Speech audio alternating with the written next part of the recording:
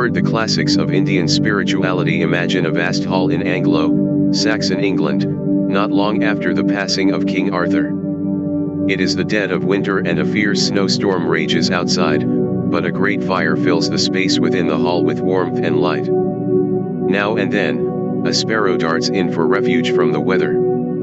It appears as if from nowhere, flits about joyfully in the light, and then disappears again, and where it comes from and where it goes next in that stormy darkness, we do not know. Our lives are like that, suggests an old story in Bede's medieval history of England. We spend our days in the familiar world of our five senses, but what lies beyond that, if anything, we have no idea.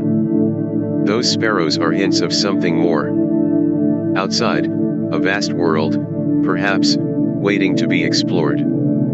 But most of us are happy to stay where we are. We may even be a bit afraid to venture into the unknown. What would be the point, we ask? Why should we leave the world we know? Yet there are always a few who are not content to spend their lives indoors.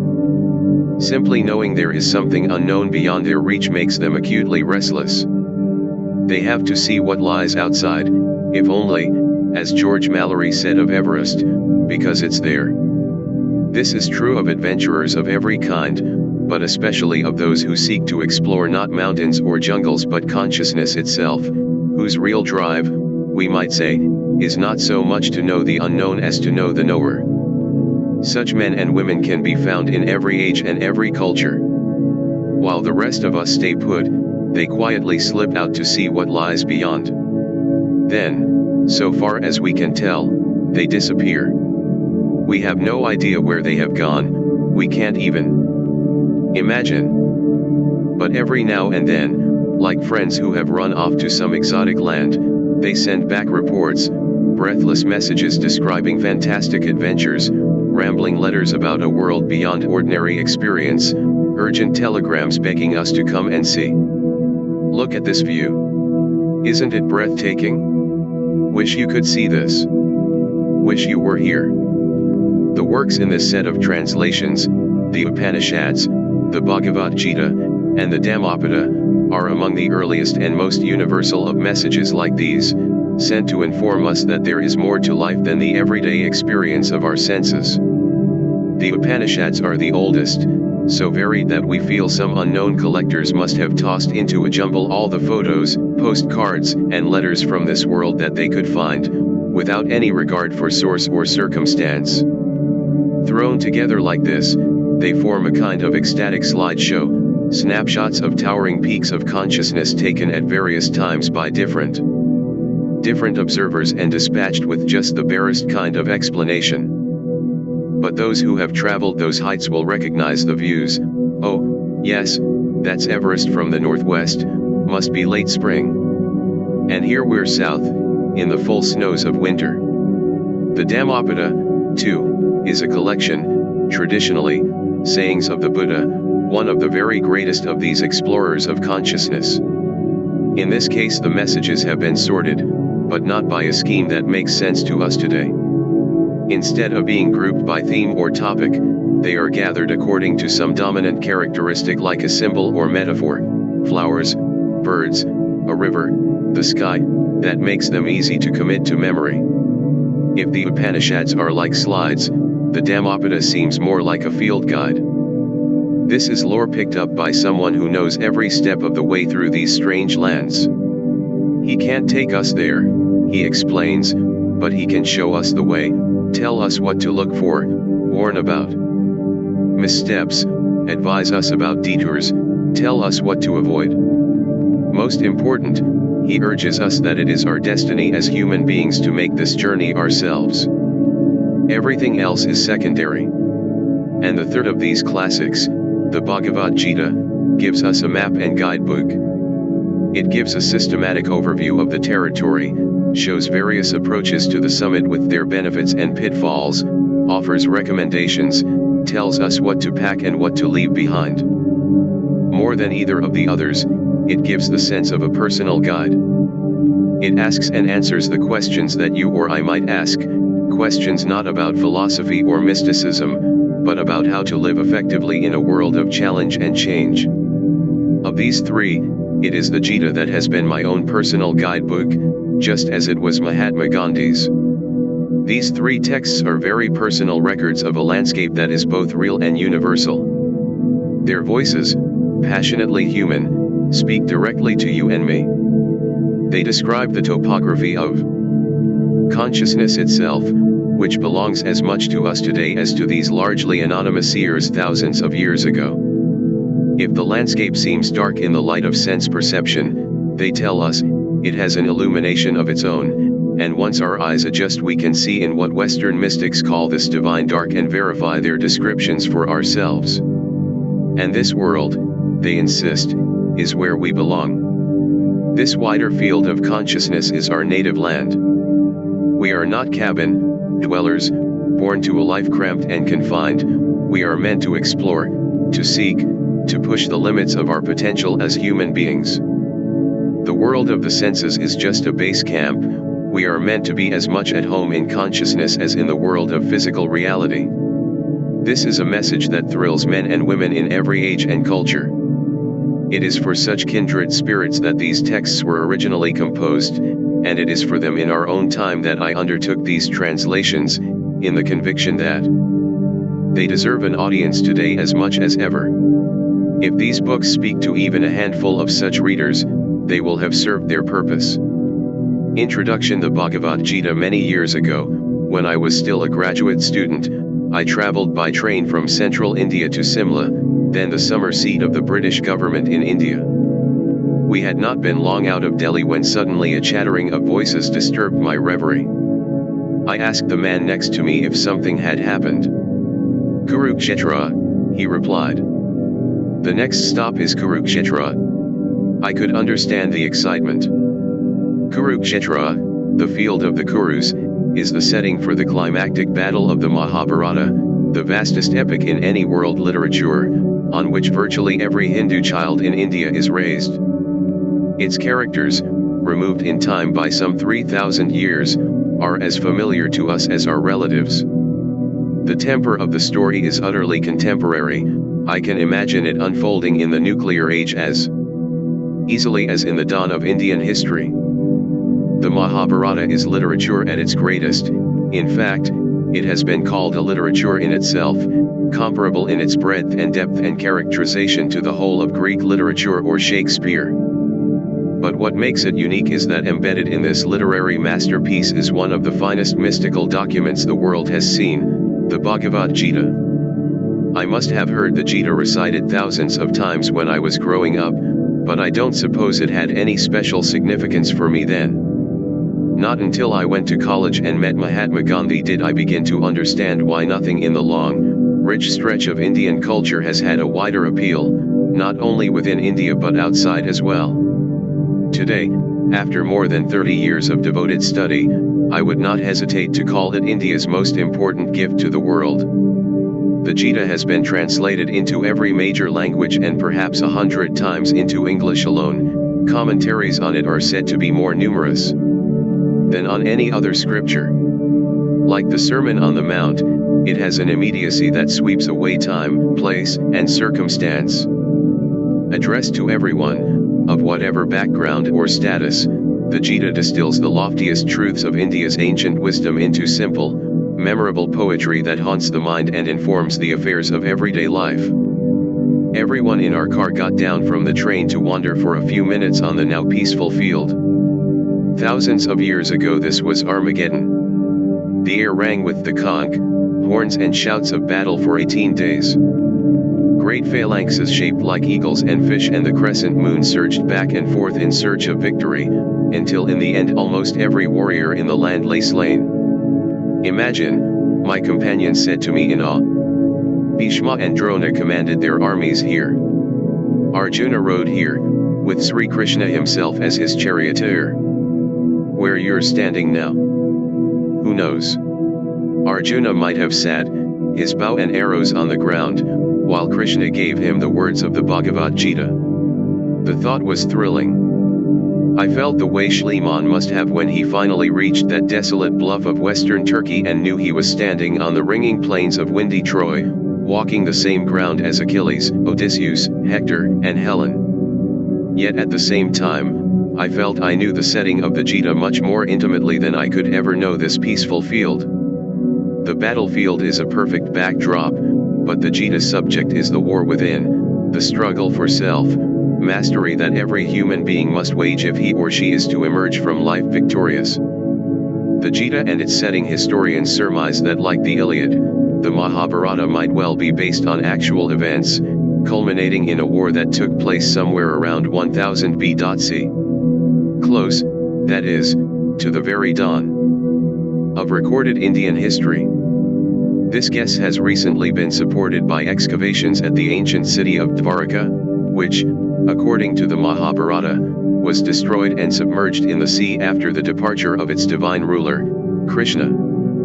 Only 500 years or so before this, by generally accepted guess, Aryan tribes originally from the area between the Caspian Sea and the Hindu Kush Mountains had migrated into the Indian subcontinent, bringing the prototype of the Sanskrit language and countless elements of belief and culture that have been part of the Hindu tradition ever since. The oldest part of the most ancient of Hindu scriptures, the Rig Veda, dates from this period, about 1500 BC. If not earlier.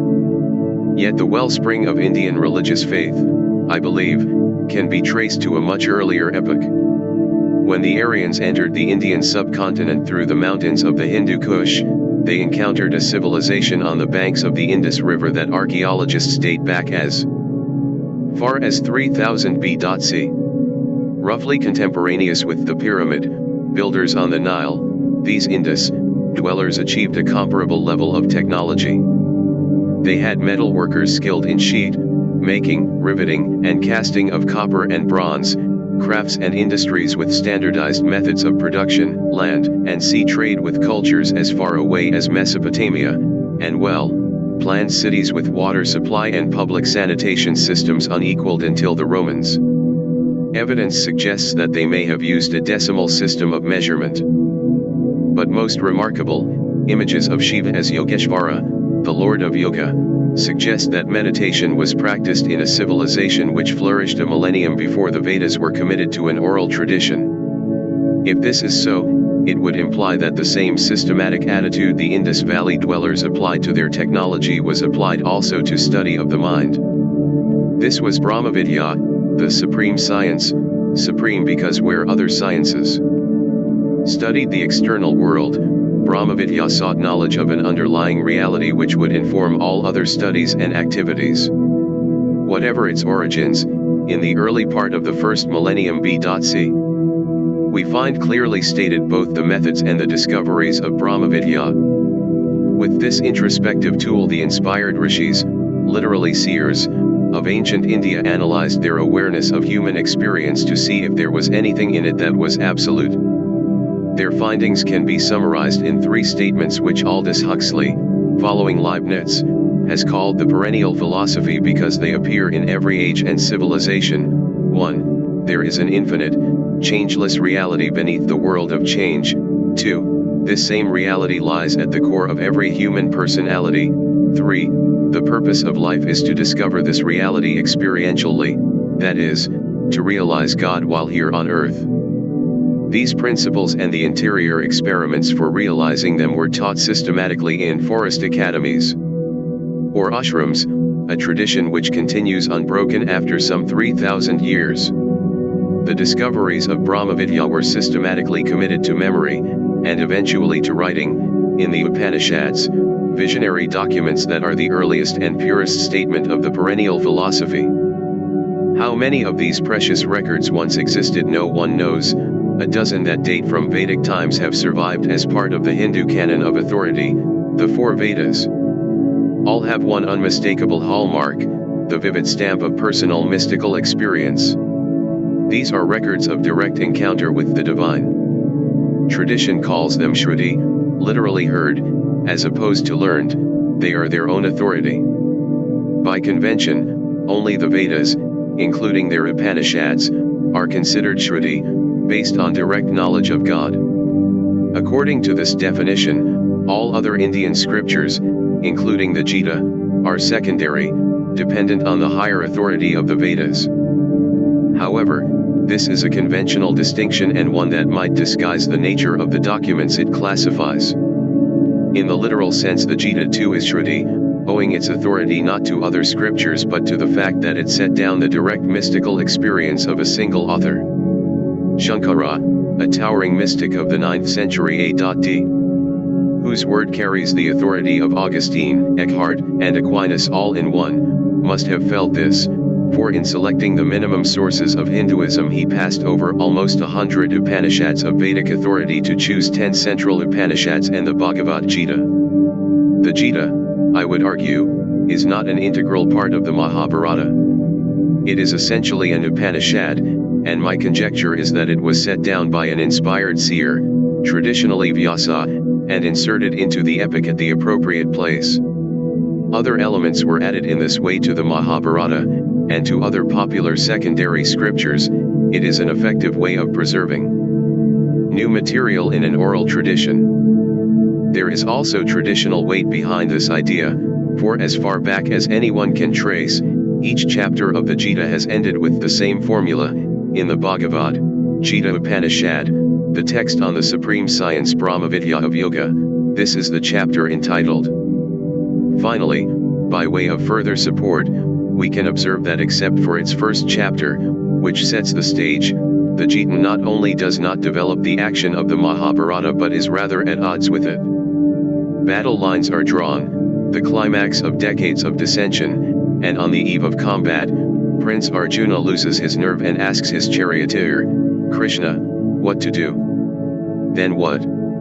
Krishna, no ordinary charioteer, but an incarnation of God, enters into some 700 verses of sublime instruction on the nature of the soul and its relation to God, the levels of consciousness and reality, the makeup of the phenomenal world, and so on, culminating in a stupendous mystical experience in which he reveals himself to Arjuna as the transcendent Lord of life and death. He counsels Arjuna to be compassionate to friend and enemy alike, to see himself in every person, to suffer others' sorrows as his own. Then the Gita is over, the narration picks up again, and battle is joined, a terrible, desperate slaughter compromising everyone's honor, by the end of which Arjuna's side emerges victorious. But almost every man of fighting age on both sides has been slain. Only great genius would have placed the Gita in such a dramatic setting, but it stands out from the rest as a timeless, practical manual for daily living. To those who take this dramatic setting as part of the spiritual instruction and get entangled in the question of the Gita justifying war, Gandhi had a practical answer: just base your life on the Gita sincerely and systematically and see if you find killing or even hurting others compatible with its teachings. He makes the same point of the Sermon on the Mount.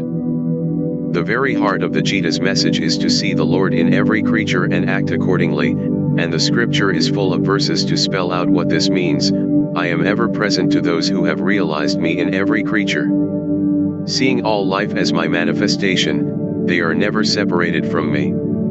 They worship me in the hearts of all, and all their actions proceed from me. Wherever they may live, they abide in me. 6:30-31. When a person responds to the joys and sorrows of others as if they were his own, he has attained the highest state of spiritual union. 6:32. That one I love who is incapable of ill will, who is friendly and compassionate.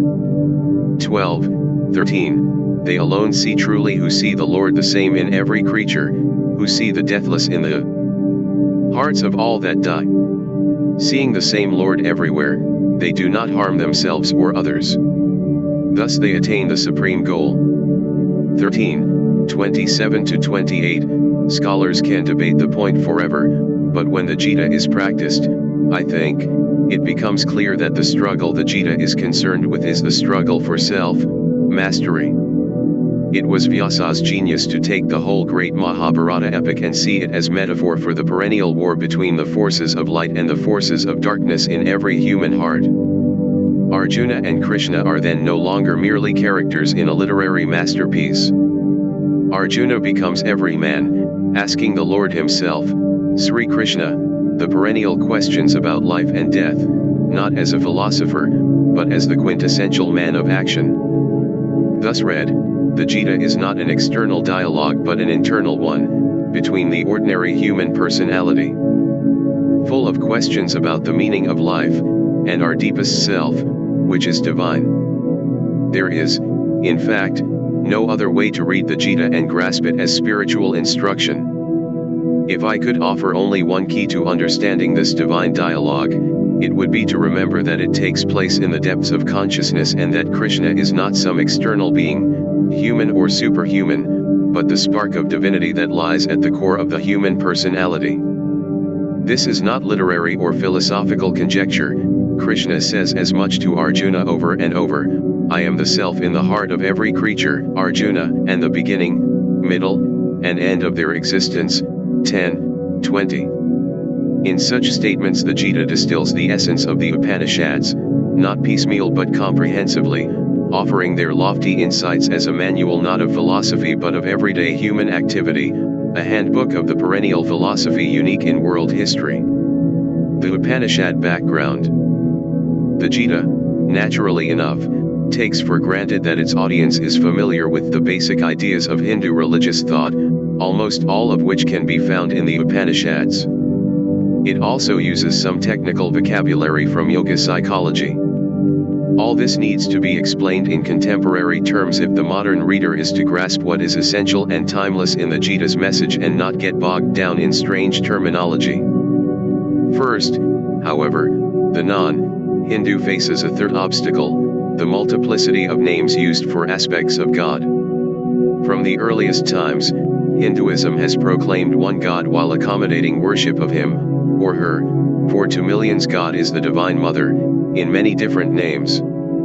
Truth is one, says a famous verse of the Rig Veda, people call it by various names. Monastic devotees might find that Shiva embodies the austere detachment they seek, devotees who want to live in the world, partaking of its innocent pleasures but devoted to service of their fellow creatures, might find in Krishna the perfect incarnation of their ideals. In every case, this clothing of the infinite in human form serves to focus a devotee's love and to provide an inspiring ideal. But whatever form is worshipped, it is only an aspect of the same one God. In the Gita, in fact, virtually everywhere in Hindu myth and scripture, we also encounter the gods in the plural. These are the devas, deities which seem to have come in with the Aryans and which have recognizable counterparts in other Aryan-influenced cultures: Indra, god of war and storm; Varuna, god of waters and a moral overseer; Agni, god of fire; the Hermes, like intermediary between heaven and earth, and so on. The Gita refers to the devas as being worshipped by those who want to propitiate natural and supernatural powers, in much the same way that ancestors were worshipped. In modern terms, they can best be understood as personifying the forces of nature. This question out of the way, we can proceed to the Upanishad background the Gita assumes. Atman and Brahman. The Upanishads are not systematic philosophy, they are more like ecstatic slideshows of mystical experience, vivid, disjointed, stamped with the power of direct personal encounter with the divine. If they seem to embrace contradictions, that is because they do not try to smooth over the seams of these experiences. They simply set down what the rishis saw, viewing the ultimate reality from different levels of spiritual awareness, like snapshots of the same object from different angles, now seeing God as utterly transcendent, for example, now seeing God as immanent as well. These differences are not important, and the Upanishads agree on their central ideas: Brahman, the Godhead; Atman, the divine core of personality; Dharma, the law that expresses and maintains the unity of creation; Karma, the web of cause and effect; Samsara, the cycle of birth and death; Moksha, the spiritual liberation that is life's supreme goal. Even while ancient India was making breakthroughs in the natural sciences and mathematics, the sages of the Upanishads were turning inward to analyze the data that nature presents to the mind. Penetrating below the senses, they found not a world of solid, separate objects but a ceaseless process of change, matter coming together, dissolving, and coming together again in a different form. Below this flux of things with name and form, however, they found something changeless, an infinite, indivisible reality in which the transient data of the world cohere. They called this reality Brahman, the Godhead, the divine ground of existence. This analysis of the phenomenal world tallies well enough with contemporary physics. A physicist would remind us that the things we see out there are not ultimately separate from each other and from us. We perceive them as separate because of the limitations of our senses. If our eyes were sensitive to a much finer spectrum, we might see the world as a continuous field of matter and energy. Nothing in this picture resembles a solid object in our usual sense of the word. The external world of physics, wrote Sir Arthur Eddington, has thus become a world of shadows. In removing our illusions we remove the substance, for indeed we have seen that substance is one of the greatest of our illusions. Like the physicists, these ancient sages were seeking an invariant. They found it in Brahman. In examining our knowledge of ourselves, the sages made a similar discovery. Instead of a single coherent personality, they found layer on layer of components, senses, emotions, will, intellect, ego, each in flux. At different times and in different company, the same person seems to have different personalities. Moods shift and flicker, even in those who are emotionally stable. Desires and opinions change with time. Change is the nature of the mind. The sages observed this flow of thoughts and sensations and asked, "Then where am I?" The parts do not add up to a whole, they just flow by. Like physical phenomena, the mind is a field of forces, no more the seat of intelligence than radiation or gravity is. Just as the world dissolves into a sea of energy, the mind dissolves into a river of impressions and thoughts, a flow of fragmentary data that do not hold together. Western philosophers have reasoned their way to a similar conclusion, but with them it was an intellectual exercise. David Hume confesses that whenever he was forced to conclude that his empirical ego was insubstantial, he went out for a walk, had a good dinner, and forgot all about it. For these ancient sages, however, these were not logical conclusions but personal discoveries. They were actually exploring the mind, testing each level of awareness by withdrawing consciousness to the level below. In profound meditation, they found, when consciousness is so acutely focused that it is utterly withdrawn from the body and mind, it enters a kind of singularity in which the sense of a separate ego disappears. In this state, the supreme climax of meditation, the seers discovered a core of consciousness beyond time and change. They called it simply Atman, the Self.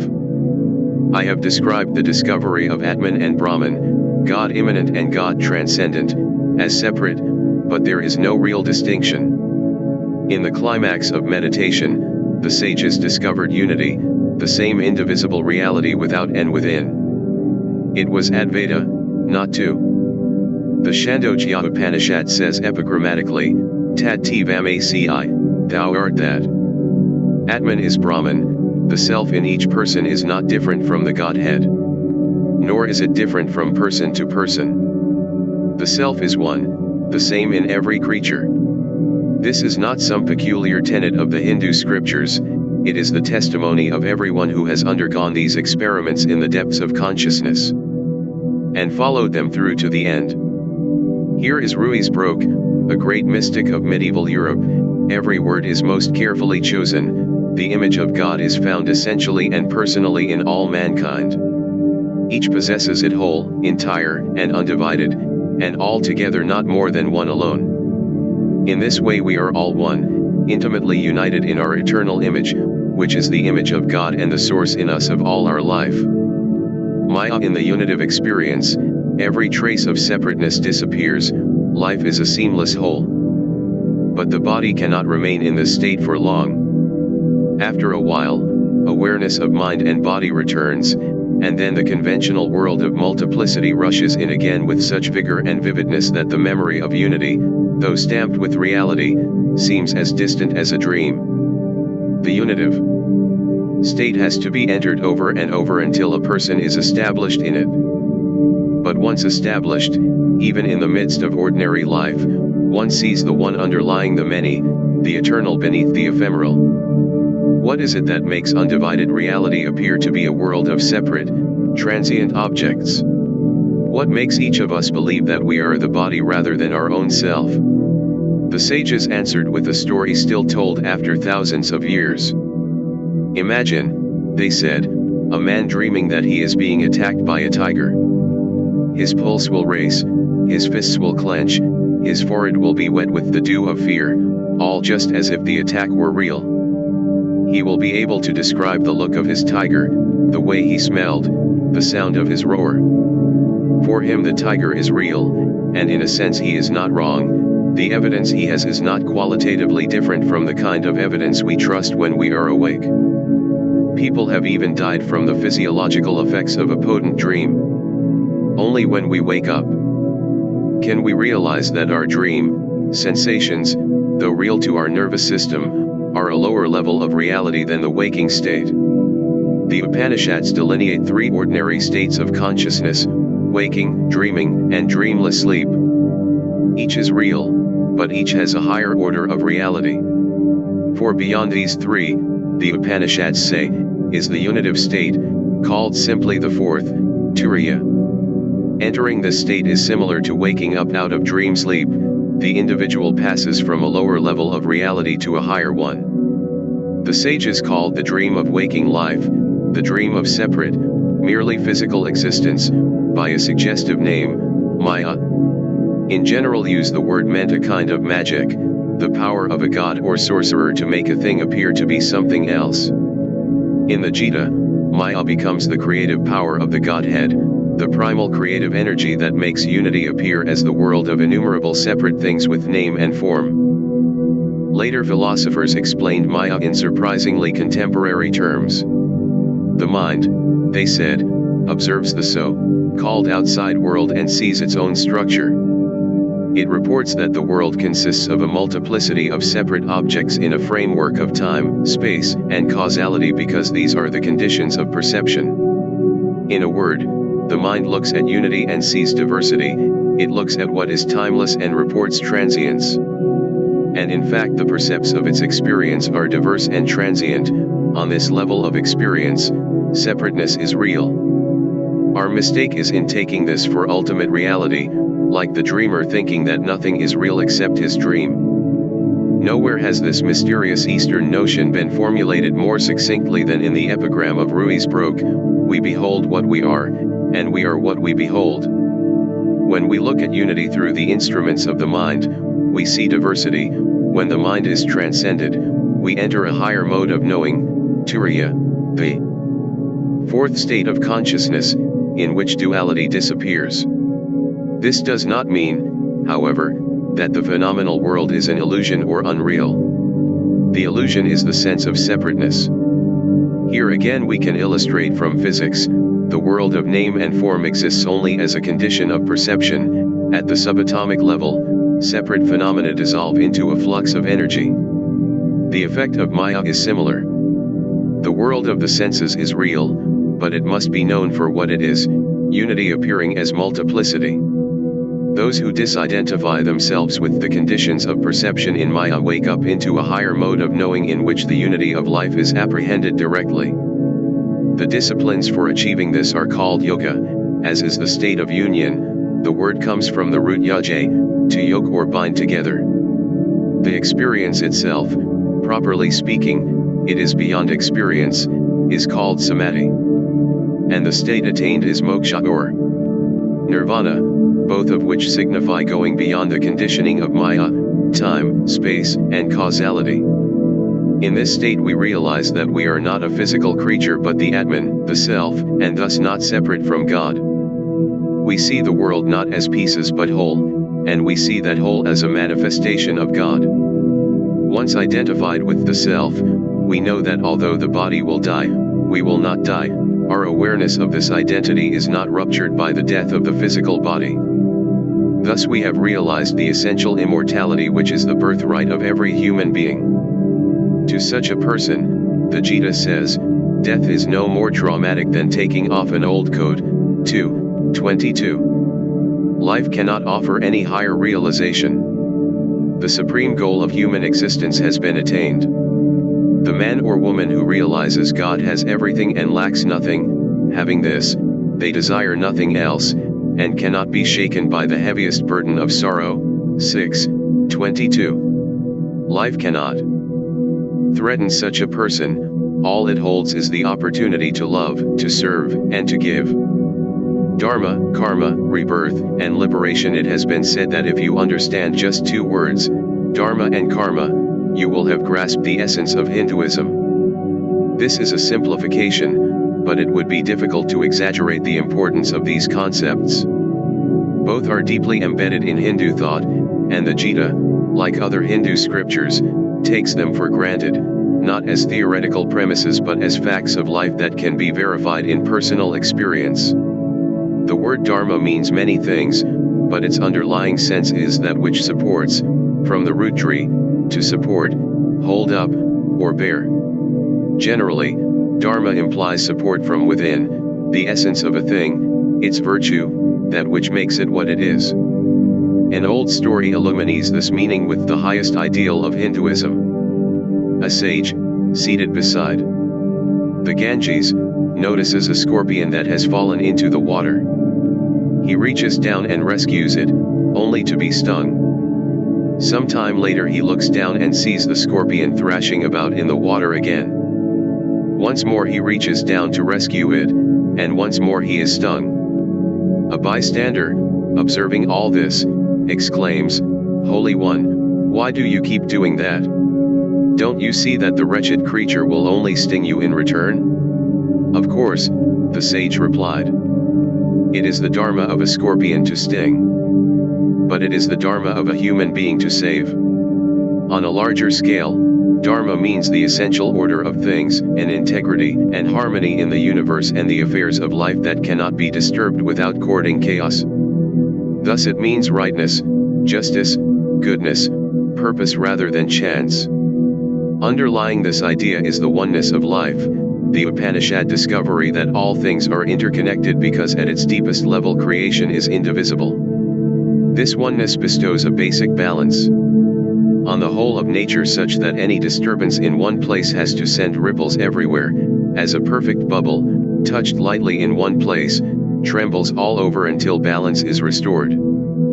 The implications are caught perfectly by those famous lines from John Donne, which deserve to be read now with a fresh eye as not merely great rhetoric but a faithful representation of reality. "No man is an island, entire of itself, every man is a piece of the continent, a part of the main. If a clod be washed away by the sea, Europe is the less, as well as if a promontory were, as well as if a manor of thy friends or of thine own were, any man's death diminishes me, because I am involved in mankind, and therefore never sent to know for whom the bell tolls, it tolls for thee." There is an ancient Sanskrit epigram, ahimsa paramo dharma, the highest dharma is ahimsa, nonviolence, universal love for all living creatures. For every kind of violence is a violation of dharma, the fundamental law of the unity of life. Thus every act or thought has consequences, which themselves will have consequences. Life is the most intricate web of interconnections. This is the law of karma, one of the most important and least understood ideas in ancient Indian thought. Karma is repeated so often in the Gita that I want to illustrate it in some detail. Some intuitive sense of karma as an organic law makes Krishna's teachings a good deal clearer. Literally, the Sanskrit karma means something that is done. Often it can be translated as deed or action. The law of karma states simply that every event is both a cause and an effect. Every act has consequences of a similar kind, which in turn have further consequences and so on, and every act, every karma, is also the consequence of some previous karma. This refers not only to physical action but to mental activity as well. In their analysis of the phenomenal world and the world within, the sages of the Upanishads found that there is not merely an accidental but an essential relationship between mental and physical activity. Given appropriate conditions to develop further, Thoughts breed actions of the same kind, as a seed can grow only into one particular kind of tree. Baldly put, the law of karma says that whatever you do will come back to you. No one, of course, has the omniscience to see the picture fully. But the idea of a network of connections, far from being occult, is natural and plausible. The law of karma states unequivocally that though we cannot see the connections, we can be sure that everything that happens to us, good and bad, originated once in something we did or thought. We ourselves are responsible for what happens to us, whether or not we can understand how. It follows that we can change what happens to us by changing ourselves. We can take our destiny into our own hands. The physical side of karma, however, only touches the surface of life. To get an inkling of how karma really works, we have to consider the mind. Everything we do produces karma in the mind. In fact, it is in the mind rather than the world that karma seeds are planted. Aptly, Indian philosophy compares a thought to a seed, very tiny, but it can grow into a huge, deep, rooted, wide, spreading tree. I have seen places where a seed in a crack of a pavement grew into a tree that tore up the sidewalk. It is difficult to remove such a tree, and terribly difficult to undo the effects of a lifetime of negative thinking, which can extend into many other people's lives. But it can be done, and the purpose of the Gita is to show how. Karma is sometimes considered punitive, a matter of getting one's just desserts. This is accurate enough, but it is much more illuminating to consider karma an educative force whose purpose is to teach the individual to act in harmony with Dharma, not to pursue selfish interests at the expense of others, but to contribute to life and consider the welfare of the whole. In this sense, life is like a school. One can learn, one can graduate, one can skip a grade or stay behind. As long as a debt of karma remains, however, a person has to keep coming back for further education. That is the basis of samsara, the cycle of birth and death. A good many wrong and misleading words have been written on this subject, largely because of the fascination it seems to hold in the West. Rightly understood, however, reincarnation is not exotic but quite natural. If personality consists of several sheaths, the body being only the outermost, there is no reason why personality should die when the body is shed. The sages of the Upanishads saw personality as a field of forces. Packets of karma to them are forces that have to work themselves out. If the process is interrupted by death, those forces remain until conditions allow them to work again in a new context. Again, sleep can illustrate the dynamics of this idea. In sleep, a person passes in and out of two stages, dreaming and dreamless sleep. In the first, consciousness is withdrawn from the body and senses but still engaged in the mind. In dreamless sleep, however, consciousness is withdrawn from the mind as well. Then the thinking process, even the sense of I, is temporarily suspended, and consciousness is said to rest in the self. In this state, a person ceases to be a separate creature, a separate personality. In dreamless sleep, the Upanishads say, a king is not a king nor a pauper poor, no one is old or young, male or female, educated or ignorant. When consciousness returns to the mind, however, the thinking process starts up again, and personality returns to the body. According to this analysis, the ego dies every night. Every morning we pick up our desires where we left off, the same person, yet a little different too. The Upanishads describe dying as a very similar process. Consciousness is withdrawn from the body into the senses, from the senses into the mind, and finally consolidated in the ego. When the body is finally wrenched away, the ego remains, a potent package of desires and karma. And as our last waking thoughts shape our dreams, the contents of the unconscious at the time of death, the residue of all that we have thought and desired and lived for in the past, determine the context of our next life. We take a body again, the sages say, to come back to just the conditions where our desires and karma can be fulfilled. The self-realized person, however, has no karma to work out, no personal desires, at the time of death he or she is absorbed into the Lord, but they for whom I am the supreme goal, who do all work renouncing self for me and meditate on me with single-hearted devotion, these I will swiftly rescue from the fragments cycle of birth and death, for their consciousness has entered into me. 12, 6-7. Such a person, the Upanishads stress, can actually shed the body voluntarily when the hour of death arrives, by withdrawing consciousness step by step in full awareness. Some of the Gita's most fascinating verses, for those who can interpret them, are Krishna's instructions on how to die, 8, 12-13. Yoga psychology. In trying to describe their discoveries, the Upanishad seers developed a specialized vocabulary. Their terms were later elaborated by mystics who were also brilliant philosophers, Kapila, Shankara, and others, the ancient Indian counterparts of authorities like Augustine and Aquinas in the West. The most useful part of this vocabulary comes from Sankhya, the philosophical system whose practical counterpart is the school of meditation called yoga. Both are traditionally traced to one towering authority, Kapila, and have much in common with Buddhist philosophy. An ancient saying celebrates their practicality: there is no theory like Sankhya, no practice like yoga. The Gita does not belong to the Sankhya school or to any other, it is as comprehensive as the Upanishads. But Sankhya provides a precise vocabulary for describing the workings of the mind, and the Gita draws on that vocabulary freely. Sankhya philosophy posits two separate categories: Purusha, spirit, and Prakriti, everything else.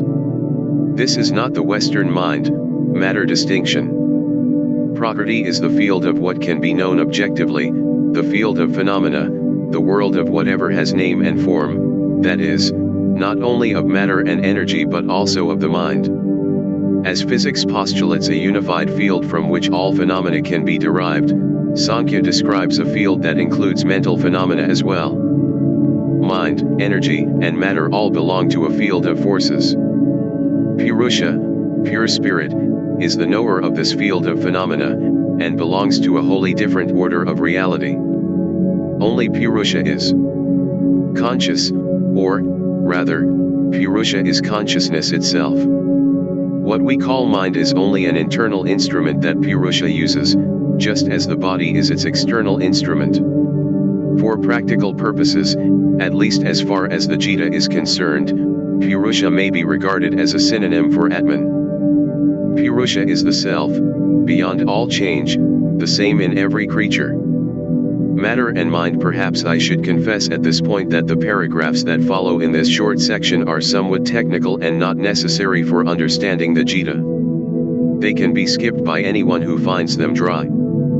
I include them simply because Sankhya's explanation of mind and matter, when properly understood, makes sense of many subjects in the Gita that might otherwise seem arbitrary: Maya, the survival of personality after death, the way karma works through the mind. It accommodates modern physics perfectly, and offers promising explanations of mind-body relationships in health and disease. However, Sankhya's way of looking at the mind is very different from our usual physical orientation, and therefore impossible to absorb without reflection. Sankhya's hallmark is a list. Sankhya means counting or listing, of 24 principles or tattvas, such nesas, which trace the steps by which unitary, primordial Prakriti becomes manifested as the countless forms of mind, matter, and energy that make up the world we live in. The tattvas are listed in the Gita.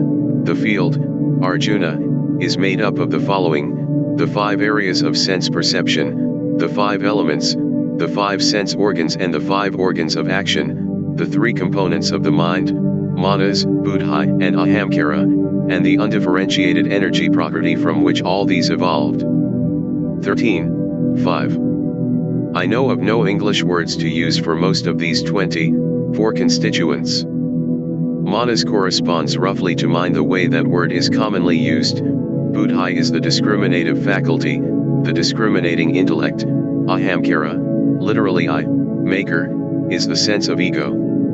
I have used such rough labels in the translation which follows, but really they are technical terms with precise definitions,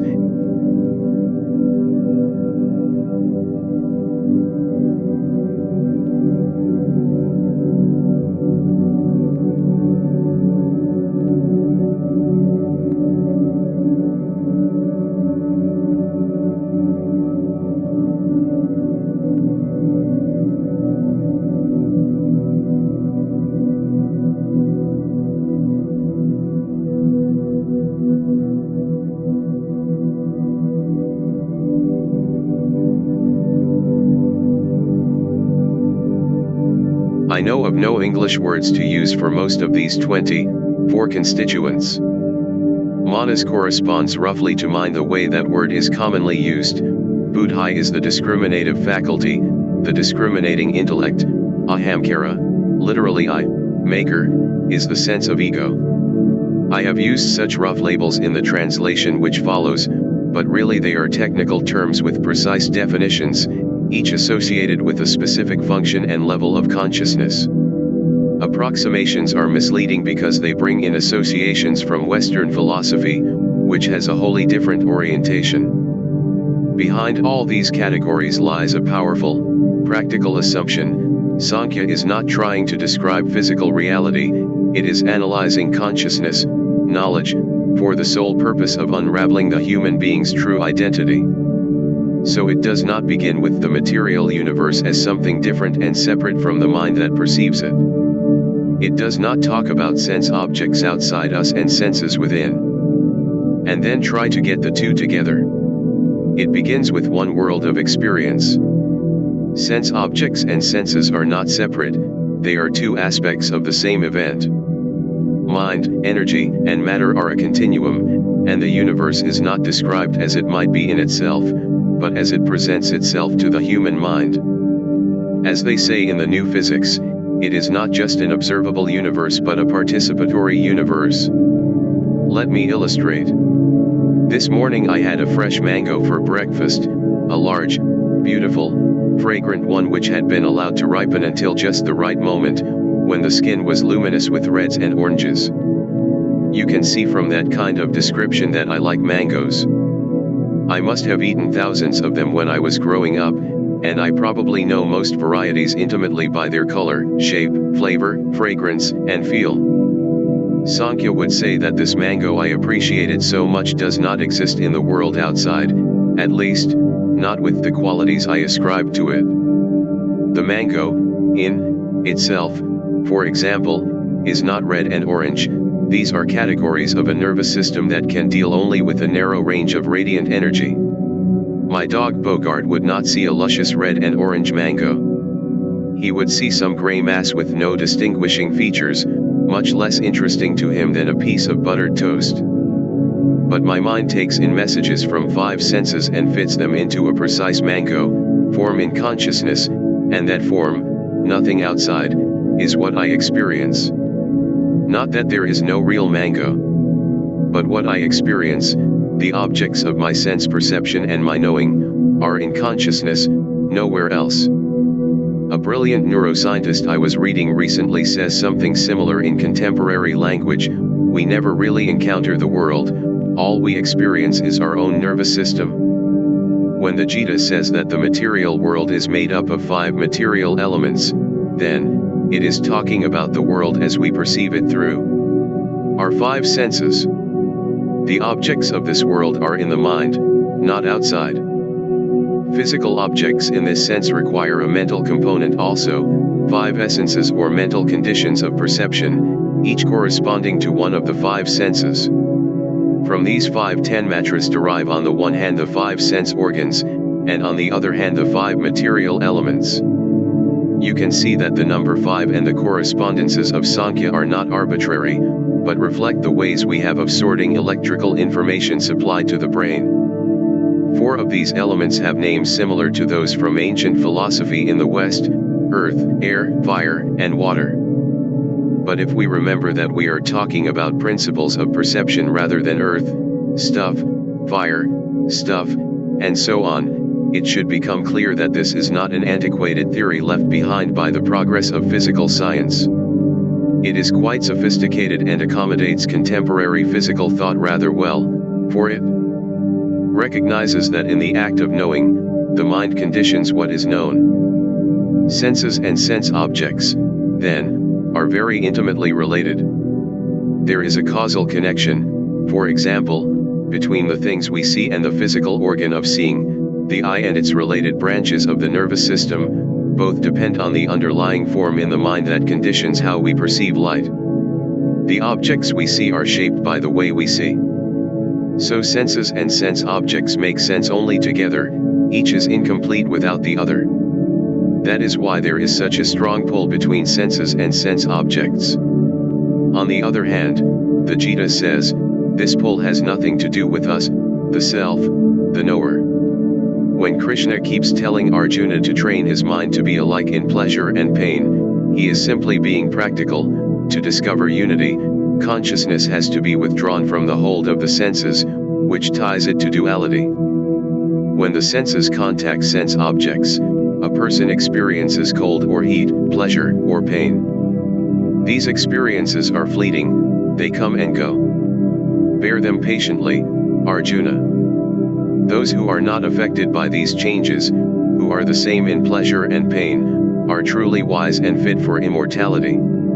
2:14-15, the sensory attraction of pleasure is just an interaction between inert elements of similar stuff, very much like a magnetic pull between two objects. We are not involved. When I look at a fresh, ripe mango, it is natural for my senses to respond, that is their nature. But I should be able to stand aside and watch this interaction with detachment, the way people stand and watch while movers unload a van.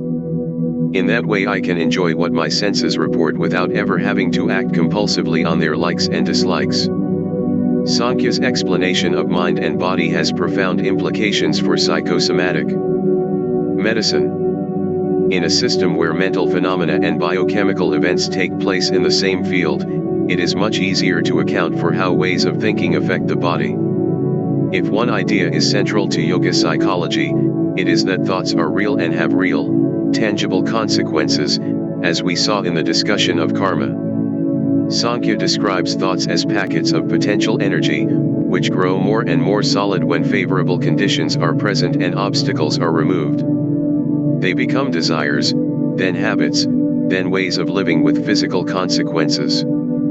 Those consequences may look no more like thoughts than an oak tree looks like an acorn, but the Gita says they are just as intimately related. Just as a seed can grow into only one kind of tree, thoughts can produce effects only of the same nature. Kindness to others, to take just one example, favors a nervous system that is kind to itself. The forces of evolution. Sankhya describes Prakriti as a field of forces called gunas, a concept that gets a good deal of attention in the Gita. According to Sankhya, the evolution of primordial Prakriti into mind and matter begins when the equilibrium of Prakriti is disturbed. In Hindu myth this is the dawn of the day of Brahma, 8:17-21, a period of explosive expansion not unlike the Big Bang of modern cosmology. At this instant of creation, thrown into imbalance, Prakriti differentiates itself into three basic states or qualities of primordial energy. These are the gunas. Every state of matter and mind is a combination of these three: tamas, inertia; rajas, activity; and sattva, harmony or equilibrium. These are only rough translations, for the gunas have no equivalent in any other philosophy I know. The gunas can be illustrated by comparison with the three states of matter in classical physics: solid, liquid, and gas. Tamas is frozen energy, the resistance of inertia. A block of ice has a good deal of energy in the chemical bonds that hold it together, but the energy is locked in, bound up, rigid. When the ice melts, some of that energy is released as the water flows. Rajas, activity, is like a swollen river, full of uncontrolled power. And sattva, harmony, can be compared with steam when its power is harnessed. These are very imprecise parallels, but they convey an important point about the gunas. All three are states of energy, and each can be converted into the others. Guna means strand, and in the Gita the gunas are described as the very fabric of existence, the veil that hides unity in a covering of diversity. Tamas is Maya's power of concealment, the darkness or ignorance that hides unitive reality. Rajas distracts and scatters awareness, turning it away from reality toward the diversity of the outside world. Thus the gunas are essentially born of the mind. When the mind's activity is stilled, we see life as it is. We can also think of the gunas as different levels of consciousness. Tamas, the lowest level, is the vast unconscious, a chaotic dumping ground for the residue of past mental states. Unconscious in this sense has something in common with Jung's collective unconscious, in that it is the repository not only of past experiences but also of our evolutionary heritage, the basic drives of the human being's animal past. This record is shared, of course, by all human beings, and at its deepest levels the unconscious is universal. There is no choice in tamas, no awareness. This is complete ignorance of the unity of life, ignorance of any other need than one's own basic urges. Rajas is what we ordinarily mean by mind, the incessant stream of thought that races along, desiring, worrying, resenting, scheming, competing, frustrating and getting frustrated. Rajas is power released, but uncontrolled and egocentric. Sattva, finally, is the so-called higher mind, detached, unruffled, self-controlled. This is not a state of repressive regulation, but the natural harmony that comes with unity of purpose, character, and desire. Negative states of mind do still come up, prompted by tamas and rajas, but there is no need to act on them. According to Sankhya, everything in the world of mind and matter is an expression of all three gunas, with one guna always predominant. This becomes particularly interesting in describing personality as a field of forces. The rajasic person is full of energy, the tamasic person is sluggish, indifferent, insensitive, the sattvic person, calm, resourceful, compassionate, and selfless. Yet all three are always present at some level of awareness, and their proportions change. Their interplay is the dynamics of personality. The same individual will have times when he is bursting with energy and times when inertia descends and paralyzes his will, times when he is thoughtful and other times when he is moving so fast that he never notices those around him. The person is the same, he is simply experiencing the play of the gunas. As long as he identifies with his body and mind, he is at the mercy of this play. But the self is not involved in the gunas interaction, it is witness rather than participant. Without senses itself, it shines through the functioning of the senses. Completely independent, it supports all things. Beyond the gunas, it enjoys their play. 14. The gunas form the basis of the most compassionate account of human nature I have come across in any philosophy or psychology, East or West. They not only explain differences in character, they describe the basic forces of personality and allow the possibility of reshaping ourselves after a higher ideal.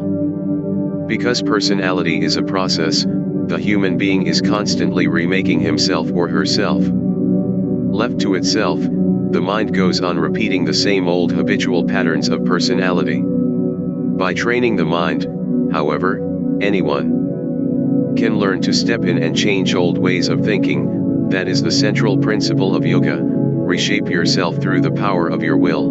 Never let yourself be degraded by self-will. The will is the only friend of the self, and the will is the only enemy of the self.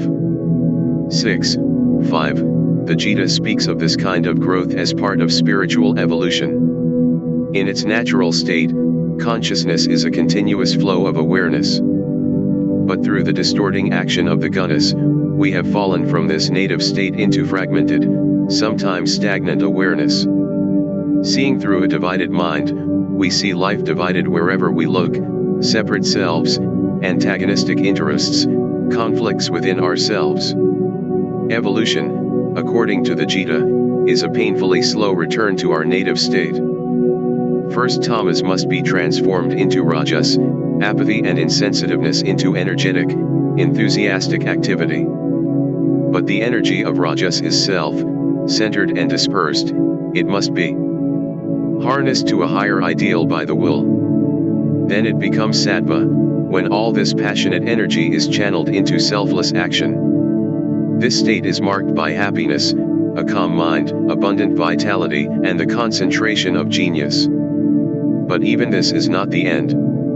The goal of evolution is to return to unity, that is, to still the mind. Then the soul rests in pure, unitary consciousness, which is a state of permanent joy. In the still mind, in the depths of meditation, the self reveals itself. Beholding the self by means of the self, an aspirant knows the joy and peace of complete fulfillment. 6.20. The essence of the Gita. The Gita does not present a system of philosophy. It offers something to every seeker after God, of whatever temperament, by whatever path. The reason for this universal appeal is that it is basically practical. It is a handbook for self-realization and a guide to action. Some scholars will find practicality a tall claim, because the Gita is full of lofty and even abstruse philosophy. Yet even its philosophy is not there to satisfy intellectual curiosity, it is meant to explain to spiritual aspirants why they are asked to undergo certain disciplines. Like any handbook, the Gita makes most sense when it is practiced. As the traditional chapter titles put it, the Gita is Brahmavidyayam Yogasastra, a textbook on the supreme science of yoga. But yoga is a word with many meanings, as many, perhaps, as there are paths to self-realization. What kind of yoga does the Gita teach? The common answer is that it presents 3 yogas or even 4, the 4 main paths of Hindu mysticism.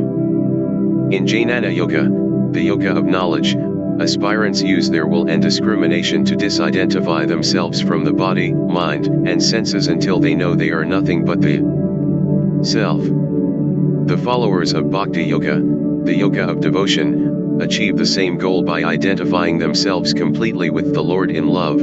By and large, this is the path taken by most of the mystics of Christianity, Judaism, and Islam. In Karma Yoga, the yoga of selfless action, the aspirants dissolve their identification with body and mind by identifying with the whole of life, forgetting the finite self in the service of others. And the followers of Raja Yoga, the yoga of meditation, discipline the mind and senses until the mind process is suspended in a healing stillness and they merge in the self. Indians like to classify, and the 18 chapters of the Gita are said to break into 3 6-chapter parts. The first third, according to this, deals with Karma Yoga, the second with Jnana Yoga, and the last with Bhakti Yoga, that is, the Gita begins with the way of selfless action, passes into the way of self-knowledge, and ends with the way of love. This scheme is not tight, and non-Hindu readers may find it difficult to discover in the text. But the themes are there, and Krishna clearly shifts his emphasis as he goes on using this one word yoga. Here he focuses on transcendental knowledge, there on selfless action, here on meditation, there on love. Thus the Gita offers something for every kind of spiritual aspirant, and for 2000 years each of the major schools of Indian philosophy has quoted the Gita in defense of its particular claims.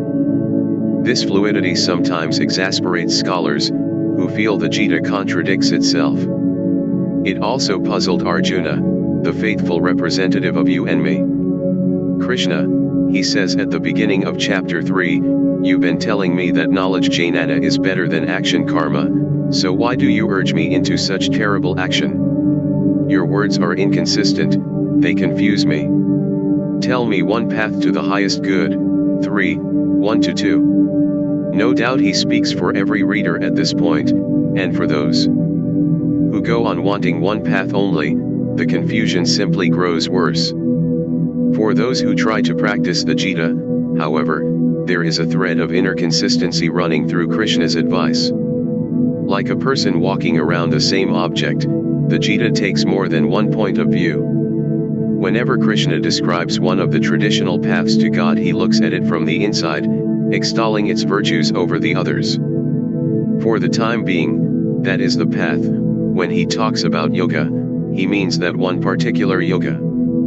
Thus this ancient word yoga, says Gandhi's intimate friend and secretary, Mahadev Desai, is pressed by the Gita into service to mean the entire gamut of human endeavor to storm the gates of heaven. It means the yoking of all the powers of the body and the mind and soul to God.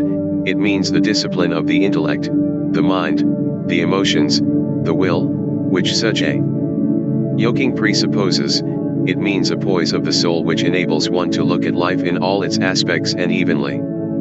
The Gita brings together all the specialized senses of the word yoga to emphasize their common meaning, the sum of what one must do to realize the self. The thread through Krishna's teaching, the essence of the Gita, can be given in one word: renunciation. This is the common factor in the four yogas. It is a bleak word in English, conjuring up the austerity and self-deprivation enjoined on the monastic orders, the poverty, chastity, and obedience so perfectly embodied by Francis of Assisi. When the Gita promises freedom through renunciation, the impression most of us get is that we are being asked to give up everything we want out of life. In this drab state, having lost whatever we value, we will be free from sorrow. Who wants that kind of freedom? But this is not at all what the Gita means. It does not even enjoin material renunciation, although it certainly encourages simplicity. As always, its emphasis is on the mind. It teaches that we can become free by giving up not material things, but selfish attachments to material things, and, more important, to people. It asks us to renounce not the enjoyment of life, but the clinging to selfish enjoyment whatever it may cost others. It pleads, in a word, for the renunciation of selfishness in thought, word, and action, a theme that is common to all mystics, West and East alike. Mahatma Gandhi encapsulates the Gita's message in one phrase: Nishkama karma, selfless action, work free from any selfish motives. In this special sense, whatever path the Gita is presenting at a given time, it remains essentially a manual of karma yoga, for it is addressed to the person who wants to realize God without giving up an active life in the world. In the Gita, the four traditional yogas are not watertight compartments, and in practice, all of them blend and support each other on the path to self-realization. Nishkama karma means literally work that is without kama, that is, without selfish desire. This word kama, indeed the whole idea of desire in Hindu and Buddhist psychology, is frequently misunderstood. These religions, it is sometimes held, teach an ideal of desireless action, a nirvana equated with the extinction of all desires. This drab view is far from the truth. Desire is the fuel of life. Without desire nothing can be achieved, let alone so stupendous a feat as self-realization. Kama is not desire, it is selfish desire. The Buddha calls it tanha, thirst, the fierce, compulsive craving for personal satisfaction that demands to be slaked at any cost, whether to oneself or to others. Thus the concept also includes what Western mystics call self-will, the naked ego insisting on getting what it wants for its own gratification.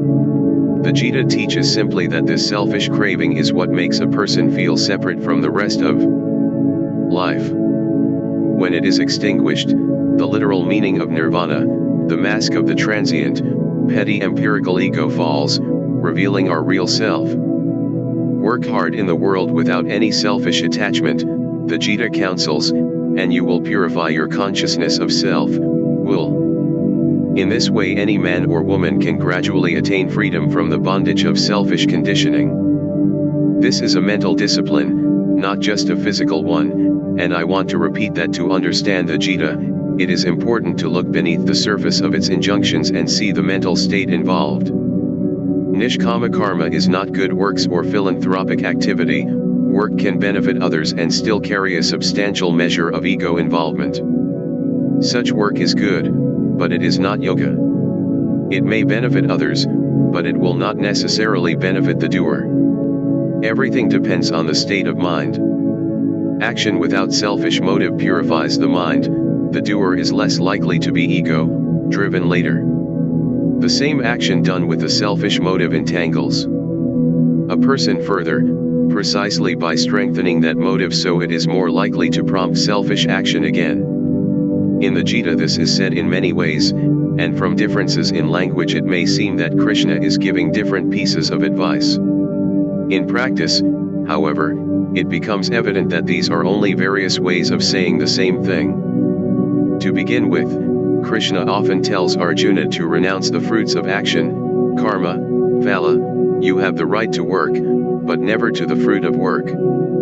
You should never engage in action for the sake of reward, nor should you long for inaction. Perform work in this world, Arjuna, as a man established within himself, without selfish attachments, and alike in success and defeat. For yoga is perfect evenness of mind. 2:47-48, fruits, of course, means the outcome. What Krishna means is to give up attachment to the results of what you do, that is, to give your best to every undertaking without insisting that the results work out the way you want, or even whether what you do is pleasant or unpleasant. You have the right to action, but not to the fruits of action. Each of us has the obligation to act rightly, but no power to dictate what is to come of what we do. Mahatma Gandhi explains with the authority of his personal experience, by detachment I mean that you must not worry whether the desired result follows from your action or not, so long as your motive is pure, your means correct. Really, it means that things will come right in the end if you take care of the means and leave the rest to him. But renunciation of fruit, Gandhi warns, in no way means indifference to the result. In regard to every action one must know the result that is expected to follow, the means thereto, and the capacity for it. He who, being thus equipped, is without desire for the result and is yet wholly engrossed in the due fulfillment of the task before him, is said to have renounced the fruits of his action. This attitude frees us completely. Whatever comes, success or failure, praise or blame, victory or defeat, we can give our best with a clear, unruffled mind. Nothing can shake our courage or break our will, no setback can depress us or make us feel burned out. Clearly, as the Gita says, yoga is skill in action. 2:50. Only the person who is utterly detached and utterly dedicated, Gandhi says, is free to enjoy life. Asked to sum up his life in 25 words or less, he replied, I can do it in 3, and quoted the Isha Upanishad, renounce and enjoy. Those who are compulsively attached to the results of action cannot really enjoy what they do, they get downcast when things do not work out and cling more desperately when they do. So the Gita classifies the karma of attachment as pleasant at first, but bitter as poison in the end. 18:38, because of the painful bondage of conditioning. Again, Krishna repeatedly tells Arjuna to surrender everything to him in love. But this is not different advice, merely different words. Krishna is asking Arjuna to act entirely for his sake, not for any personal gain. The whole point of the path of love is to transform motivation from I to thou, that is, to surrender selfish attachments by dissolving them in the desire to give. Krishna puts this most beautifully in the famous verses of chapter 9 which begin, whatever you do, make it an offering to me. 9:27. Do it, that is, not for personal reward but out of love for the Lord, present in every creature. Whatever you eat, whatever worship you perform, whatever you give, whatever you suffer, everything is to be done and given and endured and enjoyed for the sake of the Lord in all, not for ourselves. Manmana, this is the refrain of the Gita. Krishna tells Arjuna repeatedly, fill your mind with me, focus every thought on me, think of me always, then you will be united with me. C 9:34. The same injunction was given to Moses and reiterated by Jesus and Mohammed. In practical terms, it means that awareness will be integrated down to the deepest recesses of the unconscious, which is precisely the significance of the word yoga. Meister Eckhart says eloquently of this state, whoever has God in mind, simply and solely God, in all things, such a man carries God with him into all his works and into all places, and God alone does all his works. He seeks nothing but God, nothing seems good to him but God. He becomes one with God in every thought. Just as no multiplicity can dissipate God, so nothing can dissipate this man or make him multiple. Thus we arrive at the idea of actionless action, of persons so established in identification with the self that in the midst of tireless service of those around them, they remain in inner peace, the still witness of action. They do not act, the Gita says, it is the self that acts through them. They alone see truly who see that all actions are performed by Prakriti, while the self remains unmoved. 13:29. Again, this is a universal testimony. Here is one of the most active of mystics, St. Catherine of Genoa, when the soul is not and transformed, then of herself she neither works nor speaks nor wills, nor feels, nor hears nor understands, neither has she of herself the feeling of outward or inward, where she may move. And in all things it is God who rules and guides her, without the mediation of any creature. And the state of the soul is then a feeling of such utter peace and tranquility that it seems to her that her heart, and her bodily being, and all both within and without, is immersed in an ocean of utmost peace. And she is so full of peace that though she press her flesh, her nerves, her bones, no other thing comes forth from them than peace. Again, when the Gita talks about inaction in the midst of action, 4:18, etc., we can call on Ruysbroek to illumine the seeming paradox. The person who has realized God, he says, mirrors both his aspects, tranquility according to his essence, activity according to his nature, absolute repose, absolute fecundity. And he adds, the interior person lives his life according to these two ways, that is to say, in rest and in work. And in each of them he is wholly and undividedly, for he dwells wholly in God in virtue of his restful fruition and wholly in himself in virtue of his active love. This is the supreme summit of the inner life. This is the only kind of inaction the Gita recommends. It is action of the most tireless kind. The only thing inactive is the ego. To live without the daily sacrifice, yajna, of selfless service, to work just for oneself, or worse, to do nothing at all, is simply to be a thief. 3:12. It is not possible to do nothing, Krishna says, the very nature of the mind is incessant activity. The Gita's goal is to harness this activity in selfless service, removing the poisonous agency of the ego. As long as one has a body, one cannot renounce action altogether. True renunciation is giving up all desire for personal reward. 18:11. Meister Eckhart explains, to be right, a person must do one of two things, either he must learn to have God in his work and hold fast to him there, or he must give up his work altogether. Since, however, man cannot live without activities that are both human and various, we must learn to keep God in everything we do, and whatever the job or place. Keep on with him, letting nothing stand in our way. It would be difficult to find a better summary of the Gita's message anywhere, and this, incidentally, from someone considered to represent the path of knowledge. Krishna wraps all this up in one famous verse, abandon all supports and look to me for protection. I shall purify you from the sins of the past, do not grieve. 18:66. Krishna is the self.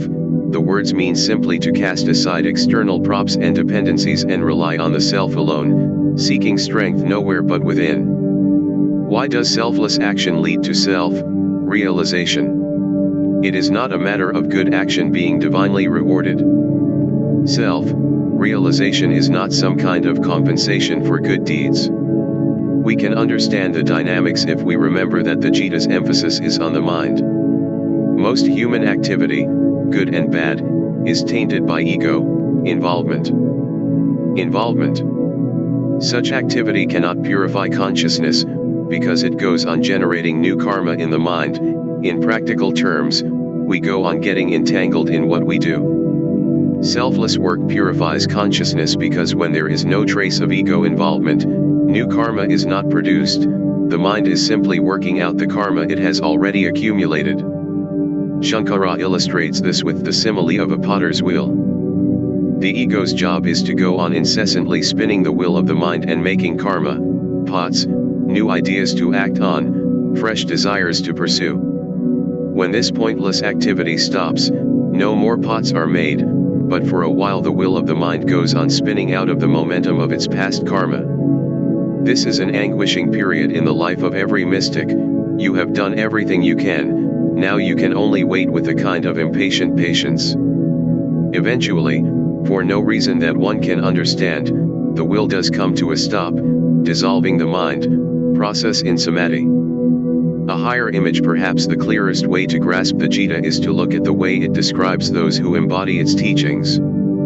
There are portraits like this at the beginning of the Gita, the middle, and the end, each offering a model of our full human potential. The first is given at the end of chapter 2, 54-72, verses which Gandhi said hold the key to the entire Gita. Arjuna has just been told about self-knowledge, now he asks a very practical question: when a person attains this knowledge, how does it show? How do such people conduct themselves in everyday life? We expect a list of virtues. Instead, Krishna delivers a surprise. The surest sign is that they have banished all selfish desires. Their senses and mind are completely trained, so they are free from sensory cravings and self-will. Identified completely with the self, not with body or mind, they realize their immortality here on earth. The implications of this are not spelled out, we have to see them in a living person. G.K. Chesterton once said that to understand the Sermon on the Mount, we should look not at Christ but at St. Francis. To understand the Gita, I went to look at Mahatma Gandhi, who had done his best for 40 years to translate those verses into his daily life. Seeing him, I understood that those who see themselves in all and all in them would simply not be capable of harming others. Augustine says daringly, "Love, then do as you like, nothing will come out of you but goodness." I saw too what it meant to view one's body with detachment, not indifference, but compassionate care as an instrument of service. I saw what it means to rest in the midst of intense action. Most important, I grasped one of the most refreshing ideas in Hindu mysticism: original goodness. Since the self is the core of every personality, no one needs to acquire goodness or compassion, they are already there. All that is necessary is to remove the selfish habits that hide them. Chapter 12 gives another portrait in its closing verses, 12:13-20, and here we do get an inspiring list of the marks of those who follow the path of love. That one I love who is incapable of ill will, who is friendly and compassionate, living beyond the reach of I and mine and of pleasure and pain, patient, contented, self-controlled, firm in faith, with all their heart and all their mind given to me, with such as these I am in love. 12:13-14, and finally comes the passionate description with which the Gita ends, when Krishna tells Arjuna how to recognize the man or woman who has reached life's supreme goal, one who is free from selfish attachments, who has mastered himself and his passions, attains the supreme perfection of freedom from action. Listen and I shall explain now, Arjuna, how one who has attained perfection also attains Brahman, the supreme consummation of wisdom. 18:49-50, these are not separate paths, separate ideals. All three passages describe one person, vital, active, compassionate, self-reliant in the highest sense, for he looks to the self for everything and needs nothing from life but the opportunity to give. In brief, such a person knows who he is, and in that knowing is everything. This is not running away from life, as is so often claimed.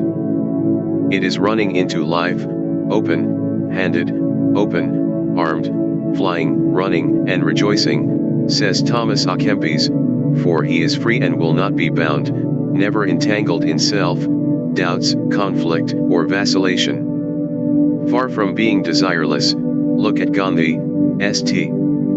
Catherine of Siena, St. Teresa, St. Francis, the man or woman who realizes God has yoked all human passions to the overriding desire to give and love and serve, and in that unification we can see, not the extinction of personality, but its full blossoming. This is what it means to be fully human. Our ordinary lives of stimulus and response, getting and spending, seem by comparison as faint as remembered dreams. This flowering of the spirit appeals, I think, to everyone. This is the true joy in life, says Bernard Shaw, the being used for a purpose recognized by yourself as a mighty one. The being a force of nature instead of a feverish selfish little clod of ailments and grievances complaining that the world will not devote itself to making you happy. Instead of nature with a capital N, of course, the Gita would say an instrument of the self, but that is the only difference. One of the most appealing features of the Gita for our times is that it clears up misunderstandings about the spiritual life and shows it for what it is, active, joyful, intentional, a middle path between extremes that transfigures everyday living. Faith and spiritual evolution, one last untranslatable concept, and I will let the Gita speak for itself. That concept is Shraddha, and its nearest English equivalent is faith. I have translated it as such, but Shraddha means much more. It is literally that which is placed in the heart, all the beliefs we hold so deeply that we never think to question them. It is the set of values, axioms, prejudices, and prepossessions that colors our perceptions, governs our thinking, dictates our responses, and shapes our lives, generally without our even being aware of its presence and power. This may sound philosophical, but Shraddha is not an intellectual abstraction. It is our very substance. The Gita says, a person is what his Shraddha. Shraddha is 17:3. The Bible uses almost the same words, as a man thinketh in his heart, so is he. Shraddha reflects everything that we have made ourselves and points to what we have become. But there is nothing passive about Shraddha. It is full of potency, for it prompts action, conditions behavior, and determines how we see and therefore respond to the world around us. When Norman Cousins talks about a belief system analogous to the body's organ systems, that is one aspect of Shraddha, he is referring to the power to heal or harm that is inherent in our ideas of ourselves. One person with a serious illness believes he has a contribution to make to the world and so he recovers, another believes his life is worthless and he dies. That is the power of Shraddha. Similarly, self-image is part of Shraddha. One person believes she will succeed in life and overcomes great obstacles, another, who believes she can do nothing, may be more gifted and face fewer difficulties but accomplish very little. Yet Shraddha is not brute determination or wishful thinking. When St. John of the Cross says we live in what we love, he is explaining Shraddha. This is our world. Our lives are an eloquent expression of our belief, what we deem worth having, doing, attaining, being. What we strive for shows what we value, we back our Shraddha with our time, our energy, our very lives. Thus Shraddha determines destiny. As the Buddha puts it, all that we are is the result of what we have thought. We are made of our thoughts, we are molded by our thoughts. As we think, so we become. This is true not only of individuals but of societies, institutions, and civilizations, according to the dominant ideas that shape their actions. Faith in technology, for example, is part of the Shraddha of modern civilization. Right Shraddha, according to the Gita, is faith in spiritual laws, in the unity of life, the presence of divinity in every person, the essentially spiritual nature of the human being. Wrong Shraddha. Shraddha is not necessarily morally wrong, merely ignorant. It means believing that there is no more to life than physical existence, that the human being is only a biochemical entity, that happiness can be got by pursuing private interests and ignoring the rest of life. Such beliefs are misplaced. We have attached our Shraddha to beliefs that life cannot bear out. Sooner or later they must prove false, and then our Shraddha changes. Like our thinking, therefore, like we ourselves, Shraddha evolves.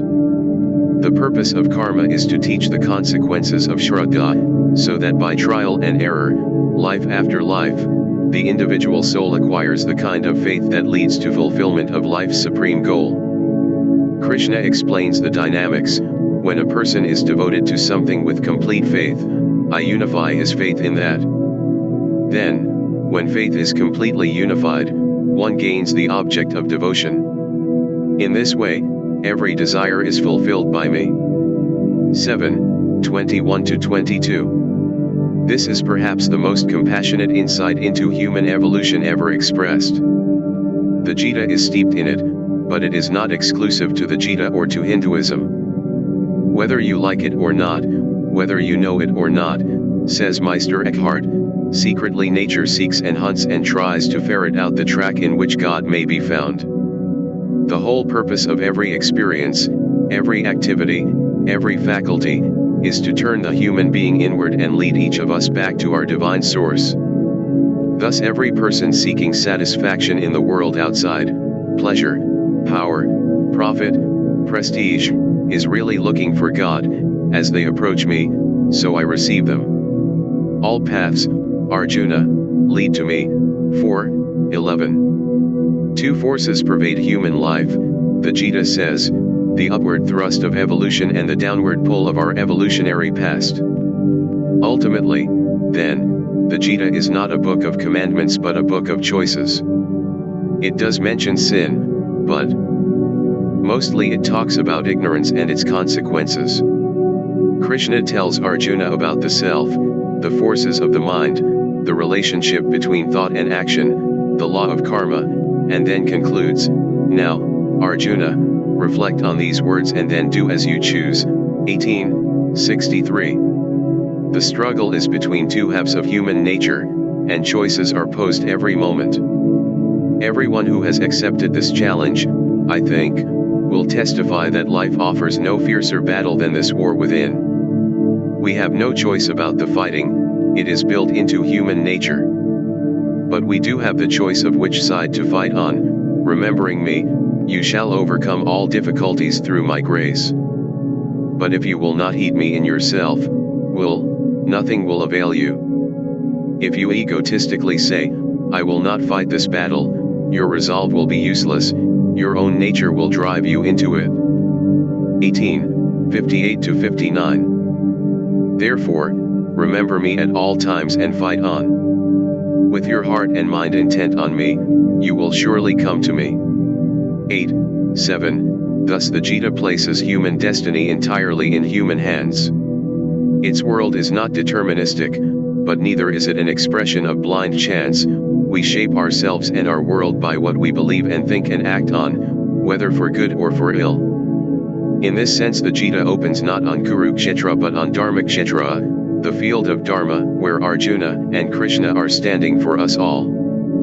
Chapter 1. The war within. Sri Krishna consoles and instructs Prince Arjuna as he is about to go into battle against family and friends to defend his older brother's claim to the ancient throne of the Kurus.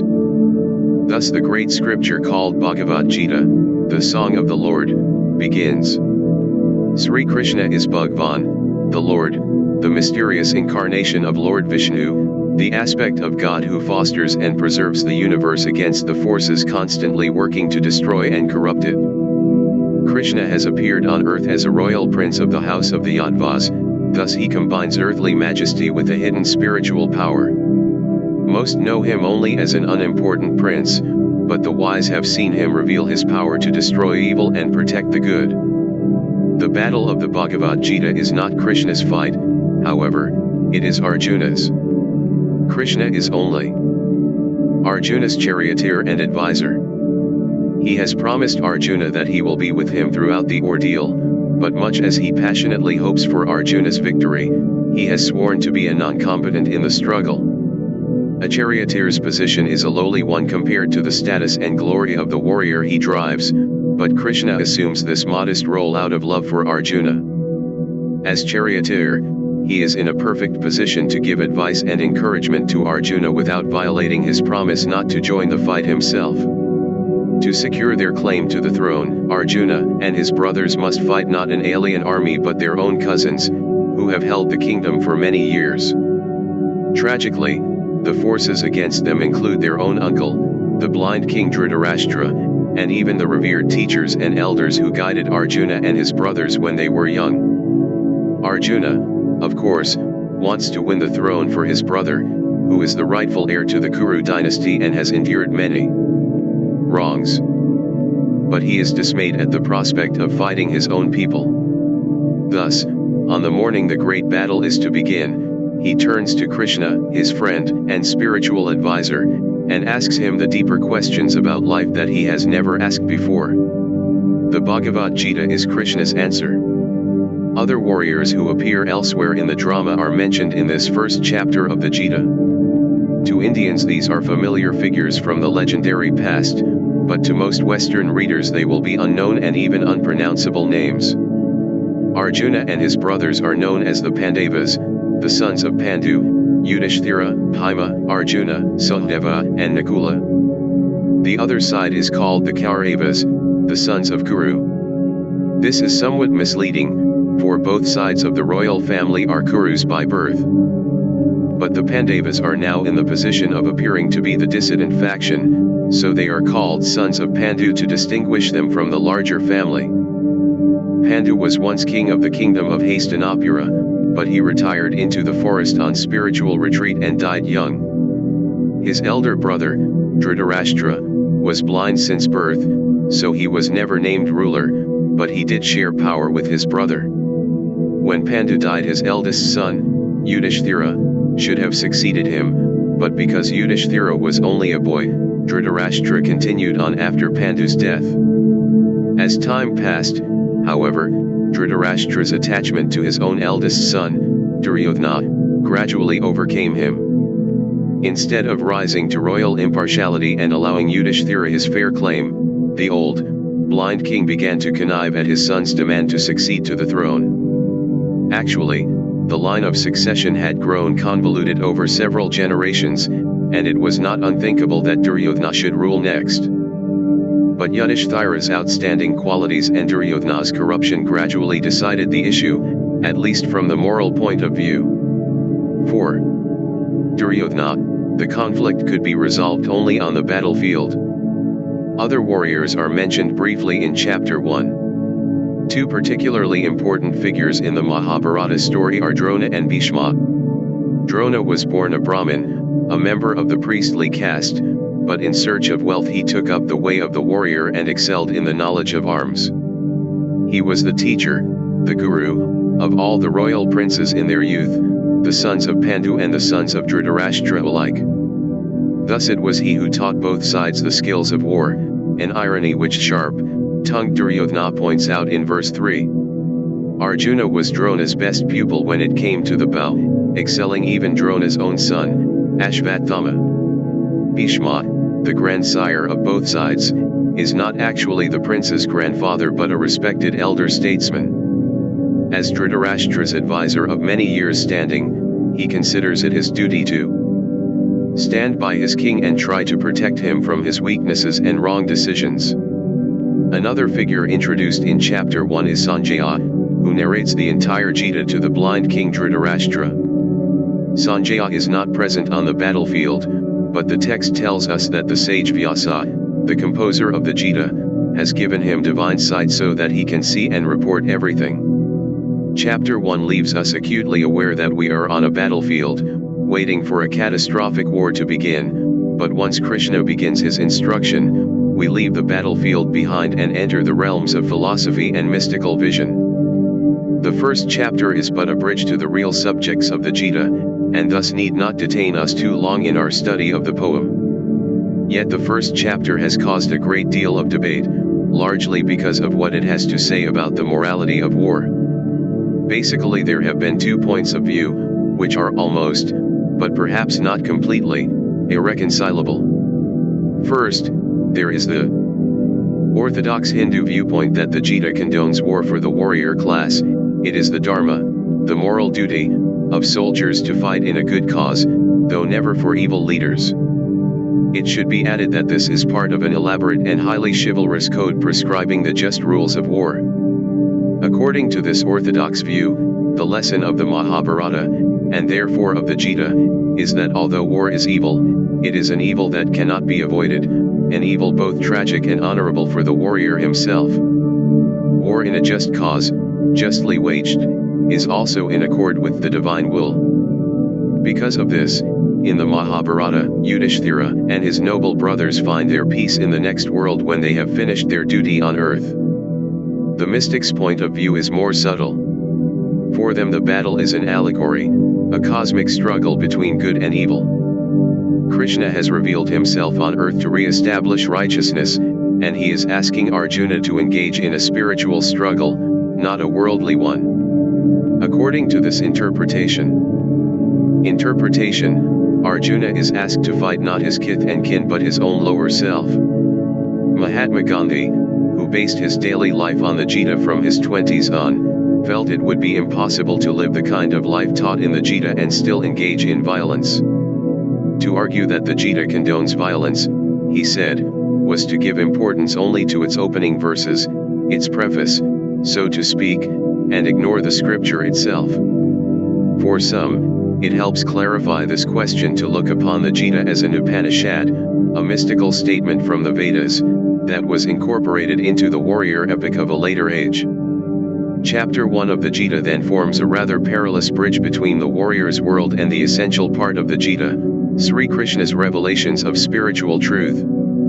D.M. 1. The war with Dhritarashtra 1. O Sanjaya, tell me what happened at Kurukshetra, the field of Dharma, where my family and the Pandavas gathered to fight.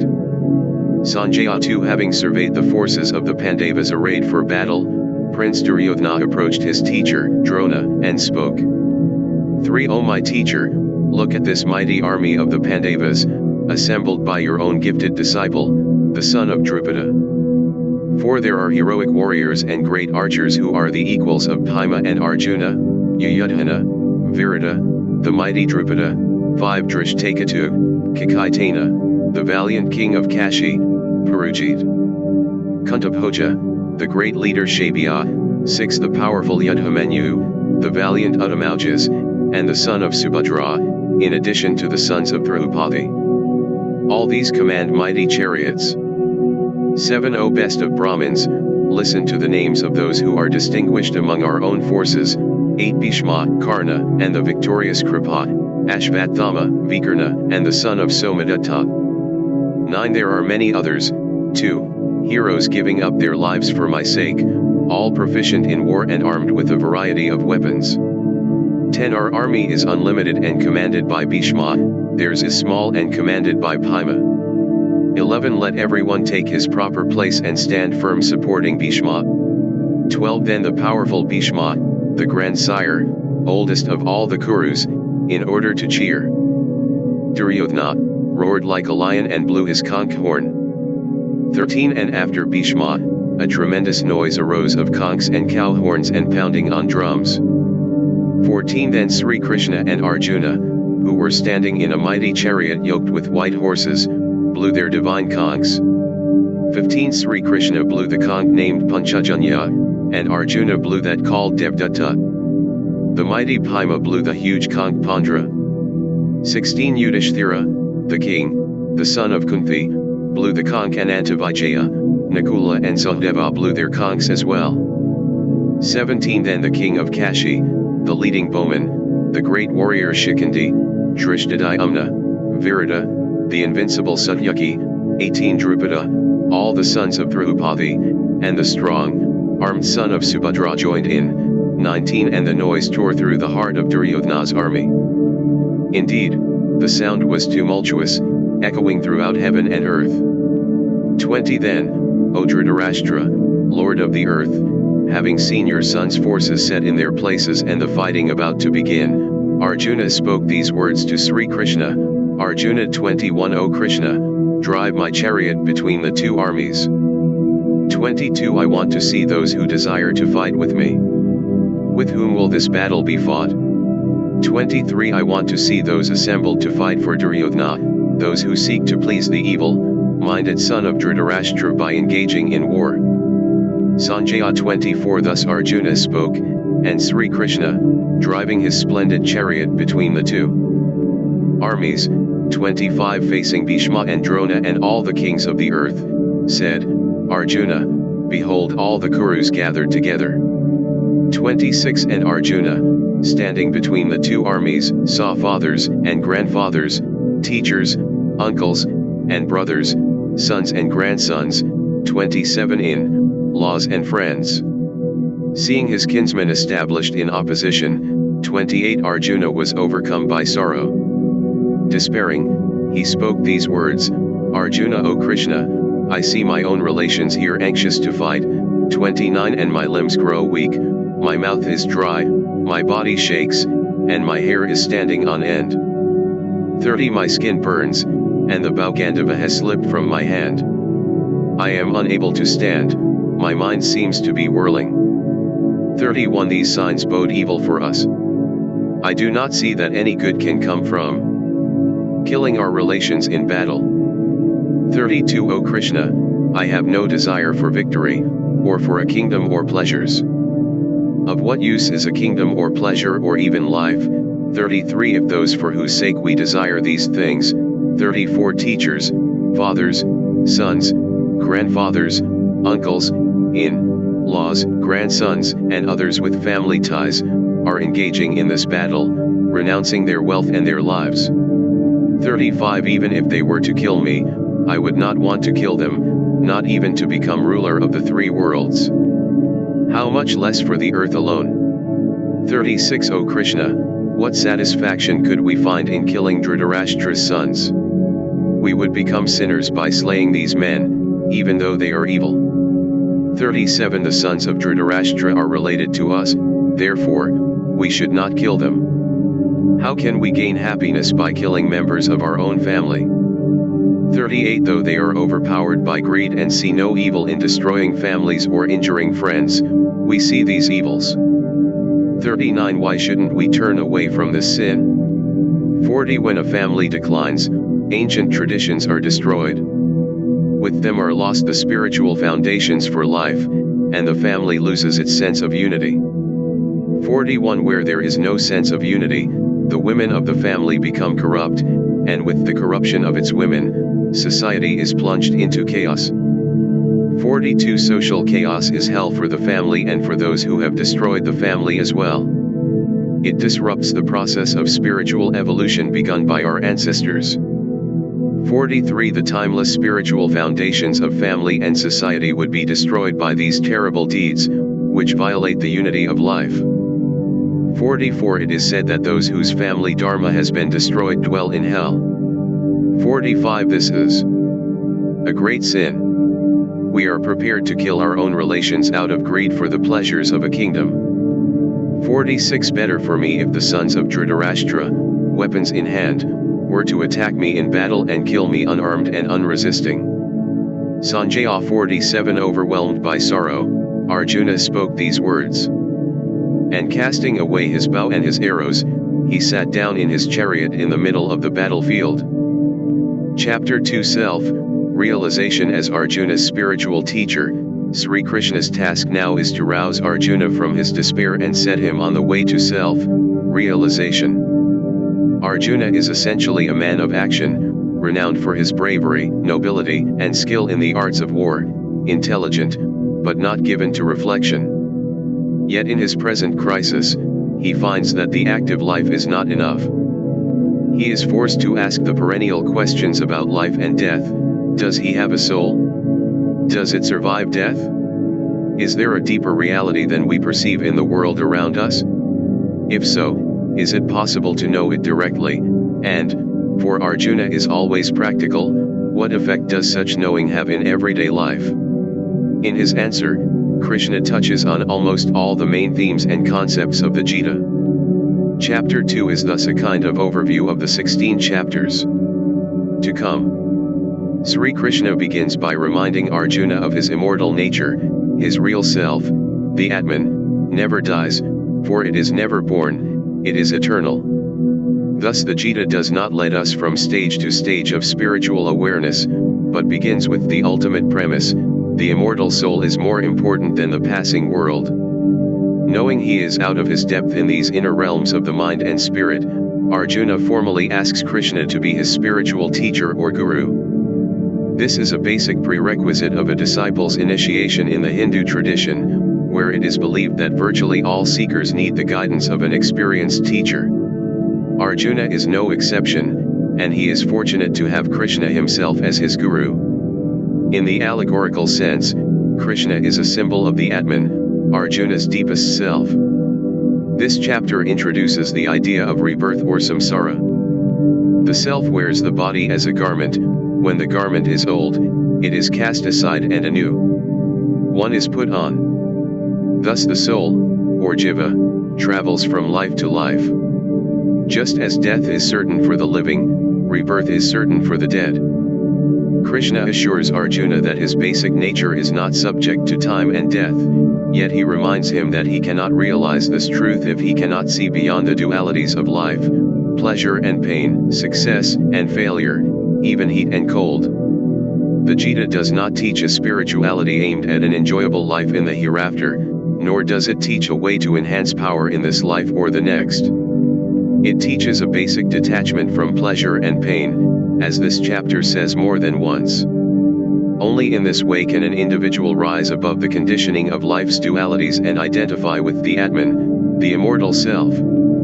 Also, the Gita does not teach an enlightenment based on a knowledge of the scriptures. The important thing is direct mystical experience, which Krishna will later urge Arjuna to acquire for himself. This chapter establishes the various definitions of yoga taught in the Gita. Here the word does not refer to the physical postures and exercises, hatha yoga, it connotes in the West, it refers primarily to disciplining the mind. Yoga is evenness of mind, detachment from the dualities of pain and pleasure, success and failure. Therefore yoga is skill in action, because this kind of detachment is required if one is to act in freedom, rather than merely react to events compelled by conditioning. Krishna is not trying to persuade Arjuna to lead a different kind of life and renounce the world as would a monk or recluse. He tells Arjuna that if he can establish himself in yoga, in unshakable equanimity, profound peace of mind, he will be more effective in the realm of action. His judgment will be better and his vision clear if he is not emotionally entangled in the outcome of what he does. Arjuna now asks his first question as Krishna's student. His teacher has been talking about spiritual wisdom, direct, experiential knowledge of the immortal self. Arjuna wants to know what difference this kind of wisdom makes in everyday life. If a person establishes an ever-present awareness of the core of divinity within himself, how does it affect the way he lives? Arjuna is not interested in what people believe, but in how they conduct themselves in life. Krishna's answer, 2:55-72, is one of the most quoted passages in the Gita. Mahatma Gandhi said these verses contain the essence of the Gita. If the rest of the scripture were lost, this passage alone would be enough to teach a complete way of life. Those who are established in wisdom, sthita, prajna, live in continuous, unbroken awareness that they are not the perishable body but the Atman. Further, they see the same self in everyone, for the Atman is universally present in all. Such a one, Krishna says, does not identify with personal desires. These desires are on the surface of personality, and the self is its very core. The self, realized man or woman, is not motivated by personal desires, in other words, by any desire for personal satisfaction. This idea is perhaps foreign to modern ways of thinking, but basic to the Gita, and, indeed, to mystics of all traditions. More specifically, the word kama refers to any gratification of the ego or the senses that entangles us in the world of samsara, and thus draws us away from the core of our being, the self. Those established in self-realization control their senses instead of letting their senses control them. If the senses are not controlled, Krishna warns, the mind, or emotions, will follow wherever they lead. Eventually a person following the senses loses strength of will and unity of purpose. His choices are dictated by his desires. When the will is led astray by the desire for pleasure, the mind becomes confused and scattered. Ultimately, Krishna warns, this leads to spiritual destruction. When you keep thinking about sense objects, attachment comes. Attachment breeds desire, the lust of possession that burns to anger. Anger clouds the judgment, you can no longer learn from past mistakes. Lost is the power to choose between what is wise and what is unwise, and your life is utter waste. 2. 62-63, yet the Gita does not recommend asceticism. It is more a matter of training the body, mind, and senses. At the very close of the chapter, Krishna introduces the idea that it is not enough to master all selfish desires, it is also necessary to subdue possessiveness and egocentricity.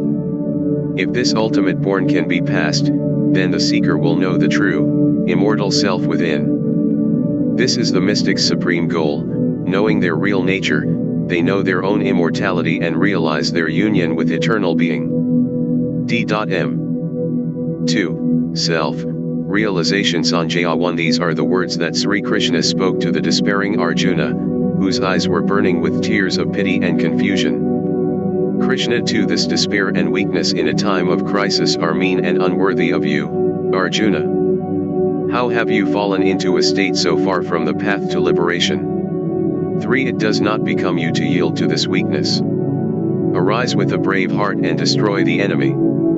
Arjuna 4. How can I ever bring myself to fight against Bhishma and Drona, who are worthy of reverence? How can I, Krishna? 5. Surely it would be better to spend my life begging than to kill these great and worthy souls. If I killed them, every pleasure I found would be tainted.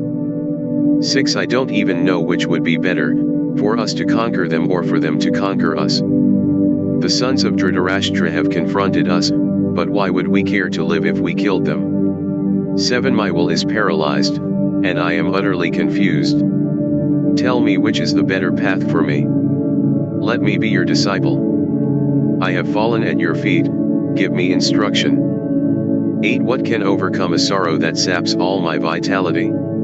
Even power over men and gods or the wealth of an empire seem empty. Sanjaya 9. This is how Arjuna, the great warrior, spoke to Sri Krishna. With the words, O Krishna, I will not fight, he fell silent. 10. As they stood between the two armies, Sri Krishna smiled and replied to Arjuna, who had sunk into despair. Krishna 11. You speak sincerely, but your sorrow has no cause. The wise grieve neither for the living nor for the dead. 12. There has never been a time when you and I and the kings gathered here have not existed, nor will there be a time when we will cease to exist.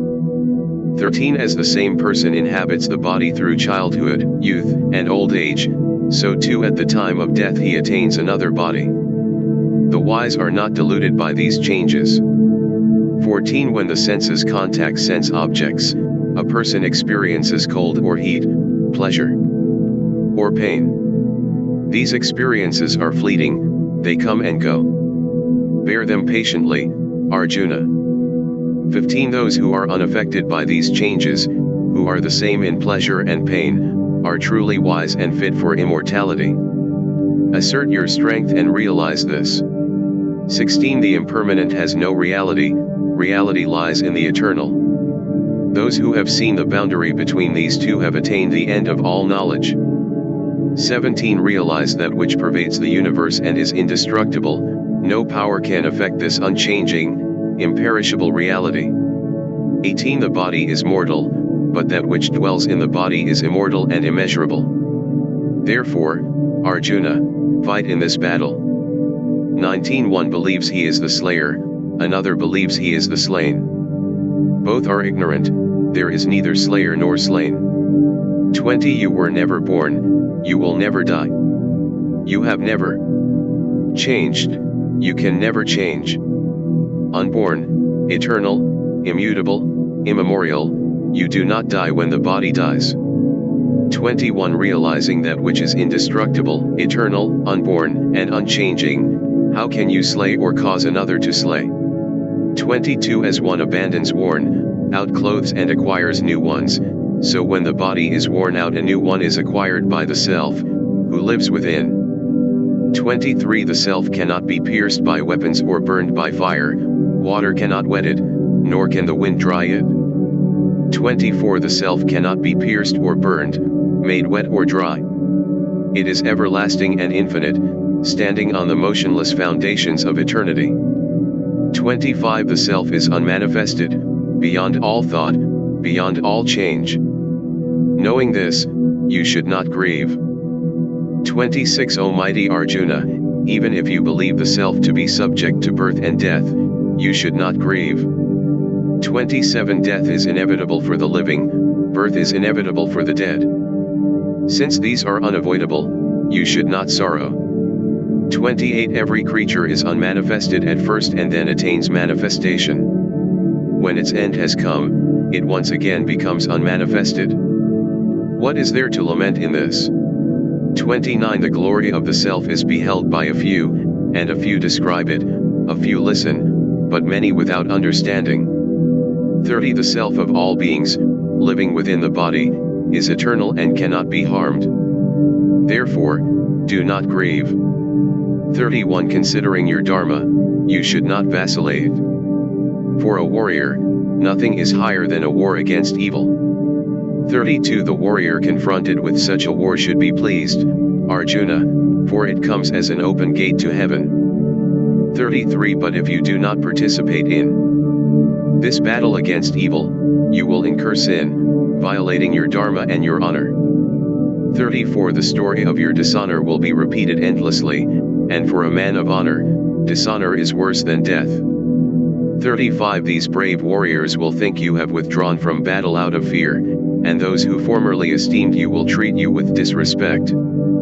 36 Your enemies will ridicule your strength and say things that should not be said. What could be more painful than this? 37 Death means the attainment of heaven, victory means the enjoyment of the earth. Therefore rise up, Arjuna, resolved to fight. 38 Having made yourself alike in pain and pleasure, profit and loss, victory and defeat, engage in this great battle and you will be freed from sin. 39 You have heard the intellectual explanation of Sankhya, Arjuna, now listen to the principles of yoga.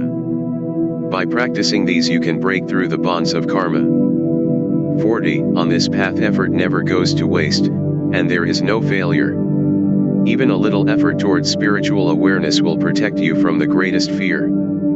41 Those who follow this path, resolving deep within themselves to seek me alone, attain singleness of purpose. For those who lack resolution, the decisions of life are many, branched and endless. 42 There are ignorant people who speak flowery words and take delight in the letter of the law, saying that there is nothing else.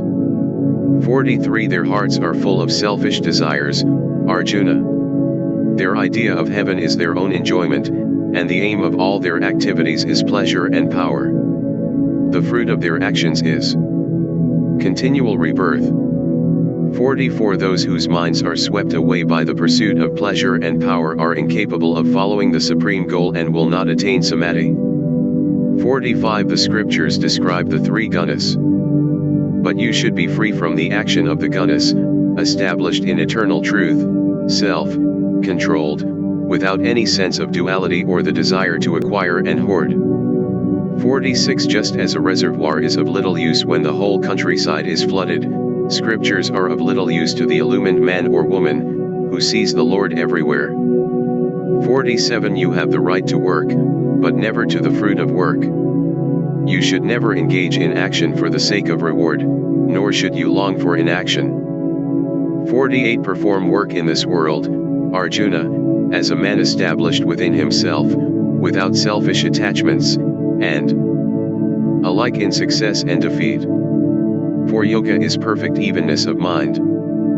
49 Seek refuge in the attitude of detachment and you will amass the wealth of spiritual awareness. Those who are motivated only by desire for the fruits of action are miserable, for they are constantly anxious about the results of what they do. 50 When consciousness is unified, however, all vain anxiety is left behind. There is no cause for worry, whether things go well or ill. Therefore, devote yourself to the disciplines of yoga, for yoga is skill in action. 51 The wise unify their consciousness and abandon attachment to the fruits of action, which binds a person to continual rebirth. Thus they attain a state beyond all evil. 52 When your mind has overcome the confusion of duality, you will attain the state of holy indifference to things you hear and things you have heard. 53 When you are unmoved by the confusion of ideas and your mind is completely united in deep samadhi, you will attain the state of perfect yoga. Arjuna 54 Tell me of those who live established in wisdom, ever aware of the self, O Krishna. How do they talk? How sit? How move about? Krishna 55 They live in wisdom who see themselves in all and all in them, who have renounced every selfish desire and sense craving tormenting the heart. 56 Neither agitated by grief nor hankering after pleasure, they live free from lust and fear and anger. Established in meditation, they are truly wise. 57 Fettered no more by selfish attachments, they are neither elated by good fortune nor depressed by bad. Such are the seers. 58 Even as a tortoise draws in its limbs, the wise can draw in their senses at will. 59 Aspirants abstain from sense pleasures, but they still crave for them. These cravings all disappear when they see the highest goal. 60 Even of those who tread the path, the stormy senses can sweep off the mind. 61 They live in wisdom who subdue their senses and keep their minds ever absorbed in me. 62 When you keep thinking about sense objects, attachment comes. Attachment breeds desire, the lust of possession that burns to anger. 63 Anger clouds the judgment, you can no longer learn from past mistakes. Lost is the power to choose between what is wise and what is unwise, and your life is utter waste. 64 But when you move amidst the world of sense, free from attachment and aversion alike, 65 There comes the peace in which all sorrows end, and you live in the wisdom of the self. 66 The disunited mind is far from wise, how can it meditate? How be at peace? When you know no peace, how can you know joy? 67 When you let your mind follow the call of the senses, they carry away your better judgment as storms drive a boat off its charted course on the sea. 68 Use all your power to free the senses from attachment and aversion alike, and live in the full wisdom of the self. 69 Such a sage awakes to light in the night of all creatures. That which the world calls day is the night of ignorance to the wise. 70 As rivers flow into the ocean but cannot make the vast ocean overflow, so flow the streams of the sense world into the sea of peace that is the sage. But this is not so with the desirer of desires. 71 They are forever free who renounce all selfish desires and break away from the ego, cage of I, me, and mine to be united with the Lord. 72 This is the supreme state. Attain to this, and pass from death to immortality. Chapter 3 Selfless Service The title of this chapter in Sanskrit is Karma Yoga, the way of action, and here we take an apparently sharp turn away from the subject of the previous chapter. In fact, Arjuna changes the subject completely. Krishna has been trying to convince him that he has an immortal soul, but Arjuna continues to worry about his immediate predicament. It is not that he is uninterested in mystical enlightenment, but his main concern at the moment is just what he is supposed to do next. Or, he asks, perhaps what he does is not so important after all. Has Krishna been telling him to concentrate on acquiring spiritual wisdom and to forget about his apparent duties in the world? Krishna replies that there is no way Arjuna can avoid the obligation of selfless action, or karma yoga. Arjuna must act selflessly, out of a sense of duty. He must work not for his own sake, but for the welfare of all. Krishna points out that this is a basic law underlying all creation. Each being must do its part in the grand scheme of things, and there is no way to avoid this obligation, except perhaps by the complete enlightenment which loosens all the old bonds of karma. Here the Gita refers to the doctrine of karma, one of the basic teachings in all Hindu and Buddhist scriptures. Karma literally means deed or action. What is sometimes called the law of karma refers to an underlying law of cause and effect that is seen to permeate all existence. The idea is that every action leads to a reasonable result, and, consequently, that everything that happens can be traced to something done in the past. Actions determine destiny. This is the basic idea of karma. If anything happens to us that is truly good, we must have done something in the past to deserve it. If something ill befalls us, then at some time in the past we did something that was not so meritorious. This is a basic moral law that all great spiritual traditions share, the belief that we reap what we sow. The Hindu tradition gave a great deal of thought to this problem of moral cause and effect, and generation after generation of spiritual teachers fathomed its depths and implications. One fear that developed over time was that all action was in a sense an open door to bondage. Anything a person did would bind him to the endless cycle of cause and effect. Some fruits of action would of course be pleasant, not all karma is painful. But even this pleasure could be a trap, because we would seek it compulsively, tying ourselves tighter and tighter to the responsibilities and opportunities of the worldly life and forgetting our spiritual dimension altogether. In chapter 3, Krishna begins to tell Arjuna the way out of this maze of cause and effect. It is not to avoid work, especially the duties required by his station in life, but to perform those duties without selfish attachment to their fruit, or outcome. If Arjuna follows this path of selfless work, Krishna explains, he will enjoy this world as well as the next. More important, he will gain a spiritual blessing and will be lessening his debt of karma. Only when he is free from every bond of karma, every consequence of past action, can he achieve life's ultimate goal.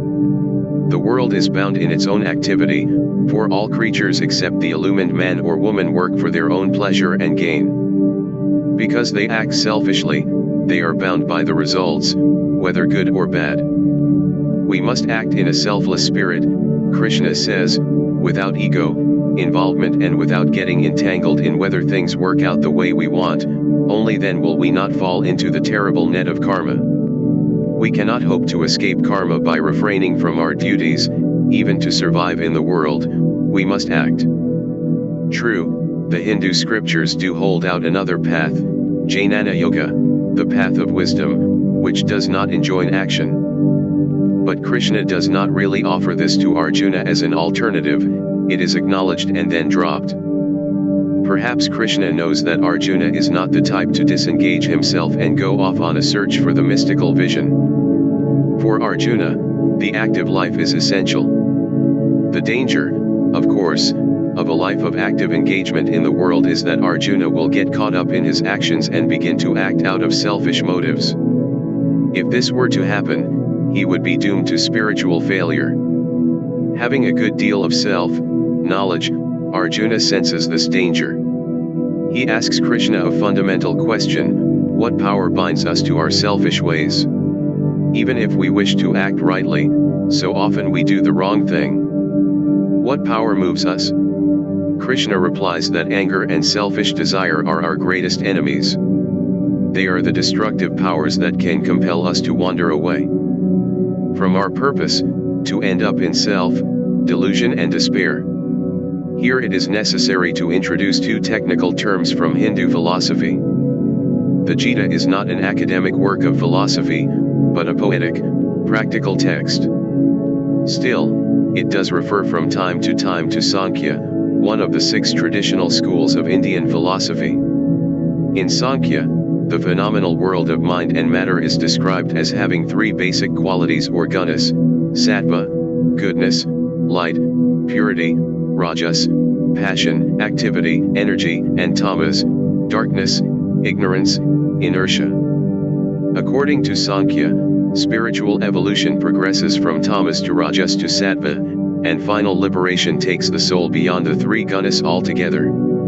Here Krishna warns Arjuna to beware the pitfalls of rajas, for it is from rajas that anger and selfish desire arise.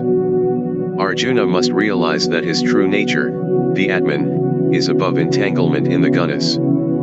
The gunas act and react upon one another, but Arjuna's inner being is not affected.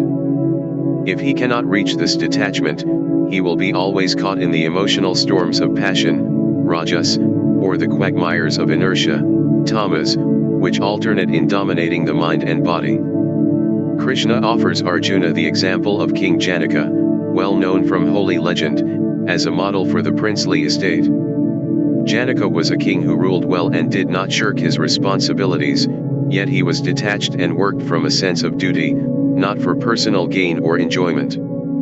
He was revered as a royal sage who pursued his enlightenment not by renouncing the world, but by working in it and contributing to its welfare, thus enjoying the best of both worlds. D.M. 3. Selfless service. Arjuna 1. O Krishna, you have said that knowledge is greater than action, why then do you ask me to wage this terrible war? 2. Your advice seems inconsistent. Give me one path to follow to the supreme good. Krishna 3. At the beginning of time I declared two paths for the pure heart, Jnana Yoga, the contemplative path of spiritual wisdom, and Karma Yoga, the active path of selfless service. For one who shirks action does not attain freedom, no one can gain perfection by abstaining. Abstaining from work. 5. Indeed, there is no one who rests for even an instant, all creatures are driven to action by their own nature. 6. Those who abstain from action while allowing the mind to dwell on sensual pleasure cannot be called sincere spiritual aspirants.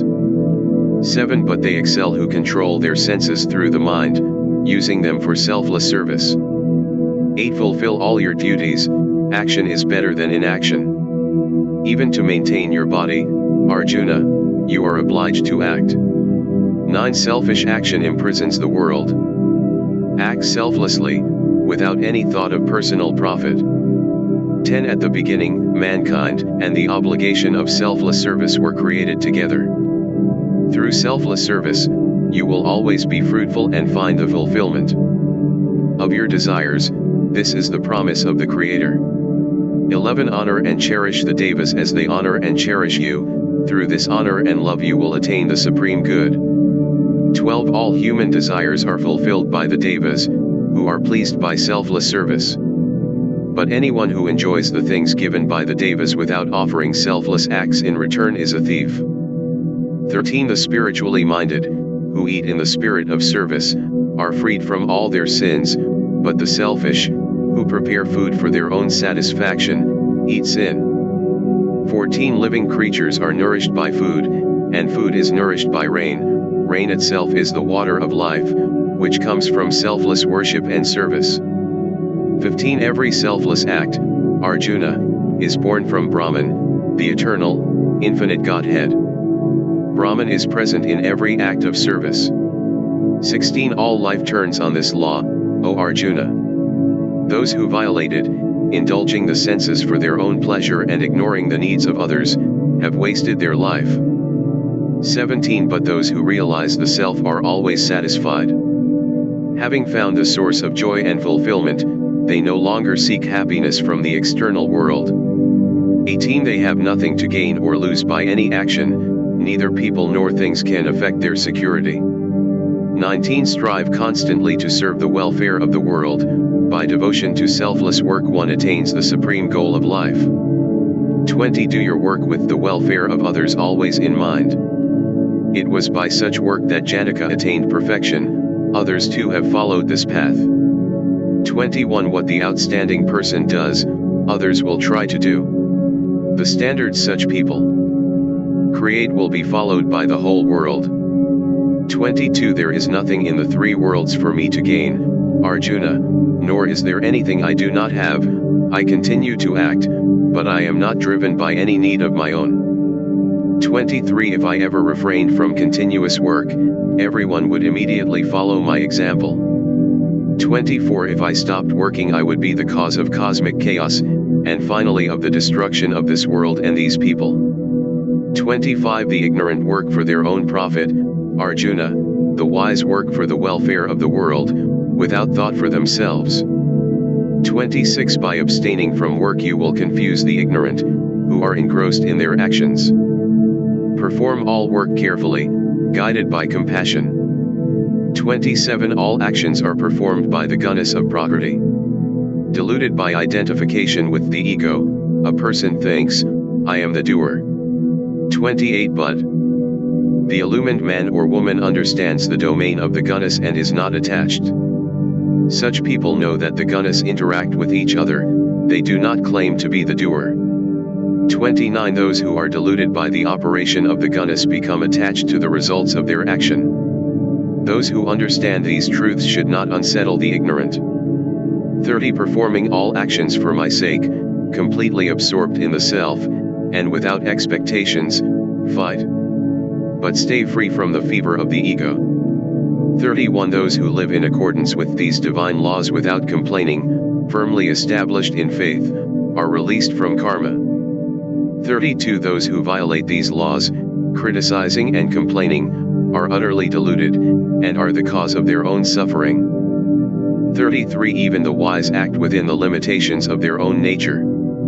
Every creature is subject to Prakriti, what is the use of repression? 34 The senses have been conditioned by attraction to the pleasant and aversion to the unpleasant. Do not be ruled by them, they are obstacles in your path. 35 It is better to strive in one's own dharma than to succeed in the dharma of another. Nothing is ever lost in following one's own dharma, but competition in another's dharma breeds fear and insecurity. Arjuna 36 What is the force that binds us to selfish deeds, O Krishna? What power moves us, even against our will, as if forcing us? Krishna.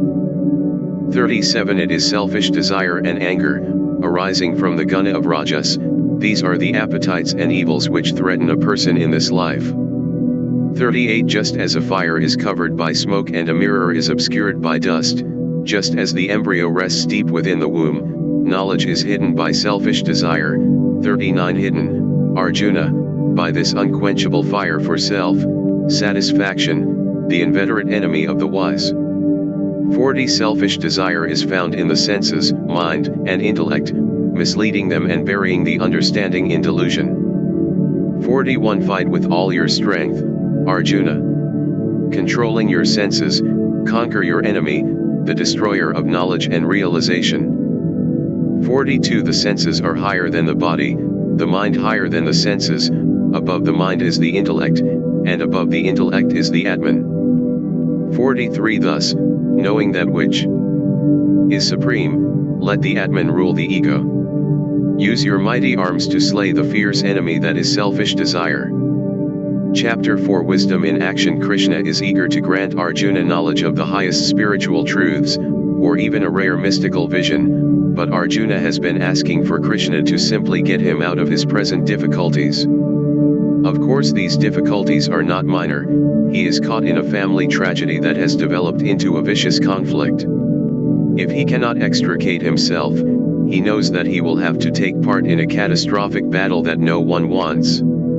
So when Krishna begins to tell Arjuna about the secret teachings he will be privileged to hear because he is Krishna's favorite devotee and friend, it hardly registers in Arjuna's consciousness. His reply is confused. How could you have taught any secret wisdom to the sages of old? He asks. At this point Krishna reminds Arjuna again of the process of rebirth. They have both been reborn many times, but naturally Arjuna does not remember his past lives because he has no access to this kind of knowledge. Krishna remembers his former births, but he is no ordinary being. He reveals that he has chosen to take on human birth many times for the welfare of the world. Whenever Dharma, the law of life's unity, declines, he wraps himself in his Maya and takes on a finite form. Thus he returns age after age. Vishnu, the preserving or sustaining person of the Hindu Trinity, is not mentioned here, but Krishna is usually looked upon as an incarnation of this aspect of God. As the Lord, Krishna explains, he dwells in every being, but he is manifested with special power in his incarnations or avatars. Avatara literally means descent. Vishnu is believed to descend and incarnate himself on earth from age to age to re-establish divine law, Dharma. Without such intervention the entire created universe would go into decline. The natural course of creation is to go through cycles of regeneration, and decay, but Vishnu, Krishna, has compassion for all the suffering of the world, and comes himself to protect the good and destroy evil. Thus Vishnu has a special relationship with all beings. He personifies the aspect of God who so loves the world that he comes into it to re-establish the purity and happiness of the Golden Age. Krishna here reveals a little of his hidden, divine nature. He tells Arjuna that mystical union with him is possible through devotion, by which one can enter the state of divine love in which one sees God in every creature. Krishna also takes on the role of creator. It is he who has patterned the world along the lines of guna and karma. This mystic aspect of Krishna's being dominates the Gita. In the Mahabharata, Krishna is a princely ally who is wise and daring in his support of his friend Arjuna. But the author of the Gita is not concerned with this Krishna. He turns his attention to the mystery of Krishna's divine nature as an aspect of Vishnu. In this sense, Krishna is the inner self in all beings. His name comes from the Sanskrit root krish, to draw to oneself, to attract. He is the attractive one, the Lord of loving attraction. By another etymology, the word Krishna means the dark one. The author of the Gita sees revealed in him the ultimate Godhead, the Supreme Being. But this reality is often veiled, and then Krishna is seen as an ordinary human being, or, rather, as an exceptionally gifted man, but not as God. Many of Krishna's words make most sense when we realize that when he speaks of himself, he is often not describing a transcendental reality so much as trying to tell Arjuna about the self in every human being. When he says, for example, actions do not cling to me because I am not attached to their results, he means, Arjuna, actions do not cling to your real self. The self in us is not touched by action. Whatever we do, it remains unsullied. Those who understand this about themselves and practice it live in freedom. The latter part of this chapter turns from lofty mystical topics back to Arjuna's immediate problem. Krishna begins to talk about action and work and things that should be done and should not be done. It is essential, he reminds Arjuna, to act wisely, with detachment. The wise never act with selfish attachment to the fruit of their labor. They give their best in fortune and misfortune alike.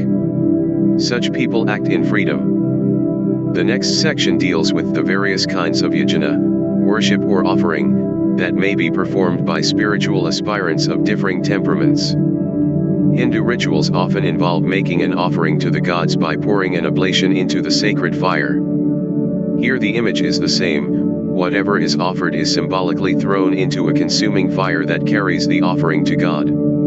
The offering may be as obvious as worldly goods, or as subtle as knowledge or meditation. In any case it requires a measure of self-sacrifice. Yajna is a basic action, necessary to life, and those who do not perform some kind of selfless service find no home in this world or the next. The final verses of chapter 4 introduce a new principle. In the last chapter, Krishna mentioned the path of spiritual wisdom as an alternative to the path of action or karma yoga. Now he reveals that wisdom is the goal of selfless action, knowing is the fruit of doing. The goal of all karma yoga or yajna is liberation and spiritual wisdom. The fire of spiritual awareness burns to ashes even a great heap of karma, thus true knowledge is the greatest purifier of the soul. Krishna ends by exhorting Arjuna to cut through the doubts that still stifle him. This is the first, but not the last, mention that Krishna makes of Arjuna's doubting heart. There has been no indication so far that Arjuna has taken in and accepted Krishna's words. But even though Arjuna continues to drag his feet, Krishna does not abandon him. D.M. 4. Wisdom in action. Krishna 1. I told this eternal secret to Vivasvat. Vivasvat taught Manu, and Manu taught Ikshvaku. 2. Thus, Arjuna, eminent sages received knowledge of yoga in a continuous tradition. But through time the practice of yoga was lost in the world. 3. The secret of these teachings is profound. I have explained them to you today because you are my friend and devotee. Arjuna, for you were born much after Vivasvat, he lived very long ago. Why do you say that you taught this yoga in the beginning? Krishna, 5 You and I have passed through many births, Arjuna. You have forgotten, but I remember them all. 6 My true being is unborn and changeless. I am the Lord who dwells in every creature. Through the power of my own Maya, I manifest myself in a finite form. 7 Whenever Dharma declines and the purpose of life is forgotten, I manifest myself on earth. 8 I am born in every age to protect the good, to destroy evil, and to re-establish Dharma. 9 Those who know me as their own divine self break through the belief that they are the body and are not reborn as separate creatures. Such a one, Arjuna, is united with me. 10 Delivered from selfish attachment, fear, and anger, filled with me, surrendering themselves to me, purified in the fire of my being, many have reached the state of unity in me. 11 As they approach me, so I receive them. All paths, Arjuna, lead to me. 12 Those desiring success in their actions worship the gods. Through action in the world of mortals, their desires are quickly fulfilled. 13 The distinctions of caste, guna, and karma have come from me. I am their cause, but I myself am changeless and beyond all action. 14 Actions do not cling to me because I am not attached to their results. Those who understand this and practice it live in freedom. 15 Knowing this truth, aspirants desiring liberation in ancient times engaged in action. You too can do the same, pursuing an active life in the manner of those ancient sages. 16 What is action and what is inaction? This question has confused the greatest sages. I will give you the secret of action, with which you can free yourself from bondage. 17 The true nature of action is difficult to grasp. You must understand what is action and what is inaction, and what kind of action should be avoided. 18 The wise see that there is action in the midst of inaction and inaction in the midst of action. Their consciousness is unified, and every act is done with complete awareness. 19 The awakened sages call a person wise when all his undertakings are free from anxiety about results, all his selfish desires have been consumed in the fire of knowledge. 20 The wise, ever satisfied, have abandoned all external supports. Their security is unaffected by the results of their action, even while acting, they really do nothing at all. 21 Free from expectations and from all sense of possession, with mind and body firmly controlled by the self, they do not incur sin by the performance of physical action. 22 They live in freedom who have gone beyond the dualities of life. Competing with no one, they are alike in success and failure and content with whatever comes to them. 23 They are free, without selfish attachments, their minds are fixed in knowledge. They perform all work in the spirit of service, and their karma is dissolved. 24 The process of offering is Brahman, that which is offered is Brahman. Brahman offers the sacrifice in the fire of Brahman. Brahman is attained by those who see Brahman in every action. 25 Some aspirants offer material sacrifices to the gods. Others offer selfless service as sacrifice. Sacrifice in the fire of Brahman. 26 Some renounce all enjoyment of the senses, sacrificing them in the fire of sense restraint. Others partake of sense objects but offer them in service through the fire of the senses. 27 Some offer the workings of the senses and the vital forces through the fire of self-control, kindled in the path of knowledge. 28 Some offer wealth, others offer sense restraint and suffering. Some take vows and offer knowledge and study of the scriptures, and some make the offering of meditation. 29 Some offer the forces of vitality, regulating their inhalation and exhalation, and thus gain control over these forces. 30 Others offer the forces of vitality through restraint of their senses. All these understand the meaning of service and will be cleansed of their impurities. 31 True sustenance is in service, and through it a man or woman reaches the eternal Brahman. but those who do not seek to serve are without a home in this world. Arjuna, how can they be at home in any world to come? 32 These offerings are born of work, and each guides mankind along a path to Brahman. Understanding this, you will attain liberation. 33 The offering of wisdom is better than any material offering, Arjuna, for the goal of all work is spiritual wisdom. 34 Approach those who have realized the purpose of life and question them with reverence and devotion, they will instruct you in this wisdom. 35 Once you attain it, you will never again be deluded. You will see all creatures in the self, and all in me. 36 Even if you were the most sinful of sinners, Arjuna, you could cross beyond all sin by the raft of spiritual wisdom. 37 As the heat of a fire reduces wood to ashes, the fire of knowledge burns to ashes all karma. 38 Nothing in this world purifies like spiritual wisdom. It is the perfection achieved in time through the path of yoga, the path which leads to the self within. 39 Those who take wisdom as their highest goal, whose faith is deep and whose senses are trained, attain wisdom quickly and enter into perfect peace. 40 But the ignorant, indecisive, and lacking in faith, waste their lives. They can never be happy in this world or any other. 41 Those established in the self have renounced selfish attachments to their actions and cut through doubts with spiritual wisdom. They act in freedom. 42 Arjuna, cut through this doubt in your own heart with the sword of spiritual wisdom. Arise, take up the path of yoga.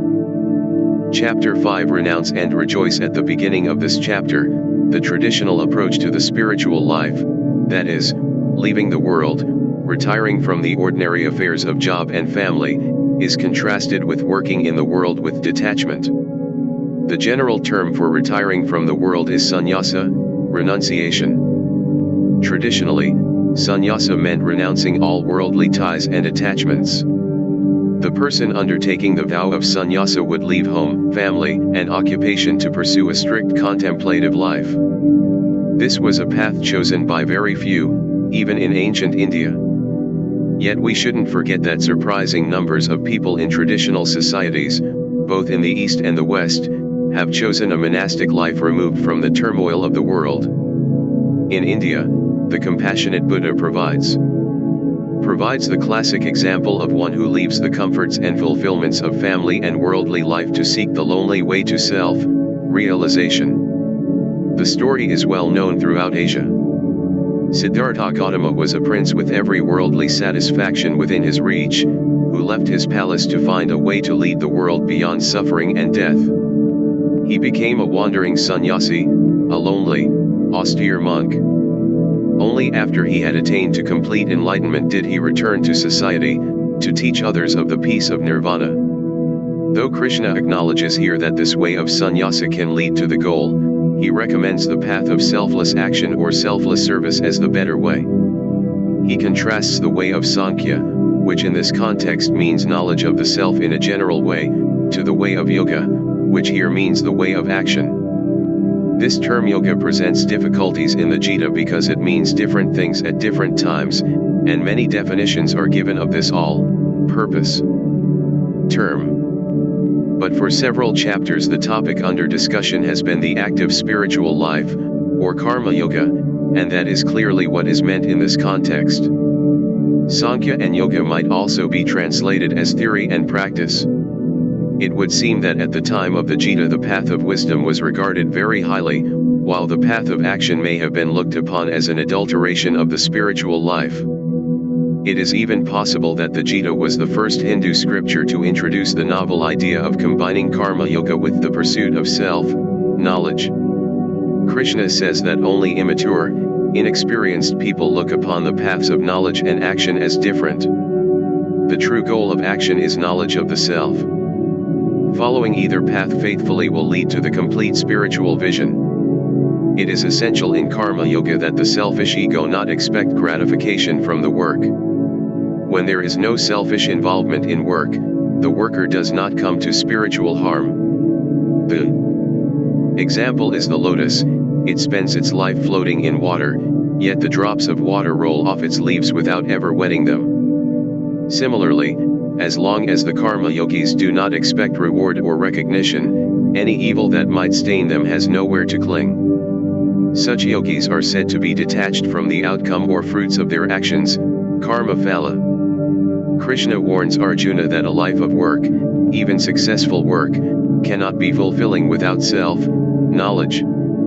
Ultimately, the true self within him is not affected by what he does, whether good or bad. Only knowledge of the self, which rises like the sun at dawn, can fulfill the purpose of his life and lead him beyond rebirth. This knowledge of the self or Atman is, by its very nature, also knowledge of Brahman, the all-pervading, immanent and transcendent Godhead. Krishna says that the illumined person sees this divine essence in all beings. He or she has equal vision and sees the divine self in all, regardless of the outer aspect. The last 3 verses of the chapter describe a state of profound meditation called samadhi. When meditation becomes very deep, breathing becomes slow, steady, and even, and the windows of the senses close to all outward sensations. Next, the faculties of the mind quiet down, resting from their usually frantic activity. Even the primal emotions of desire, fear, and anger subside. When all these sensory and emotional tides have ceased to flow, then the spirit is free, mukta, at least for the time being. It has entered the state called samadhi. Samadhi can come and go. Generally it can be entered only in a long period of meditation and after many years of ardent endeavor. But one verse, 5:28, adds the significant word sada, always. Once this state of deep concentration becomes established, the person lives in spiritual freedom, or moksha, permanently. This is extremely rare. Mystics of the West as well as the East have attained brief glimpses of unity, but very few can be said to have dwelt in it permanently, as if it were their natural habitat. In the West the most prominent figures are Meister Eckhart, St. Teresa of Avila, and St. John of the Cross, though there have been others. In the Hindu tradition there is a long line of saints and mystics who have tried to communicate something of the nature of this union with reality or God, from the unknown recorders of the Upanishads through the Buddha, Shankara, and Mira, to Raman Krishna and Ramana Maharshi.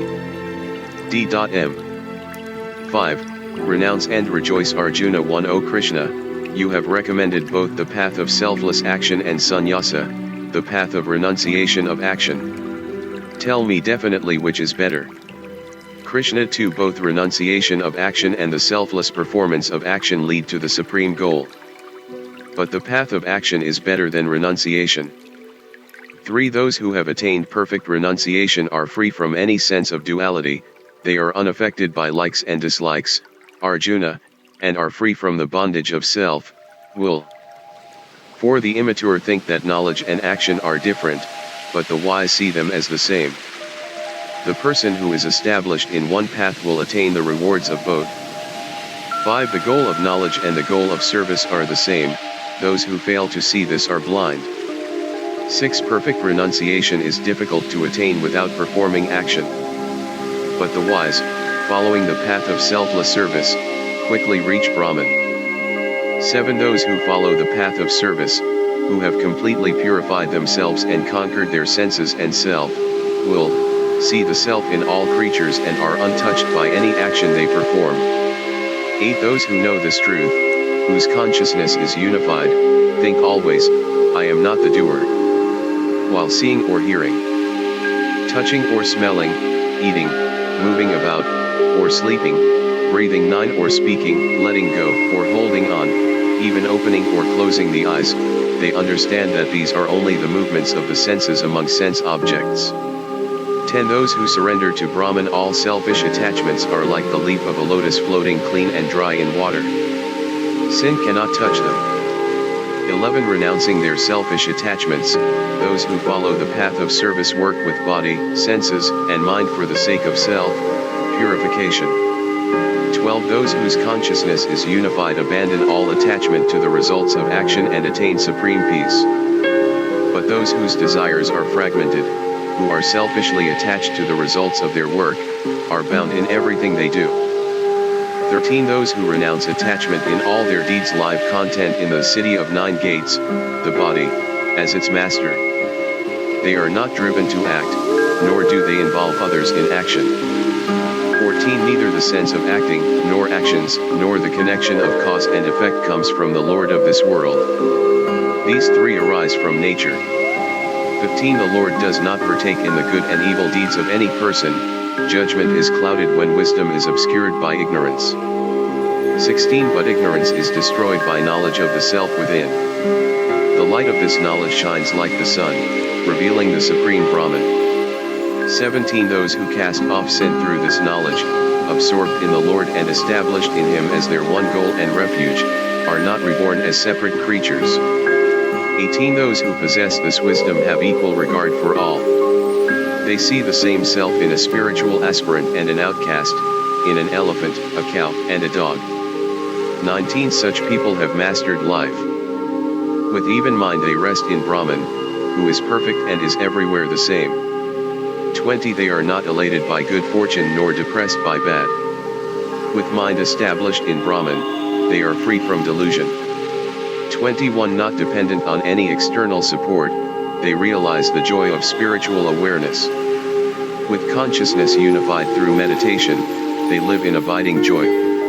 22 Pleasures conceived in the world of the senses have a beginning and an end and give birth to misery, Arjuna. The wise do not look for happiness in them. 23 But those who overcome the impulses of lust and anger which arise in the body are made whole and live in joy. 24 They find their joy, their rest, and their light completely within themselves. United with the Lord, they attain nirvana in Brahman. 25 Healed of their sins and conflicts, working for the good of all beings, the holy sages attain nirvana in Brahman. 26 Free from anger and selfish desire, unified in mind, those who follow the path of yoga and realize the self are established forever in that supreme state.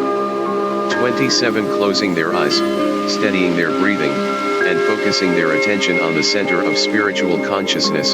28 The wise master their senses, mind, and intellect through meditation. Self-realization is their only goal. Freed from selfish desire, fear, and anger, they live in freedom always. 29 Knowing me as the friend of all creatures, the Lord of the universe, the end of all offerings and all spiritual disciplines, they attain eternal peace.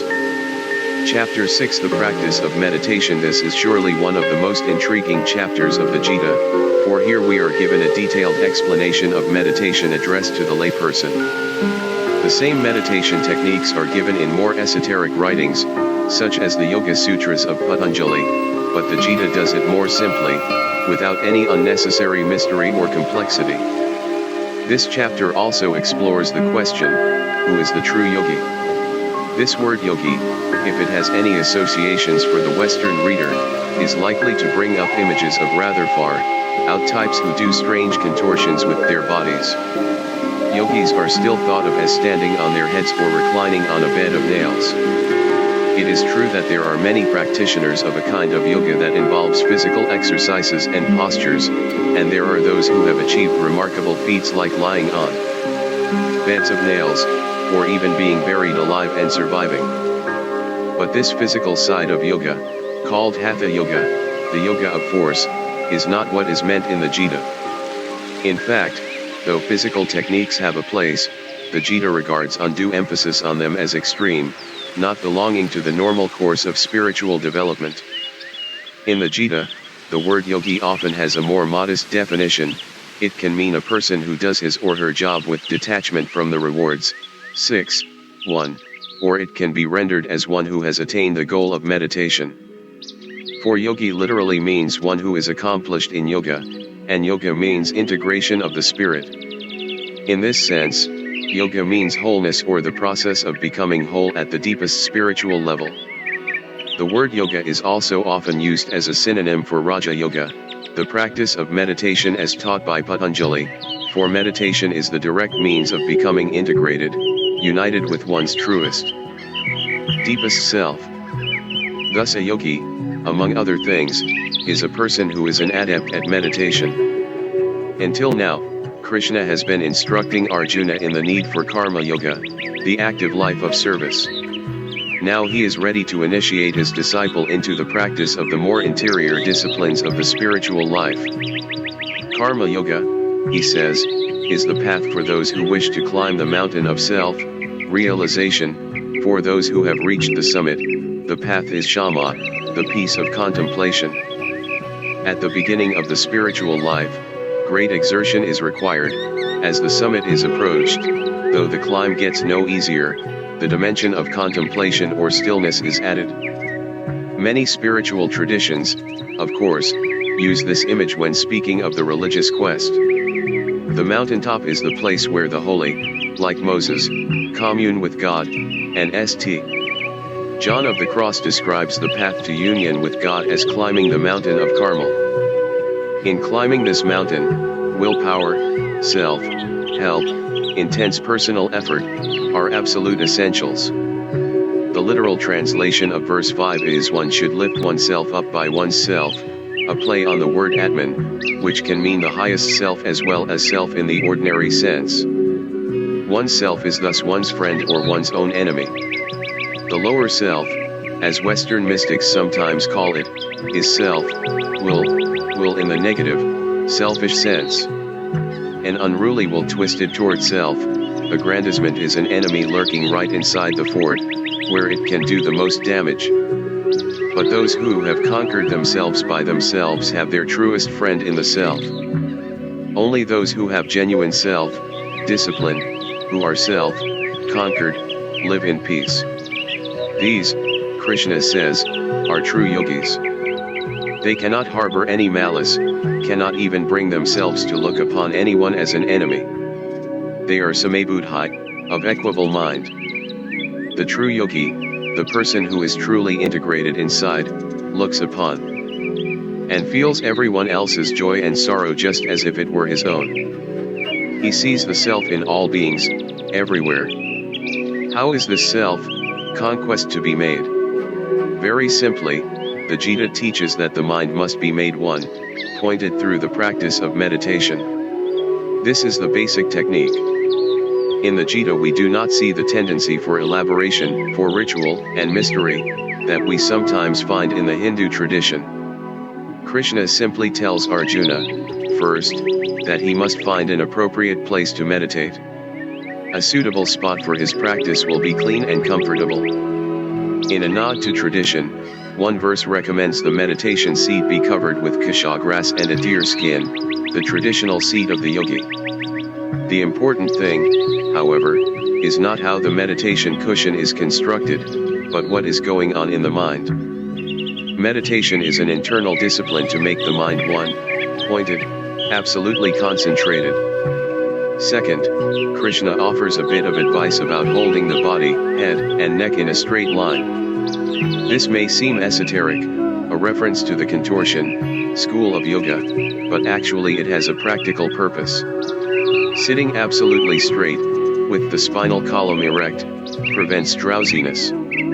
Also, in advanced stages of meditation, it allows for the free flow of vital energy or kundalini, see glossary. Then practical advice is given, moderation is the path. Neither extreme asceticism nor indulgence will aid meditation. A superficial acquaintance with Hindu culture may leave the impression that it fosters either the sensuality of the Kama Sutra or the asceticism of the hermit. It is true that in Indian civilization we can easily see the ultimate development of the sensual and beautiful life in its finest manifestation, in painting, sculpture, music, and dance. And Indian cuisine is famous for its incredible variety of flavors and spices. India also presents us with the austere simplicity of the wandering holy man or sadhu. The Gita, however, recommends the middle path. Success in meditation, Krishna says, comes neither to those who eat or sleep too much nor to those who eat or sleep too little. The body should be neither overindulged nor treated harshly, the same recommendation the Buddha was to offer later, after many years of severe asceticism. This chapter contains the famous verse, 6:19, comparing the mind to a steady flame. By its very nature the untrained mind is restless, constantly wandering here and there in trying to fulfill its desires. It flickers wildly like a flame in a storm, never blown completely out, yet at the mercy of the wind. Wherever it wanders, Krishna says, it must be brought back to its source, it must learn to rest in the self.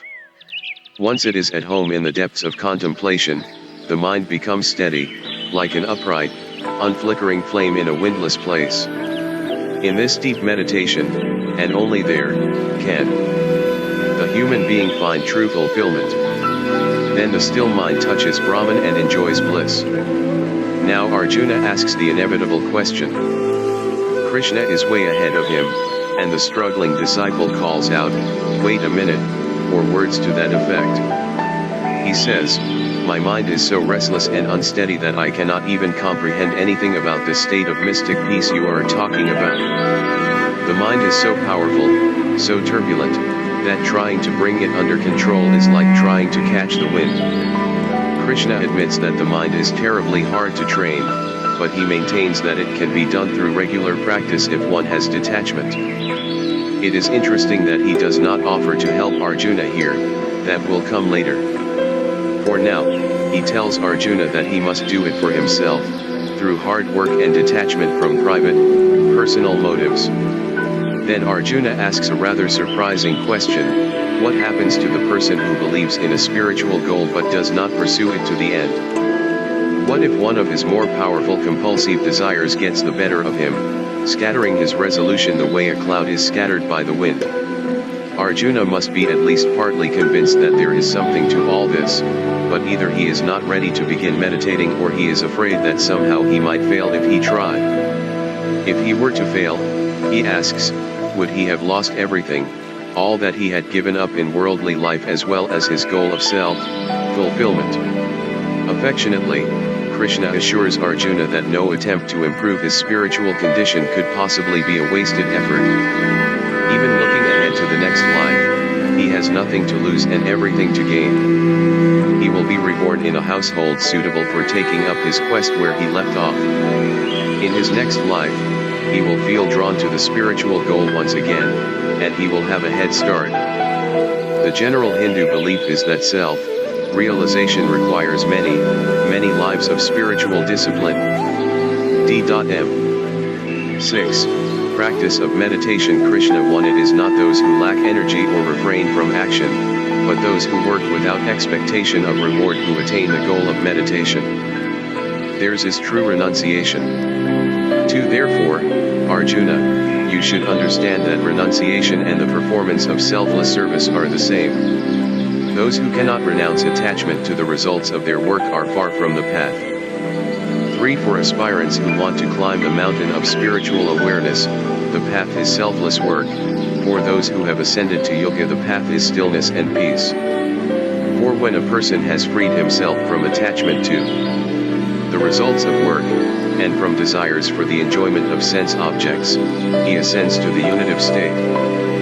5. Reshape yourself through the power of your will. Never let yourself be degraded by self-will. The will is the only friend of the self, and the will is the only enemy of the self. 6. To those who have conquered themselves, the will is a friend, but it is the enemy of those who have not found the self within them. 7. The supreme reality stands revealed in the consciousness of those who have conquered themselves. They live in peace, alike in cold and heat, pleasure and pain, praise and blame. 8. They are completely fulfilled by spiritual wisdom and self-realization. Having conquered their senses, they have climbed to the summit of human consciousness. To such people a clod of dirt, a stone, and gold are the same. 9. They are equally disposed to family, enemies, and friends, to those who support them and those who are hostile, to the good and the evil alike. Because they are impartial, they rise to great heights. 10. Those who aspire to the state of yoga should seek the self in inner solitude through meditation. With body and mind controlled, they should constantly practice one-pointedness, free from expectations and attachment to material possessions. 11. Select a clean spot, neither too high nor too low, and seat yourself firmly on a cloth, a deer skin, and kasha grass. 12. Then, once seated, strive to still your thoughts. Make your mind one, pointed in meditation, and your heart will be purified. 13. Hold your body, head, and neck firmly in a straight line, and keep your eyes from wandering. 14. With all fears dissolved in the peace of the self and all desires dedicated to Brahman, controlling the mind and fixing it on me, sit in meditation with me as your only goal. 15. With senses and mind constantly controlled through meditation, united with the self within, an aspirant attains nirvana, the state of abiding joy and peace in me. 16. Arjuna, those who eat too much or eat too little, who sleep too much or sleep too little, will not succeed in meditation. 17. But those who are temperate in eating and sleeping, work and recreation, will come to the end of sorrow through meditation. 18. Through constant effort they learn to withdraw the mind from selfish cravings and absorb it in the self. Thus they attain the state of union. 19. When meditation is mastered, the mind is unwavering like the flame of a lamp in a windless place. 20. In the still mind, in the depths of meditation, the self reveals itself. Beholding the self by means of the self, an aspirant knows the joy and peace of complete fulfillment. 21. Having attained that abiding joy beyond the senses, revealed in the stilled mind, he never swerves from the eternal truth. 22. He desires nothing else, and cannot be shaken by the heaviest burden of sorrow. 23. The practice of meditation frees one from all affliction. This is the path of yoga. Follow it with determination and sustained enthusiasm. 24. Renouncing wholeheartedly all selfish desires and expectations, use your will to control the senses. 25. Little by little, through patience and repeated effort, the mind will become stilled in the self. 26. Wherever the mind wanders, restless and diffuse in its search for satisfaction without, lead it within, train it to rest in the self. 27. Abiding joy comes to those who still the mind. Freeing themselves from the taint of self, will, with their consciousness unified, they become one with Brahman. 28. The infinite joy of touching Brahman is easily attained by those who are free from the burden of evil and established within themselves. 29. They see the self in every creature and all creation in the self. With consciousness unified through meditation, they see everything with an equal eye. 30. I am ever present to those who have realized me in every creature. Seeing all life as my manifestation, they are never separated from me. 31. They worship me in the hearts of all, and all their actions proceed from me. Wherever they may live, they abide in me.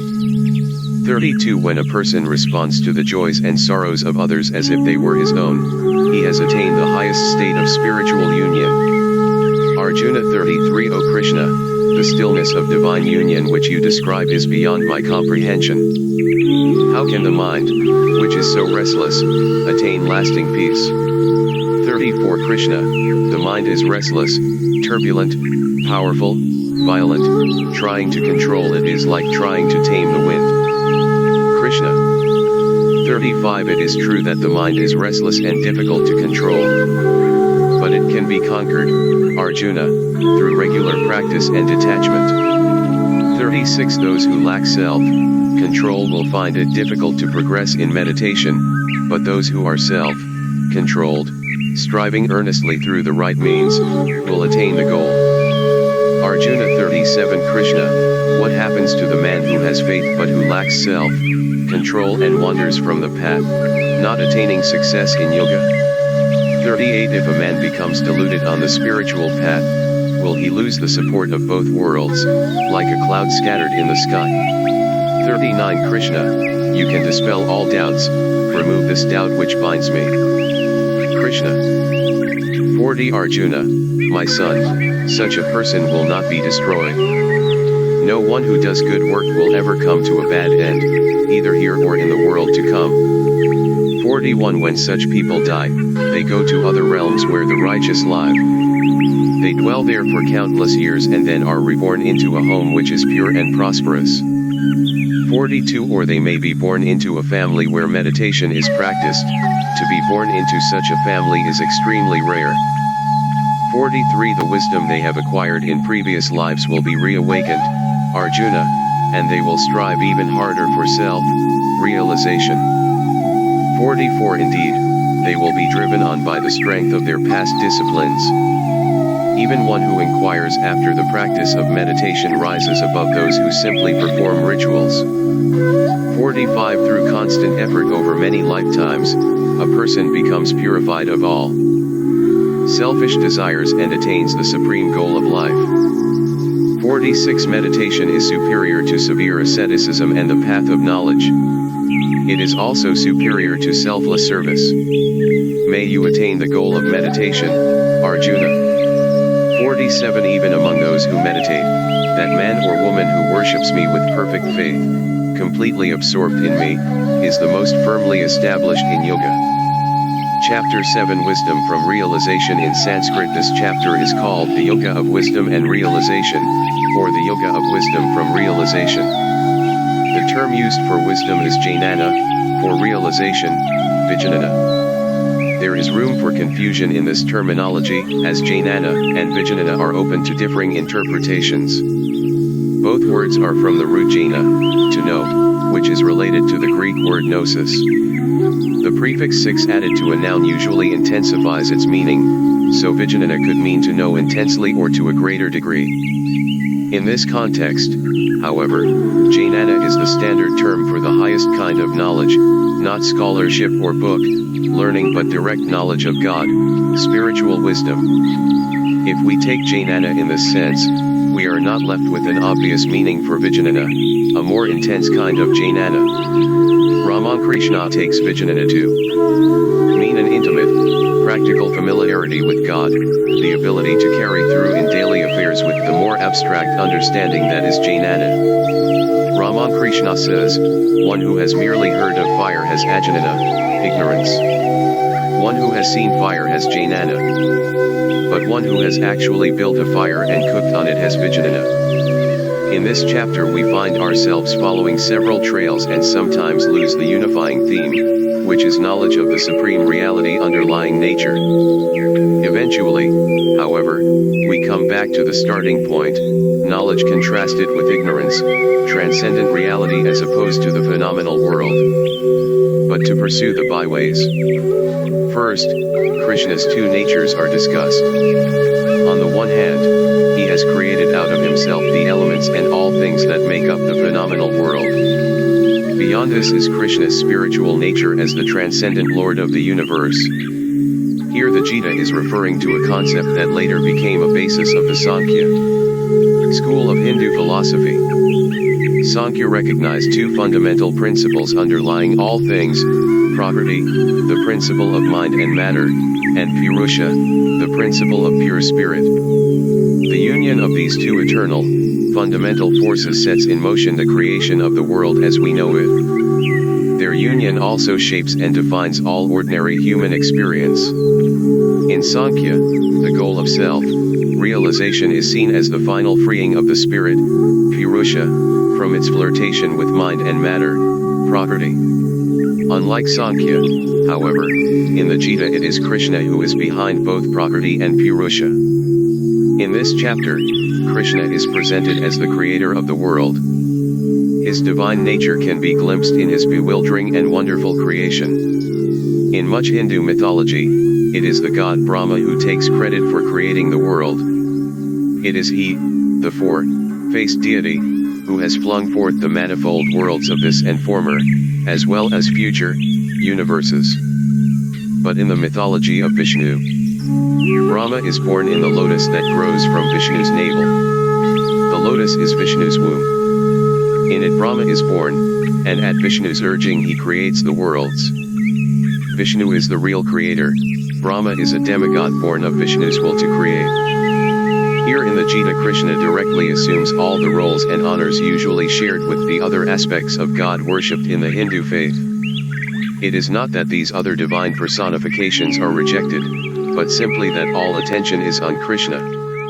For the author of the Gita, Krishna is the form of God to be worshipped, and for the time being all other forms of God disappear. Krishna alone is. In fact, one verse states that whatever other god one seems to worship, one is in reality approaching Krishna himself. Worshipping him, knowing him, enables the devotee to attain the goal. Though the word is not used in the Gita, the idea of the world as Krishna's Lila, his play, became a cherished theme of later Hinduism. Krishna, it is said, created the world in play, just as a child might desire to have companions to play with. Krishna desired companions, and made the world. Krishna participates in the game of life, his divine qualities shine through in the world wherever there is excellence of any kind. He tells Arjuna, the essence of every created thing, the sappy deity of water, the brightness of fire, the effort of the spiritual aspirant. This may be what is meant by the Vijnana of our title. The mystic's vision of the divine as present here and now is perhaps the real meaning of the term. The word Maya appears here, though not for the first time in the Gita. Just as the concepts of Prakriti and Purusha are later developed in Sankhya philosophy, Maya is later built into the formal structure of Vedanta, another of the 6 major schools of Indian philosophy. The word Maya comes from the root ma, to measure out, and originally meant the power of a deity to create, especially to create what Indian philosophy calls name and form, matter and its percepts. Maya was the magical capacity to create form and illusion, a god's divine power to put on a disguise, or to fling forth world after world of life.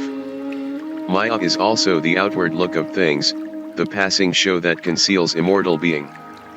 Maya can be both delightful and dangerous, alluring and yet treacherous. The gunas, the 3 basic qualities of all created things, swirl within the world of Maya.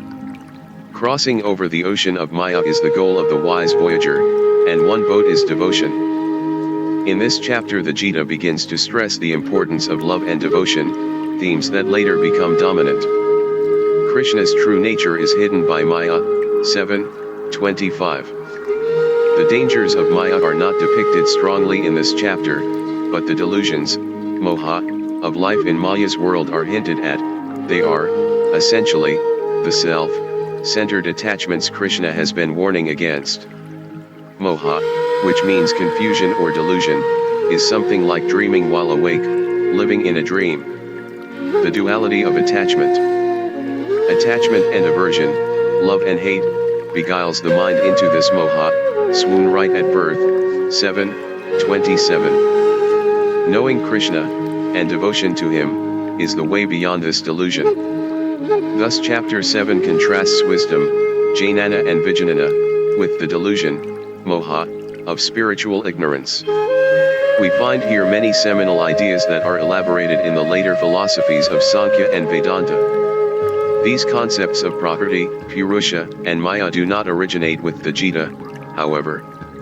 The word Maya appears in the Rig Veda, the most ancient of the Vedas, and Purusha is a recurring theme in the Upanishads. The Gita is a halfway point between the spontaneous insights of the Upanishads and the later, highly formalized philosophical systems. In the Gita we find an organized presentation of these and other key concepts without a cumbersome technical explanation. D.M. 7. Wisdom from realization. Krishna 1. With your mind intent on me, Arjuna, discipline yourself with the practice of yoga. Depend on me completely. Listen, and I will dispel all your doubts. You will come to know me fully and be united with me. 2. I will give you both jnana and vijnana. When both these are realized, there is nothing more you need to know. 3. One person in many thousands may seek perfection, yet of these only a few reach the goal and come to realize me. 4. Earth, water, fire, air, akasha, mind, intellect, and ego, these are the 8 divisions of my Prakriti. 5. But beyond this I have another, higher nature. Nature, Arjuna, it supports the whole universe and is the source of life in all beings. 6. In these 2 aspects of my nature is the womb of all creation. The birth and dissolution of the cosmos itself take place in me. 7. There is nothing that exists separate from me, Arjuna. The entire universe is suspended from me as my necklace of jewels. 8. Arjuna, I am the taste of pure water and the radiance of the sun and moon. I am the sacred word and the sound heard in air, and the courage of human beings. 9. I am the sweet fragrance in the earth and the radiance of fire. I am the life in every creature and the striving of the spiritual aspirant. 10. My eternal seed, Arjuna, is to be found in every creature. I am the power of discrimination in those who are intelligent, and the glory of the noble. 11. In those who are strong, I am strength, free from passion and selfish attachment. I am desire itself, if that desire is in harmony with the purpose of life. 12. The states of Sattva, Rajas, and Tamas come from me, but I am not in them. 13. These three gunas deceive the world, people fail to look beyond them to me, supreme and imperishable. 14. The three gunas make up my divine Maya, difficult to overcome. But they cross over this Maya who take refuge in me. 15. Others are deluded by Maya, performing evil deeds, they have no devotion to me. Having lost all discrimination, they follow the way of their lower nature. 16. Good people come to worship me for different reasons. Some come to the spiritual life because of suffering, some in order to understand life, some come through a desire to achieve life's purpose, and some come who are men and women of wisdom. 17. Unwavering. Unwavering in devotion, always united with me, the man or woman of wisdom surpasses all the others. To them I am the dearest beloved, and they are very dear to me. 18. All those who follow the spiritual path are blessed. But the wise who are always established in union, for whom there is no higher goal than me, may be regarded as my very self. 19. After many births the wise seek refuge in me, seeing me everywhere and in everything. Such great souls are very rare. 20. There are others whose discrimination is misled by many desires. Following their own nature, they worship lower gods, practicing various rites. 21. When a person is devoted to something with complete faith, I unify his faith in that. 22. Then, when faith is completely unified, one gains the object of devotion. In this way, every desire is fulfilled by me. 23. Those whose understanding is small attain only transient satisfaction, those who worship the gods go to the gods. But my devotees come to me. 24. Through lack of understanding, people believe that I, the unmanifest, have entered into some form. They fail to realize my true nature, which transcends birth and death. 25. Few see through the veil of Maya. The world, deluded, does not know that I am without birth and changeless.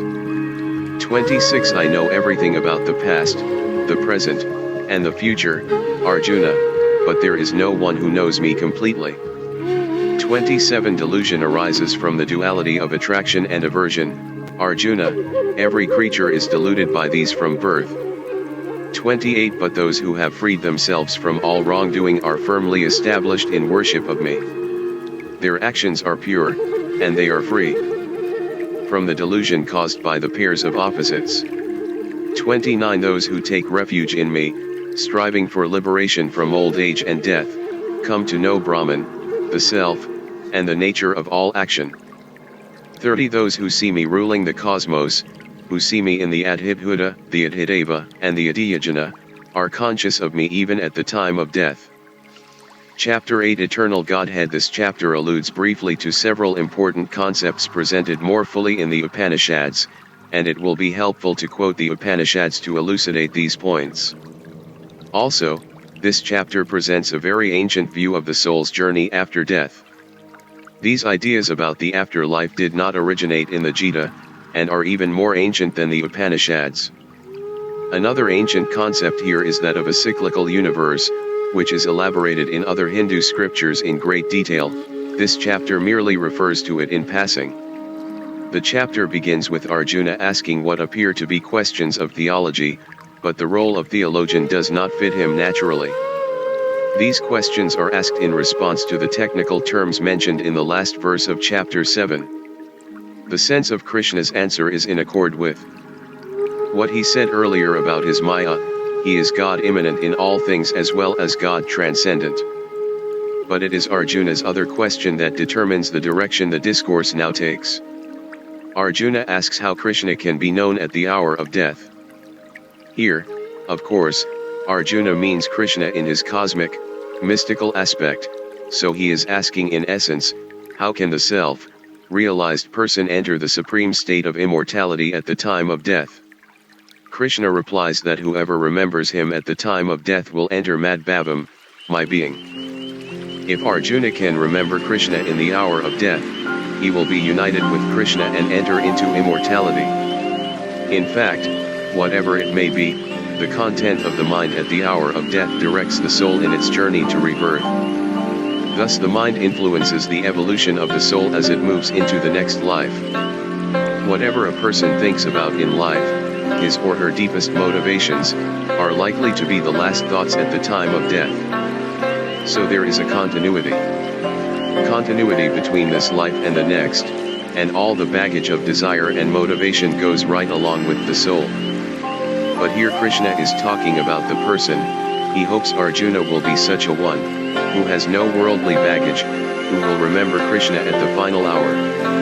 To ensure he will focus his devotion on Krishna at the hour of death, Arjuna should make a practice of remembering him continually now. If he makes his mind one-pointed in meditation and learns to focus his being on Krishna, then naturally at the time of death he will think of nothing else. Otherwise, in the chaos of death, he will panic and lose his way.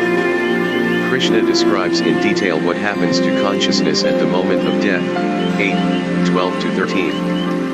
These verses actually describe the yogis as being in control of the process of death, directing their consciousness step by step through the difficult ordeal of leaving the body.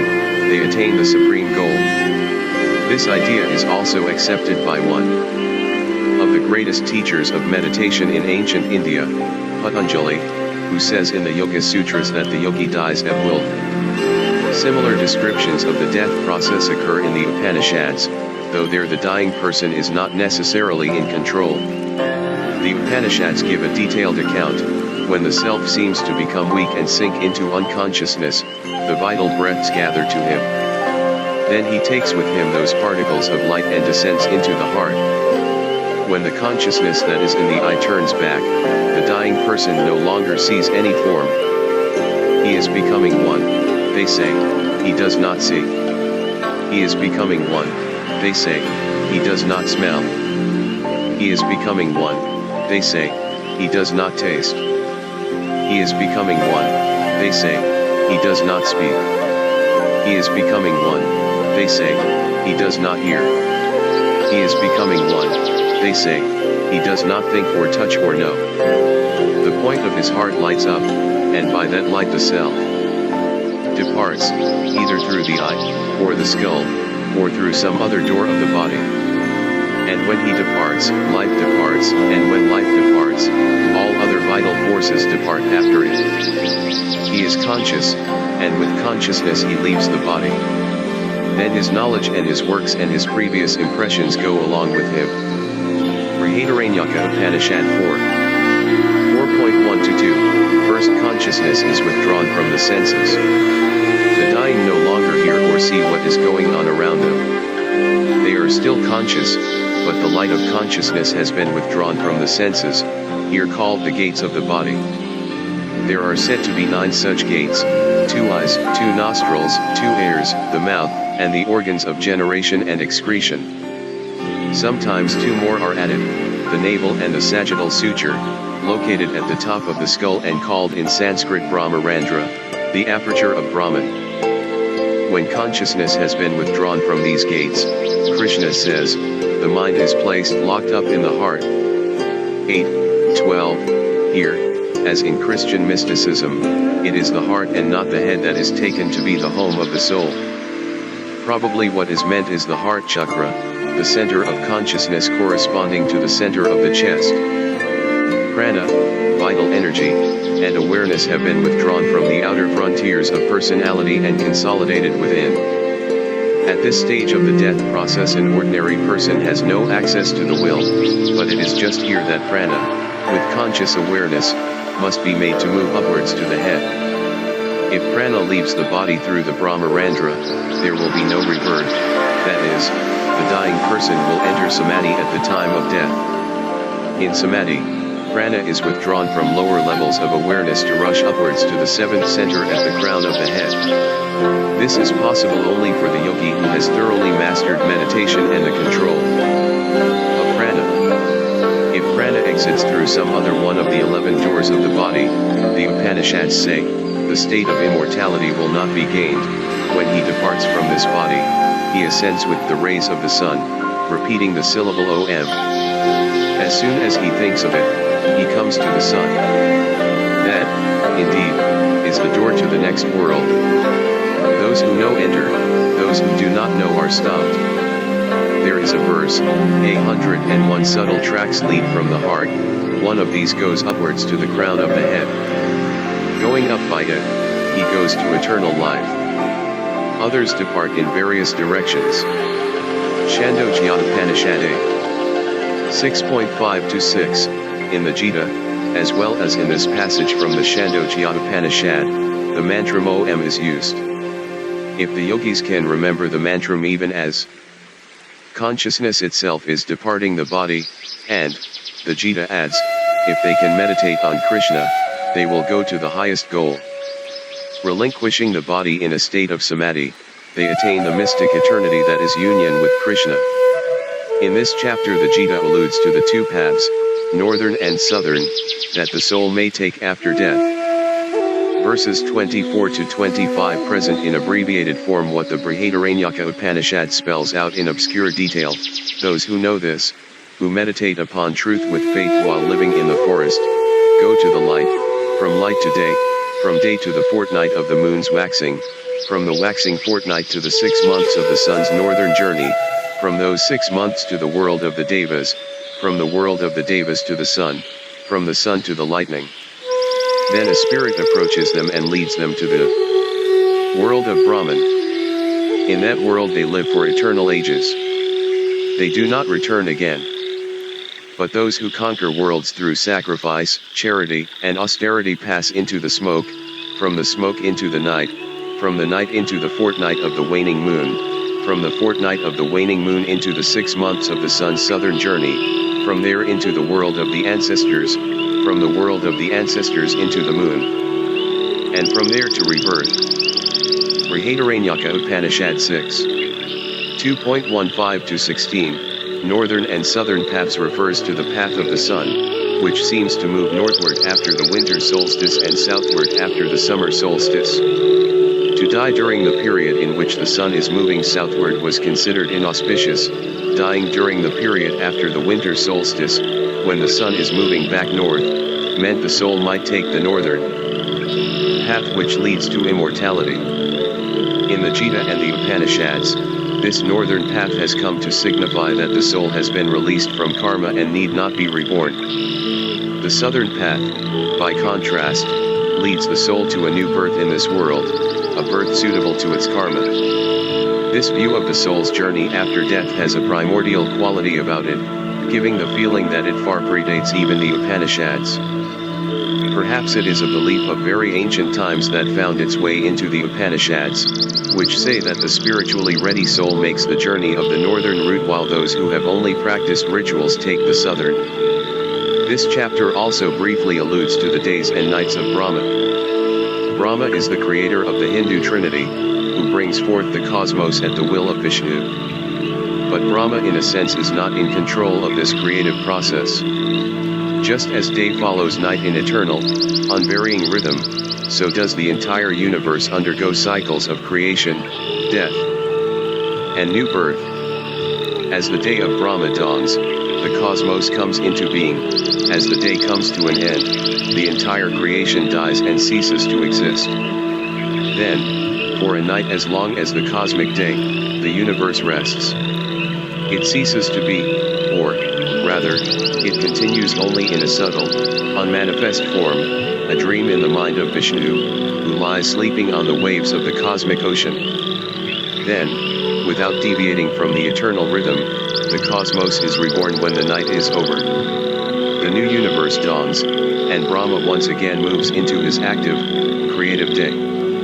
Scholars have noted that this grand vision of the cosmos being born, dying, and being reborn for eternity, cosmos after cosmos arising from the black immensity of nothingness, is quite similar to modern theories of the expanding and contracting universe put forward by contemporary cosmology. The vast time spans accepted by present-day physics are also similar to the cosmic days and nights of Brahma. Each day lasts for 1,000 yugas, which equals 4,320,000,000 years. For this near eternity of time the universe lives and grows, then it dies and lies dormant for an equal time, before the new day dawns. There is a state of being, however, that is higher than the perishable cosmos, which is not born and does not die the cosmic death. Here, 8:20, it is called simply Avyakta, the unmanifest. This is the supreme goal of all living things, and it is Krishna's home. 8:21.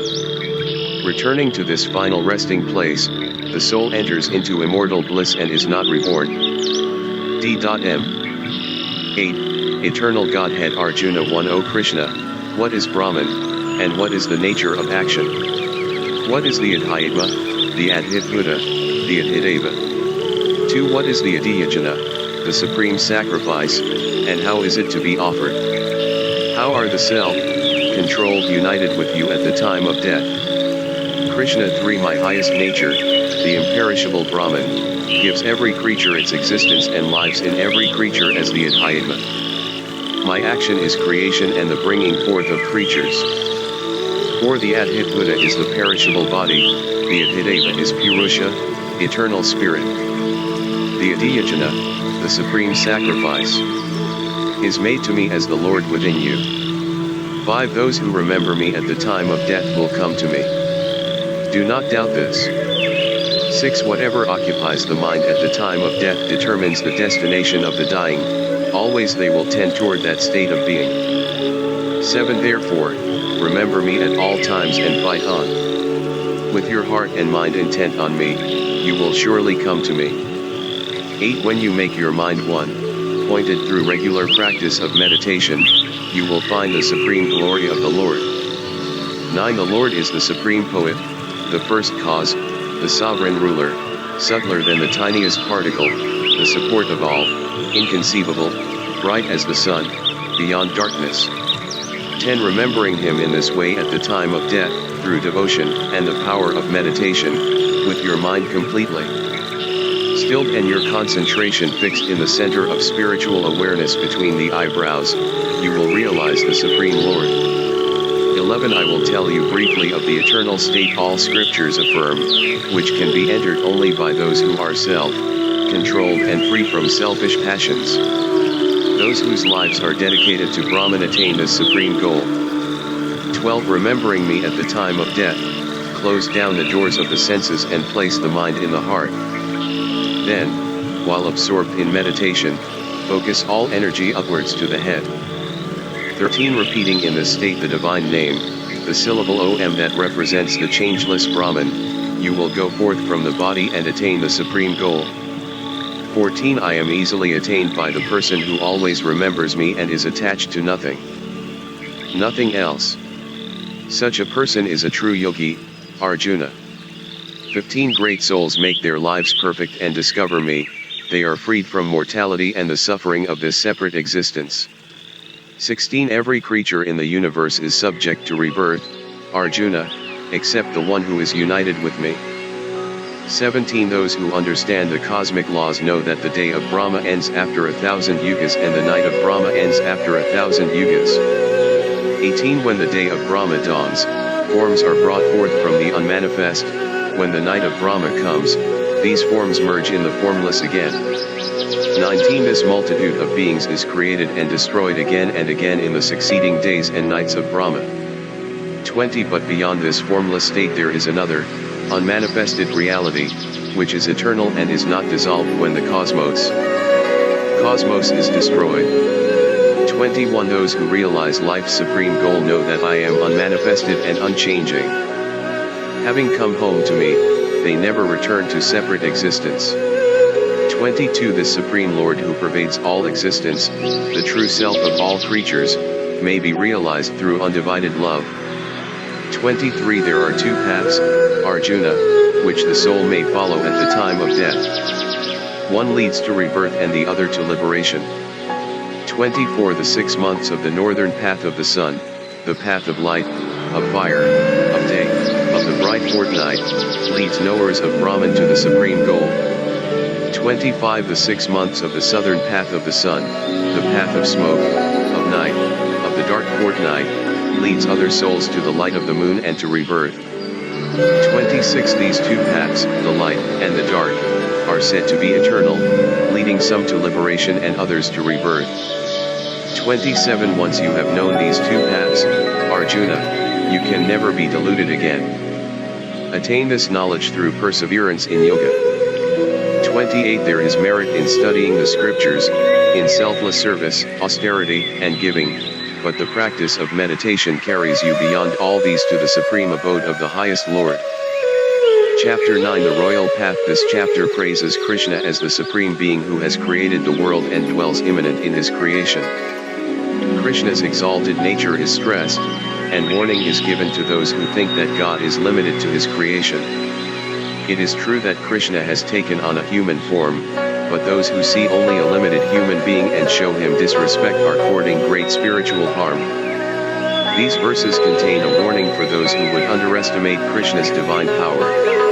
In this chapter Krishna replaces the many gods and goddesses of the usual Hindu pantheon, each of which represents a different divine power. Here Krishna is seen as containing within himself all such powers. It is Krishna and Krishna alone who is to be worshipped. He is the goal, the support, the only refuge, the one true friend. He is the beginning and the end. 9:18. It follows that those who practice a ritual religion, offering the ritual sacrifices ordained by the Vedas, do not attain the true goal of their lives. True, they do enjoy heaven after death. But when their store of merit is used up, they are born again in order to have another chance at turning away from personal gain and aiming at life's supreme goal. So long as they are motivated only by self-centered desires, they must be born again and again, and their spiritual evolution either stands still or they make very little progress. Even these souls, however, are really worshipping Krishna, though they do not know it. They seek Krishna, the Supreme Being, in all their wanderings through many lives and even in their sojourns in heaven, where they enjoy the reward of their good deeds. Because they do not know his real nature, however, they will not attain the goal, but will be reborn. An endless round of rebirths may seem like a living damnation of the struggling soul, a harsh note that would be uncharacteristic of the Gita. But this is not a question of damnation. The purpose of life is to realize God, and until this is done, the soul cannot escape creating more karma which has to be worked out, however many lives it might take. The choice to turn toward self-realization is always open. The Gita does not dwell on the obstacles, however, but quickly goes on to reveal Krishna's more compassionate nature. It makes the point that whatever a person deeply desires, whatever he or she worships, will eventually be attained, in some life or other. In particular, to have real, selfless love, regardless of the object, is to love Krishna, the ultimate good. This kind of love, called bhakti, is far more potent than observances and rituals, a point the Gita is slowly revealing. But to have this devotion without understanding Krishna's nature is not enough. In the end, to attain this goal, Arjuna must have devotion and understand it is Krishna's universal aspect that he loves. Then he will truly attain the eternal, immortal state. This chapter contains a famous and very popular series of verses. Whatever you do, make it an offering to me, the food you eat, the sacrifices you make, the help you give, even your suffering. In this way you will be freed from the bondage of karma, and from its results both pleasant and painful. 9:27 to 28, Krishna accepts every offering made to him in the right spirit. He assures Arjuna of this. Then he demands that Arjuna make everything, every act, every meal, every sacrifice, every gift, even his sufferings, an offering to God. He demands this so that Arjuna can be released from the bondage of karma. This is a new emphasis, a new way. If Arjuna can live in complete union with Krishna's will, doing everything for Krishna alone, then by that very purity of will he will be free from selfish motives and thus released from karma. His spirit will be free, and he will attain his goal of mystic union with Krishna. Krishna declares that he is impartial to all creatures, he neither favors nor rejects anyone. It is their sincere love that is important. Those who are truly devoted to Krishna live in him, and he abides in them. With some daring, probably at the risk of discomfort to the more orthodox, Krishna adds that even a sinner who takes wholehearted refuge in him becomes good. The word used is sadhu, which literally means a good person but has come to signify one who leads the spiritual life, giving up all selfish desires to achieve the final goal. The word for sinner, syujarakara, should not be passed by either. Su is literally good, dur is bad, thus one whose conduct is really bad, as we might say good and hot to mean really hot. Krishna promises that his devotees must attain peace at last. No one who has genuine love and devotion can perish. The meaning here is taken to be perish in a spiritual sense, come to spiritual harm. The message of this chapter is simple. It contains no philosophy and only a little theology. The one message is, anyone who has real love, love for the Lord of love who is in all creatures, will in the end attain the goal. This is the royal secret that Krishna had promised to reveal. D.M. 9. The royal path Krishna won because of your faith. I shall tell you the most profound of secrets, obtaining both Jnana and Vijnana, you will be free from all evil. To this royal knowledge, this royal secret, is the greatest purifier. Righteous and imperishable, it is a joy to practice and can be directly experienced. 3. But those who have no faith in the supreme law of life do not find me, Arjuna. They return to the world, passing from death to death. 4. I pervade the entire universe in my unmanifested form. All creatures find their existence in me, but I am not limited by them. 5. Behold my divine mystery. These creatures do not really dwell in me, and though I bring them forth and support them, I am not confined within them. 6. They move in me as the winds move in every direction in space. 7. At the end of the eon these creatures return to unmanifested matter, at the beginning of the next cycle I send them forth again.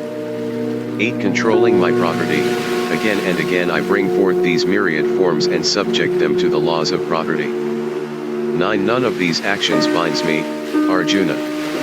I am unattached to them, so they do not disturb my nature. 10. Under my watchful eye the laws of nature take their course. Thus is the world set in motion, thus the animate and the inanimate are created. 11. The immature do not look beyond physical appearances to see my true nature as the Lord of all creation. 12. The knowledge of such deluded people is empty, their lives are fraught with disaster and evil, and their work and hopes are all in vain. 13. But truly great souls seek my divine nature.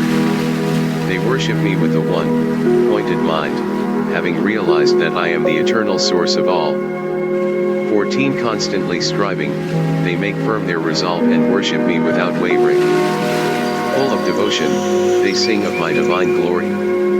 15. Others follow the path of Jnana, spiritual wisdom. They see that where there is one, that one is me, where there are many, all are me, they see my face everywhere. 16. I am the ritual and the sacrifice, I am true medicine and the mantra. I am the offering and the fire which consumes it, and the one to whom it is offered. 17. I am the father and mother of this universe, and its grandfather too, I am its entire support. I am the sum of all knowledge, the purifier, the syllable Om, I am the sacred scriptures, the Rig, Yajur, and Sama Vedas. 18 I am the goal of life, the Lord, and support of all, the inner witness, the abode of all. I am the only refuge, the one true friend, I am the beginning, the staying, and the end of creation, I am the womb and the eternal seed. 19 I am heat, I give and withhold the rain. I am immortality and I am death, I am what is and what is not.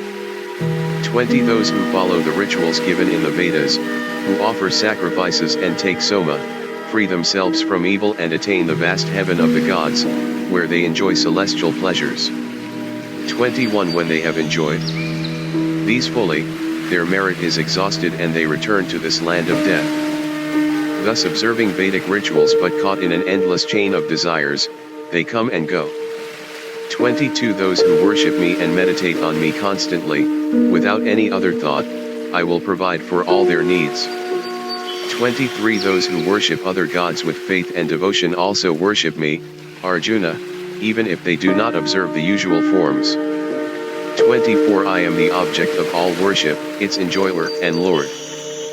But those who fail to realize my true nature must be reborn. 25 Those who worship the Devas will go to the realm of the Devas, those who worship their ancestors will be united with them after death. Those who worship phantoms will become phantoms, but my devotees will come to me. 26 Whatever I am offered in devotion with a pure heart, a leaf, a flower, fruit, or water, I accept with joy. 27 Whatever you do, make it an offering to me, the food you eat, the sacrifices you make, the help you give, even your suffering. 28 In this way you will be freed from the bondage of karma, and from its results both pleasant and painful. Then, firm in renunciation and yoga, with your heart free, you will come to me. 29 I look upon all creatures equally, none are less dear to me and none more dear. But those who worship me with love live in me, and I come to life in them. 30 Even sinners become holy when they take refuge in me alone. 31 Quickly their souls conform to Dharma and they attain to boundless peace. Never forget this, Arjuna, no one who is devoted to me will ever come to harm. 32 All those who take refuge in me, whatever their birth, race, sex, or caste, will attain the supreme goal. This realization can be attained even by those whom society scorns. 33 Kings and sages too seek this goal with devotion. Therefore, having been born in this transient and forlorn world, give all your love to me. 34 Fill your mind with me, love me, serve me, worship me always. Seeking me in your heart, you will at last be united with me. Chapter 10 Divine Splendor Krishna goes deeper into the revelation of his divine being, revealing himself as the source from which all things come, the one who is the reality behind the many.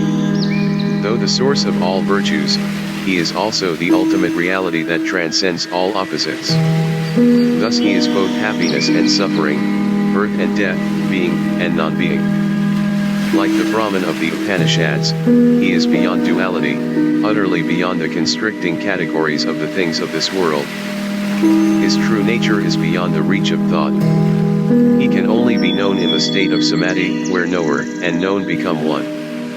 Arjuna calls Krishna Purushottama, the Supreme Purusha, the Supreme Person. Krishna is now no human charioteer but Bhagwan, the munificent Lord, and Arjuna, leaving his warrior persona behind, now stands revealed as a seeker after truth. At Arjuna's request, Krishna now reveals a few of his divine powers and attributes, buddhis. From this point on the chapter becomes difficult because of the many unfamiliar names that are mentioned. In whatever category, Krishna is the chief, the best, the most intense, the most beautiful, the most awesome, the essence. Many of the allusions will be familiar, for example, among rivers Krishna is the Ganges. But many of the names come from Hindu mythology and are not well known. There is no room here to explain every name, but the following paragraphs will highlight a few of importance. First, Krishna is the Atman, the inner self in all beings.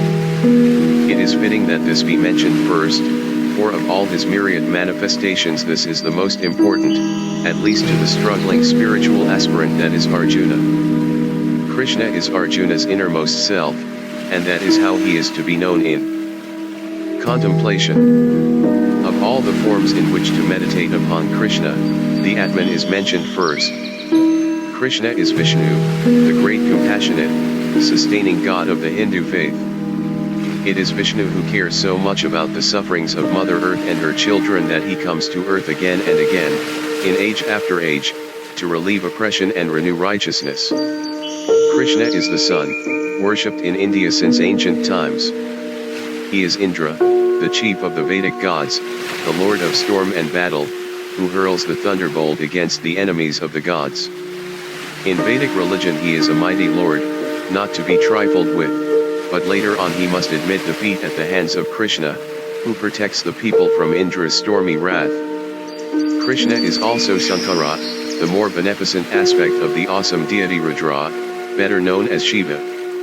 Among mountains Krishna is Meru, the high mountain home of Shiva and the other gods, the highest peak and center of the world. Krishna is consciousness, the syllable Om, and the mantram or holy name. He is the mythic horse and the fabulous elephant that were produced when the cosmic ocean was churned for the elixir of immortality. Krishna is Ananta, the cosmic serpent on which Lord Vishnu sleeps. He is Varuna, Vedic god of the oceans, and Yama, the god of death. Among demons, Asuras, he is Prahlada, who, though born in the race of demons, was devoted to God and never swayed in his love, even when his own father tried to kill him. And of course Krishna is Rama, the great warrior, prince, also an incarnation of Vishnu, whose exploits are told in the immortal epic, the Ramayana. Of all fields of knowledge, Krishna says, he is knowledge of the self. The study of Sanskrit and its grammar were important in ancient India, and Krishna doesn't neglect this field. He is A among letters, among compound words he is the Dvandva, which joins equals. He is the Gayatri, a particular meter found in the poetry of the Vedas, but generally taken to be a famous prayer from the Rig Veda, 3:62.10, composed in that meter, which has been chanted every morning by countless worshippers for 3,000 years. It is fitting that among seasons Krishna is the spring, the season of flowers. Less easily understood is his claim to be the gambling of gamblers. Krishna has a sense of play, and as gambling is the obsession of the gambler, it seems natural that Krishna might claim this as a booty. Also, in ancient India gambling was considered a royal pastime, and no king of repute would refuse a friendly game of dice. In the human realm, Krishna is the son of Vasudeva, a prince of the Vrishni line, in other words, the human form that is Arjuna's friend and charioteer. He is also Arjuna. And he is Vyasa, the composer of the Gita, indeed, of the whole Mahabharata. Wherever Arjuna finds strength, beauty, or power, Krishna concludes, he should recognize it as coming from a spark of Krishna's glory. Then, after overwhelming Arjuna with this stupendous list of divine powers and revelations, Krishna asks casually, but what use is it to know all of these details? The important fact is to know that I am, and that a tiny portion of my being supports all things. D.M. 10. Divine Splendor Krishna 1. Listen further, Arjuna, to my supreme teaching, which gives you such joy. Desiring your welfare, O strong, armed warrior, I will tell you more. To neither gods nor sages know my origin, for I am the source from which the gods and sages come. 3. Whoever knows me as the Lord of all creation, without birth or beginning, knows the truth and frees himself from all evil. 4. Discrimination, wisdom, understanding, forgiveness, truth, self-control, and peace of mind, pleasure and pain, birth and death, fear and courage, honor and dishonor. 5. Nonviolence, charity, equanimity, contentment, and perseverance in spiritual disciplines, All the different qualities found in living creatures have their source in me. 6. The 7 great sages and the 4 ancient ancestors were born from my mind and received my power. From them came all the creatures of this world. 7. Whoever understands my power and the mystery of my manifestations comes without doubt to be united with me. 8. I am the source from which all creatures evolve. The wise remember this and worship me with loving devotion. 9. Their thoughts are all absorbed in me, and all their vitality flows to me. Teaching one another, talking about me always, they are happy and fulfilled. 10. To those steadfast in love and devotion I give spiritual wisdom, so that they may come to me. 11. Out of compassion I destroy the darkness of their ignorance. From within them I light the lamp of wisdom and dispel all darkness from their lives. Arjuna. 12. You are Brahman Supreme, the highest abode, the supreme purifier, the self, luminous, eternal spirit, first among the gods, unborn, and infinite. 13. The great sages and seers, Narada, Asita, Devala, and Vyasa too, have acclaimed you thus, now you have declared it to me yourself. 14. Now, O Krishna, I believe that everything you have told me is divine truth. O Lord, neither gods nor demons know your real nature. 15. Indeed, you alone know yourself, O Supreme Spirit. You are the source of being, and the master of every creature, God of gods, the Lord of the universe. 16. Tell me all your divine attributes, leaving nothing unsaid. Tell me of the glories with which you fill the cosmos.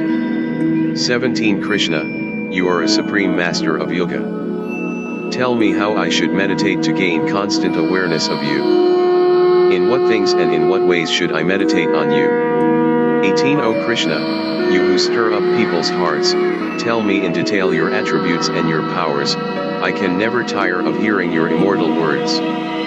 Krishna. 19. All right, Arjuna, I will tell you of my divine powers. I will mention only the most glorious, for there is no end to them. 20. I am the true self in the heart of every creature, Arjuna, and the beginning, middle, and end of their existence. 21. Among the shining gods I am Vishnu, of luminaries I am the sun, among the storm gods I am Marishi, and in the night sky I am the moon. 22. Among scriptures I am the Samaveda, and among the lesser gods I am Indra. Among the senses I am the mind, and in living beings I am consciousness. 23. Among the Rudras I am Shankara. Among the spirits of the natural world I am Kubera, god of wealth, and Pavaka, the purifying fire. Among mountains I am Meru. 24. Among priests I am Brihaspati, and among military leaders I am Skanda. Among bodies of water I am the ocean. 25. Among the great seers I am Bhrigu, and among words, the syllable Om, I am the repetition of the holy name, and among mountains I am the Himalayas. 26. Among trees I am the Ashvatha, the sacred fig, among the Gandharvas, the heavenly musicians, I am Chitraratha. Among divine seers I am Narada, and among sages I am Kapila. 27. I was born from the nectar of immortality as the primordial horse and as Indra's noble elephant. Among human beings, I am the king. 28. Among weapons I am the thunderbolt. I am Kamadhak, the cow that fulfills all desires, I am Kandar, the power of sex, and Vasuki, the king of snakes. 29. I am Ananta, the cosmic serpent, and Varuna, the god of water. I am Aryaman among the noble ancestors. Among the forces which restrain I am Yama, the god of death. 30. Among animals I am the lion, among birds, the eagle Garuda. I am Prahlada, born among the demons, and of all that measures, I am time. 31. Among purifying forces I am the wind, among warriors, Rama. Of water creatures I am the crocodile, and of rivers I am the Ganges. 32. I am the beginning, middle, and end of creation. Of all the sciences I am the science of self, knowledge, and I am logic in those who debate. 33. Among letters I am A, among grammatical compounds I am the Dvandva. I am infinite time, and the sustainer whose face is seen everywhere. 34 I am death, which overcomes all, and the source of all beings still to be born. I am the feminine qualities, fame, beauty, perfect speech, memory, intelligence, loyalty, and forgiveness. 35 Among the hymns of the Samaveda I am the Brihat, among poetic meters, the Gayatri. Among months I am Margashirsha, first of the year, among seasons I am spring, that brings forth flowers. 36 I am the gambling of the gambler and the radiance in all that shines. I am effort, I am victory, and I am the goodness of the virtuous. 37 Among the Vrishnas I am Krishna, and among the Pandavas I am Arjuna. Among sages I am Vyasa, and among poets, Ushanaz. 38 I am the scepter which metes out punishment, and the art of statesmanship in those who lead. I am the silence of the unknown and the wisdom of the wise. 39 I am the seed that can be found in every creature, Arjuna, for without me nothing can exist, neither animate nor inanimate. 40 But there is no end to my divine attributes, Arjuna, these I have mentioned are only a few. 41 Wherever you find strength, or beauty, or spiritual power, you may be sure that these have sprung from a spark of my essence. 42 But of what use is it to you to know all this, Arjuna? Just remember that I am, and that I support the entire cosmos with only a fragment of my being. Chapter 11 The Cosmic Vision This is the most exalted chapter of the entire Gita, for here Arjuna sees the divine vision of Krishna in his full nature as God himself, Lord of the universe. It is difficult to see at first why the ultimate spiritual vision should be granted to Arjuna at this point. We must remember that Krishna and Arjuna have been companions for many lives. Yet at the opening of the Gita, Arjuna is a warrior, little concerned with mystic visions. Step by step Krishna has led him to an understanding of the real purpose of his life, to know who he is and to know also who Krishna is. In the last chapter, Krishna had reached the point where he was willing to reveal to Arjuna the manifestations of divine power. Arjuna had not only asked about those powers, but had even wanted to know in which forms he might meditate on Krishna, the first time Arjuna had spoken of contemplation. Now, in chapter 11, Arjuna asks to see Krishna as he really is. His desire is granted, and in essence the rest of the chapter describes Arjuna's samadhi. Samadhi is the word used by Patanjali in his classic work, the Yoga Sutras, to describe the final stage in meditation, in which the mind is completely concentrated and a superconscious mode of knowing comes into play. Patanjali speaks of many different kinds of samadhi, but for practical purposes we may speak of two, Savikalpa and Nirvikalpa. Arjuna's vision begins with Savikalpa Samadhi, in which he sees God in a personal manifestation. Then, as he passes into Nirvikalpa Samadhi, Arjuna sees all forms disappearing into God, until only a supernatural fire consuming the entire phenomenal world is left. This supreme vision dazzles Arjuna with the blinding splendor of 1,000 suns. Mystics have often described their experiences in terms of light. In an ancient prayer of the Veda, the poet asks for divine wisdom to dawn in his heart just as the sun rises in the sky. And in the West we have countless testimonies like that of St. Teresa of Avila. When the soul looks upon this divine sun, the brightness dazzles it. And very often it remains completely blind, absorbed, amazed, and dazzled by all the wonders it sees. As this vision begins to unfold, Arjuna sees the whole world in the body of Krishna and he begins a hymn of praise. He sees Krishna as Vishnu with his traditional weapons, the mace and the discus, and wearing a crown. As the vision becomes more intense, Arjuna begins to feel afraid. He sees the light of God become a fire that burns to consume all things, as if at the end of time. All the warriors on the battlefield are mortals, and Arjuna sees them slain, burning in the universal fire. All creatures rush to destruction, like moths into a flame. God's radiance is both a great light and a burning fire. Terrified, Arjuna wants to know the identity of this awesome God. who bears no resemblance now to the Krishna he had known as his teacher and friend. In answer to the question, "Who are you?" Krishna's reply is the verse, 11:32, that burst into Robert Oppenheimer's mind when he saw the atomic bomb explode over Trinity in the summer of 1945, "I am become death, the shatterer of worlds." But the word kala means not just death but time, which eventually devours all. Arjuna is brave, and worthy of this vision, for he does not lose consciousness or completely break down. He praises Krishna and then asks for forgiveness if during their long friendship he has ever said or done anything to offend the Lord through mistaking him for a mere human being. Finally, the vision is too much for Arjuna. Though he experiences the deep peace and joy of samadhi, he is terrified at the same time. He wishes to see the more human face of God. Krishna grants his desire and returns to his gentle, normal aspect. He tells Arjuna how very difficult it is to see him in his exalted form as the Lord of Yoga, the God of gods. Only pure devotion attains this vision. This theme dominates the remaining chapters of the Gita. It is devotion that is all important on the spiritual quest. D.M. 11.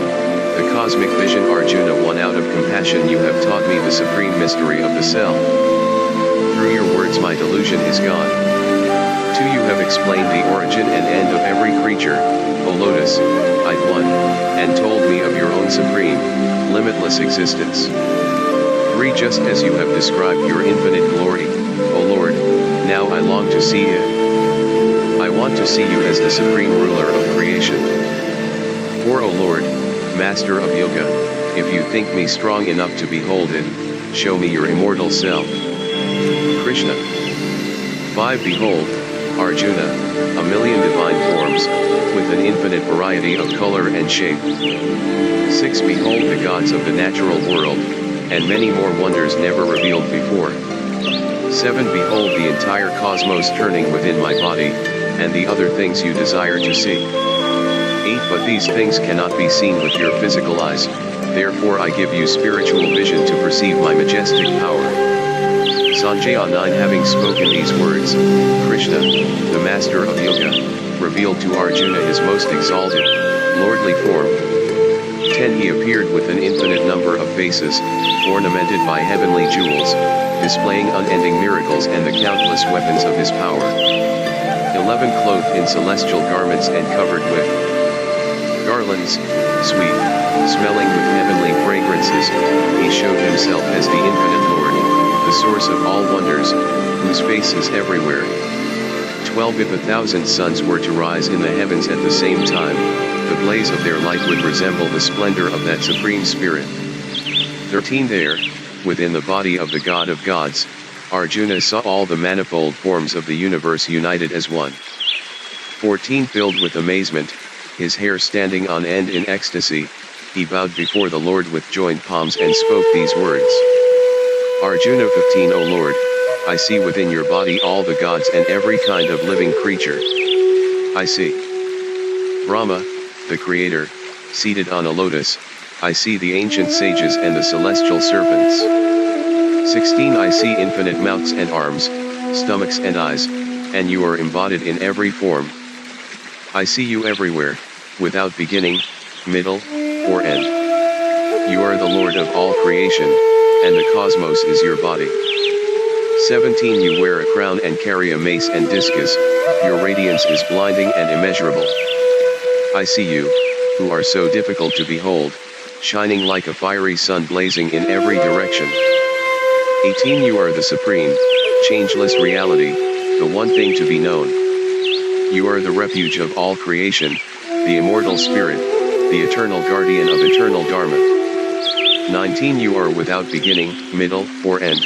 You touch everything with your infinite power. The sun and moon are your eyes, and your mouth is fire, your radiance warms the cosmos. 20. O Lord, your presence fills the heavens and the earth and reaches in every direction.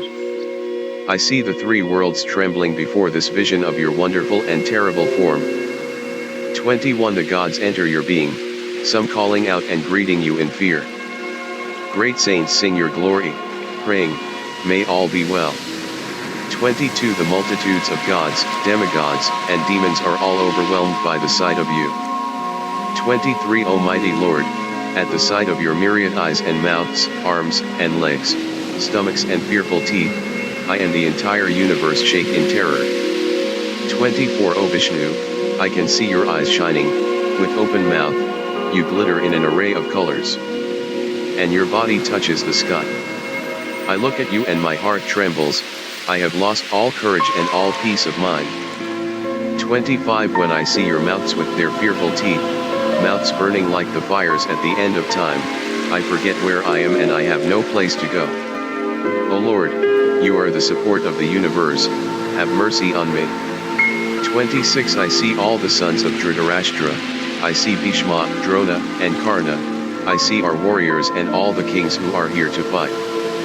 27 All are rushing into your awful jaws, I see some of them crushed by your teeth. 28 As rivers flow into the ocean, all the warriors of this world are passing into your fiery jaws. 29 All creatures rush to their destruction like moths into a flame. 30 You lap the worlds into your burning mouths and swallow them.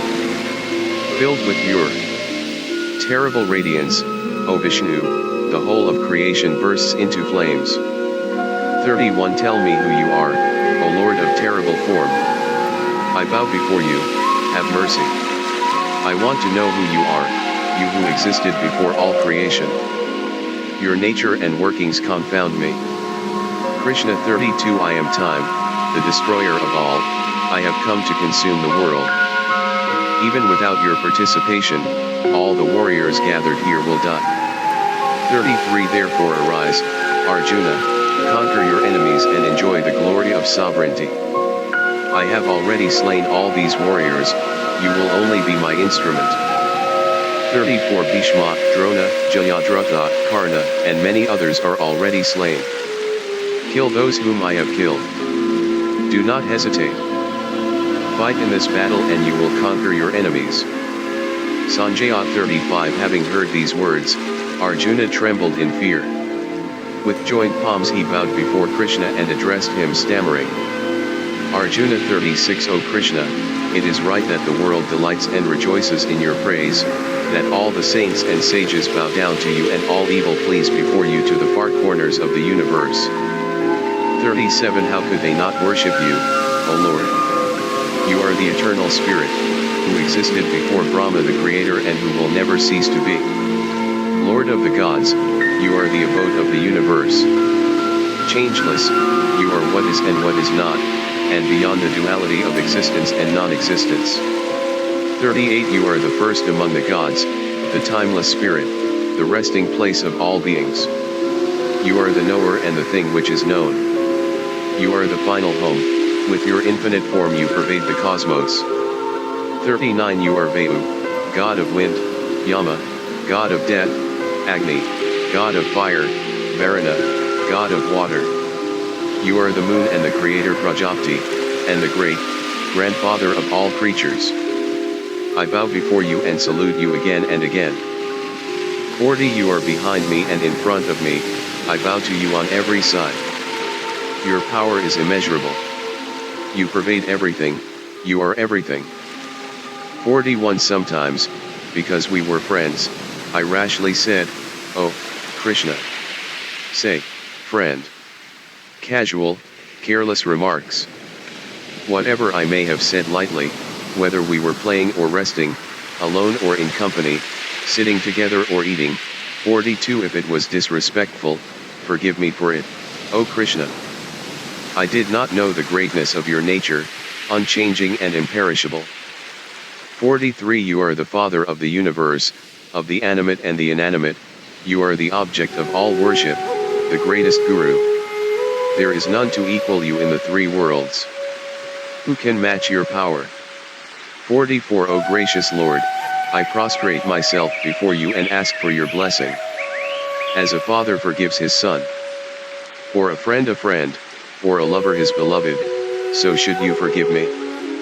45 I rejoice in seeing you as you have never been seen before, yet I am filled with fear by this vision of you as the abode of the universe. Please let me see you again as the shining God of gods. 46 Though you are the embodiment of all creation, let me see you again not with 1,000 arms but with 4, carrying the mace and discus and wearing a crown. Krishna 47 Arjuna, through my grace you have been united with me and received this vision of my radiant, universal form, without beginning or end, which no one else has ever seen. 48 Not by knowledge of the Vedas, nor sacrifice, nor charity, nor rituals, nor even by severe asceticism has any other mortal seen what you have seen, O heroic Arjuna. 49 Do not be troubled, do not fear my terrible form. Let your heart be satisfied and your fears dispelled in looking at me as I was before. Sanjaya 50 Having spoken these words, the Lord once again assumed the gentle form of Krishna and consoled his devotee, who had been so afraid. Arjuna 51 O Krishna, now that I have seen your gentle human form my mind is again composed and returned to normal. Krishna 52 It is extremely difficult to obtain the vision you have had, even the gods long always to see me in this aspect. 53 Neither knowledge of the Vedas, nor austerity, nor charity, nor sacrifice can bring the vision you have seen. 54 But through unfailing devotion, Arjuna, you can know me, see me, and attain union with me.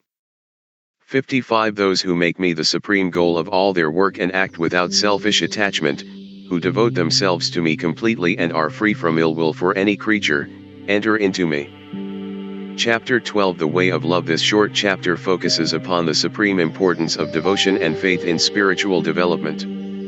Here love, or personal devotion, is the most powerful motivation in spiritual life. The world's great religions agree on this point. All religions allow for a way of devotion, and millions of men and women have found spiritual fulfillment in devotion to Christ, the Buddha, or Muhammad. Hinduism has allowed a place for the path of knowledge as well as the path of devotion. Here, however, the Gita stresses the efficacy of devotion. The Upanishads, the final word on mystic experience uttered by the Vedas, stress the ultimate reality, the eternal truth behind the ephemeral things of this world. The teachers of the Upanishads told their students to seek knowledge of the Atman, their true self. The consummation of this knowledge was to know that the self within was one with Brahman, the ultimate reality pervading all things. This was encapsulated in the statement Tat Tvam Asi, you are that imperishable being, that immortal reality. Brahman, the nameless, formless Godhead, could be known only in the superconscious state. The Gita moves away from such an approach to religion. For as Krishna says, seeking an eternal, indefinable, hidden Godhead is rather a tall order for the average, or even above average, person. In fact, in this chapter it is said to be beyond the reach of practically all embodied beings, Dhabit, those who have bodies. This path of wisdom may be just too spiritual for Earth's children, because those who identify to a large degree with their physical nature find the way of knowledge too steep a climb. We can turn to one of the Western followers of this path to see why. This is Dionysius the Areopagite, a Christian monk of the 5th century, sounding remarkably like verses 3 to 4 of this very chapter. Then, beyond all distinction between knower and known, the aspirant becomes merged in the nameless, formless reality, wholly absorbed in that which is beyond all things and in nothing else. Having stilled his intellect and mind, he is united by his highest faculty with that which is beyond all knowing. Fortunately there is the path of love, for when God is loved in personal aspect, the way is vastly easier. According to the Hindu scriptures, God can be loved as a merciful father, a divine mother, a wise friend, a passionate beloved, or even as a mischievous child. We might turn to the Christian mystics for help here, for most of them have walked the way of love. The medieval Christian work called The Cloud of Unknowing states that love is the sure, safe path to God. By love he can be gotten and holden, by thought never. In a well-known passage in the New Testament, St. Paul puts love above knowledge and even above miraculous powers, but I shall give you a more excellent way. love never faileth. But whether there be prophecies, they shall fail. Whether there be tongues, they shall cease. Whether there be knowledge, it shall vanish away. And St. John of the Cross tells concisely why the vast majority of human beings find it easier to overcome their weaknesses through love than through knowledge. In order to overcome our desires and to renounce all those things, our love and inclination for which are wont to inflame the will that it delights therein, we require a more ardent fire and a nobler love, that of the bridegroom. If our spiritual nature were not on fire with other and nobler passions, we should never cast off the yoke of the senses. But such love is often not forthcoming in the struggling soul, even in one like Arjuna. So Krishna says that if Arjuna is not able to focus his devotion, he should learn to do so through the regular practice of meditation. Even love and devotion can be cultivated through regular practice, they needn't be regarded as mysterious forces, divine gifts of the spirit. If even the attempt at regular practice should fail, Krishna is still not ready to let Arjuna admit defeat. He should, Krishna says, work selflessly without desire for the fruits of his labors. But real peace of mind comes only from renunciation. The word tyaga here seems to mean renunciation or abandonment of self, will more than anything else. Such self-surrender may be a last resort, but if it is genuine it brings immediate peace. Verses 13 to 20 describe the characteristics of the genuine lover of God. Such a saintly person, Krishna points out, is greatly loved and dear to Krishna himself. D.M. 12. The way of love. Arjuna, one of those steadfast devotees who love you and those who seek you as the eternal formless reality, who are the more established in yoga. Krishna, to those who set their hearts on me and worship me with unfailing devotion and faith are more established in yoga. 3. As for those who seek the transcendental reality, without name, without form, contemplating the unmanifested, beyond the reach of thought and of feeling, for with their senses subdued and mind serene and striving for the good of all beings, they too will verily come unto me. 5. Yet hazardous and slow is the path to the unrevealed, difficult for physical creatures to tread. 6. But they for whom I am the supreme goal, who do all work renouncing self for me and meditate on me with single-hearted devotion. 7. These I will swiftly rescue from the fragment cycle of birth and death, for their consciousness has entered into me. 8. Still your mind in me, still your intellect in me, and without doubt you will be united with me forever. 9. If you cannot still your mind in me, learn to do so through the regular practice of meditation.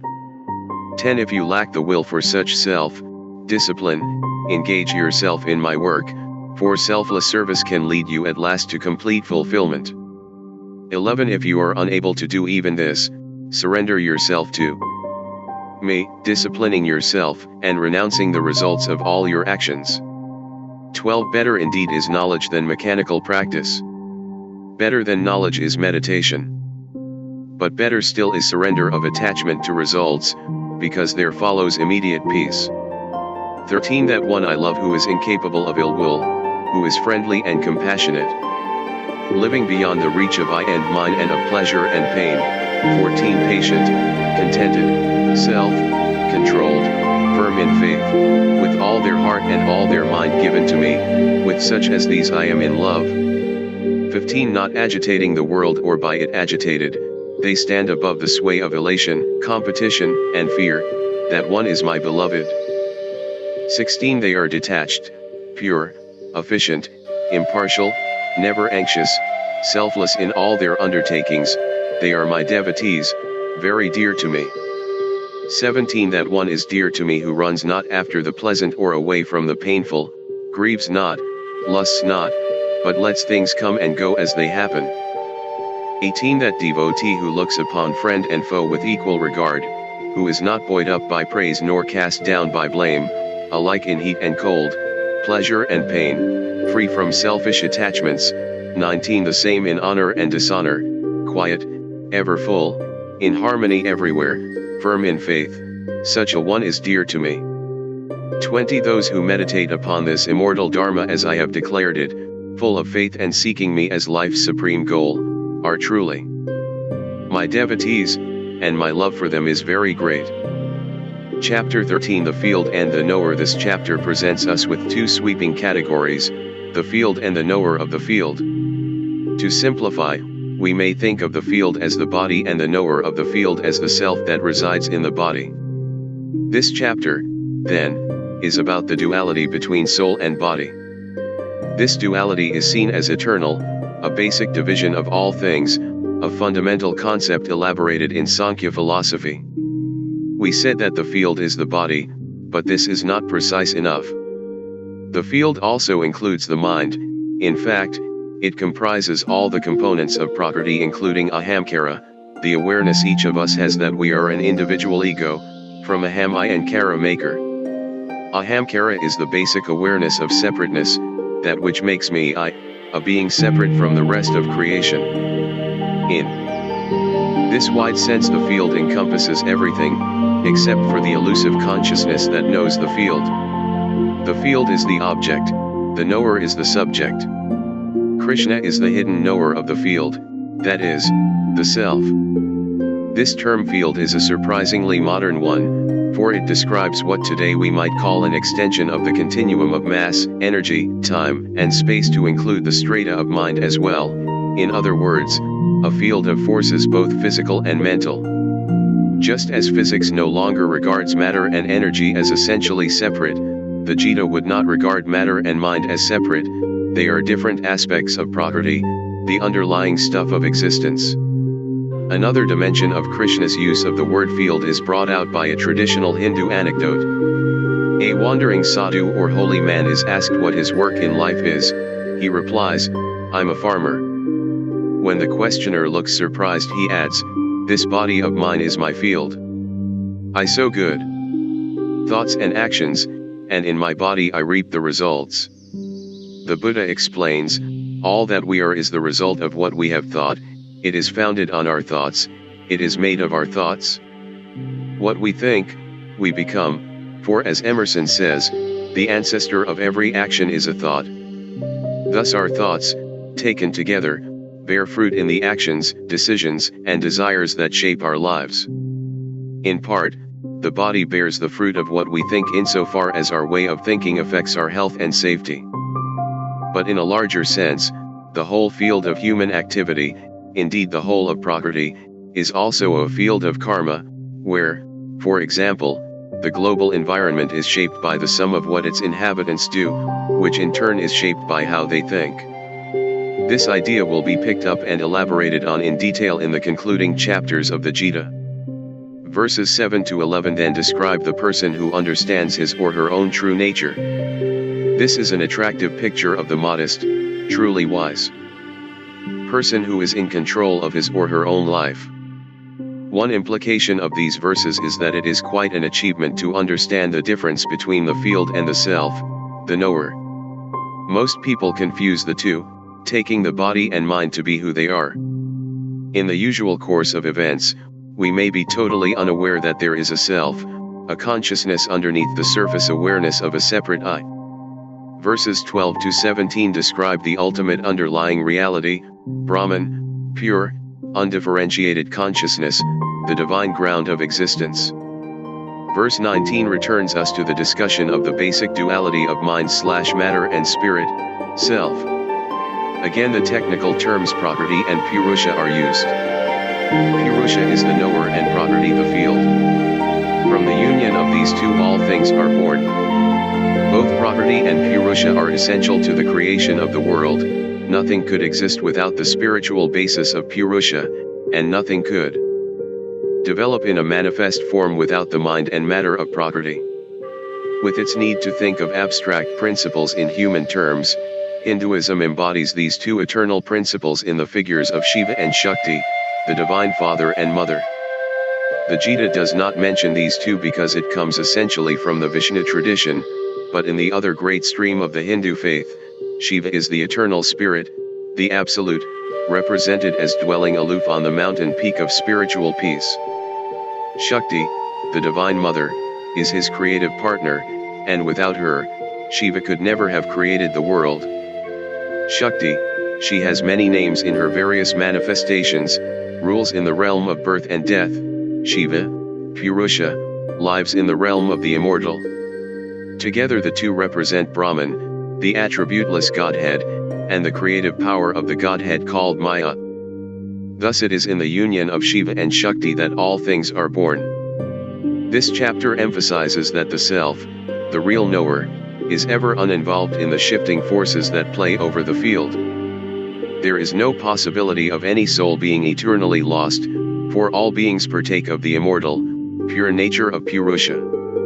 We may endure countless eons of birth and death, but we must finally find our rest in the eternal spirit. By definition, nothing taking place in the realm of Prakriti can affect Purusha, but the exact nature of the interaction of these two is a profound mystery. Verse 32 explains this mystery by drawing a comparison with Akasha, the subtlest element recognized by the ancient philosophers. Akasha is space itself. Just as space pervades the cosmos, yet remains pure even in the midst of impure things, so the self remains completely pure, even though it dwells in all things. Though it seems to live in the land of mortals and to undergo change and death, the real knower in every creature is deathless, hidden in the heart. D.M. 13. The field and the knower. Krishna won the body is called a field, Arjuna, the one who knows it is called the knower of the field. This is the knowledge of those who know. 2. I am the knower of the field in everyone, Arjuna. Knowledge of the field and its knower is true knowledge. 3. Listen and I will explain the nature of the field and how change takes place within it. I will also describe the knower of the field and his power. 4. These truths have been sung by great sages in a variety of ways, and expounded in precise arguments concerning Brahman. 5. The field, Arjuna, is made up of the following. The 5 areas of sense perception, the 5 elements, the 5 sense organs and the 5 organs of action, the 3 components of the mind, manas, buddhi and ahamkara, and the undifferentiated energy from which all these evolved. 6. In this field arise desire and aversion, pleasure and pain, the body, intelligence, and will. 7. Those who know truly are free from pride and deceit. They are gentle, forgiving, upright, and pure, devoted to their spiritual teacher, filled with inner strength, and self-controlled. 8. Detached from sense objects and self-will, they have learned the painful lesson of separate birth and suffering, old age, disease, and death. 9. Free from selfish attachment, they do not get compulsively entangled even in home and family. They are even-minded through good fortune and bad. 10. Their devotion to me is undivided. Enjoying solitude and not following the crowd, they seek only me. 11. This is true knowledge, to seek the self as the true end of wisdom always. To seek anything else is ignorance. 12. I will tell you of the wisdom that leads to immortality, the beginningless Brahman, which can be called neither being nor non-being. 13. It dwells in all, in every hand and foot and head, in every mouth and eye and ear in the universe. 14. Without senses itself, it shines through the functioning of the senses. Completely independent, it supports all things. Beyond the gunas, it enjoys their play. 15. It is both near and far, both within and without every creature, it moves and is unmoving. 16. In its subtlety it is beyond comprehension. It is indivisible, yet appears divided in separate creatures. Know it to be the creator, the preserver, and the destroyer. 17. Dwelling in every heart, it is beyond darkness. It is called the light of light, the object and goal of knowledge, and knowledge itself. 18. I have revealed to you the nature of the field and the meaning and object of true knowledge. Those who are devoted to me, knowing these things, are united with me. 19. Know that Prakriti and Purusha are both without beginning, and that from Prakriti come the gunas and all that changes. 20. Prakriti is the agent, cause, and effect of every action, but it is Purusha that seems to experience pleasure and pain. 21. Purusha, resting in Prakriti, witnesses the play of the gunas born of Prakriti. But attachment to the gunas leads a person to be born for good or evil. 22 Within the body the Supreme Purusha is called the witness, approver, supporter, enjoyer, the Supreme Lord, the highest self. 23 Whoever realizes the true nature of Purusha, Prakriti, and the gunas, whatever path he or she may follow, is not born separate again. 24 Some realize the self within them through the practice of meditation, some by the path of wisdom, and others by selfless service.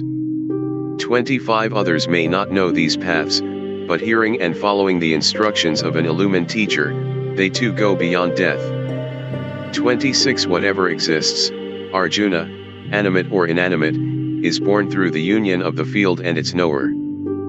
27 They alone see truly who see the Lord the same in every creature, who see the deathless in the hearts of all that die.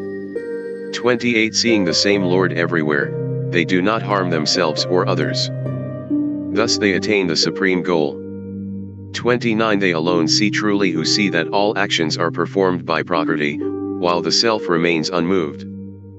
30 When they see the variety of creation rooted in that unity and growing out of it, they attain fulfillment in Brahman. 31 This supreme self is without a beginning, undifferentiated, deathless. Though it dwells in the body, Arjuna, it neither acts nor is touched by action. 32 As Akasha pervades the cosmos but remains unstained, the self can never be tainted though it dwells in every creature. 33 As the sun lights up the world, the self dwelling in the field is the source of all light in the field. 34 Those who, with the eye of wisdom, distinguish the field from its knower and the way to freedom from the bondage of Prakriti, attain the supreme goal. Chapter 14 The Forces of Evolution The last chapter gave us the distinction between Purusha and Prakriti. This chapter will tell us in more detail about the nature of Prakriti, the basis of the world of mind and matter. Here the Gita explains human experience in terms of the three qualities of Prakriti, known as gunas, sattva, rajas, and tamas. When the soul attains illumination it goes beyond the confines of Prakriti into the spiritual realm of Purusha. But until then, the soul must learn to deal with these three all-powerful forces. No single English word can be given to translate the words sattva, rajas, and tamas. The quality of sattva combines goodness, purity, light, harmony, balance. In terms of evolution, sattva is on the highest level. Rajas is energy, or, on the human level, passion, which can be both good and bad. In personality rajas may express itself in anger, hatred, or greed, but it also provides motivation, the will to act. Rajas is ambitious, which is not altogether a bad thing for the evolution of the soul. It is definitely superior to the third guna, tamas, which combines inertia, sloth, darkness, ignorance, insensitivity.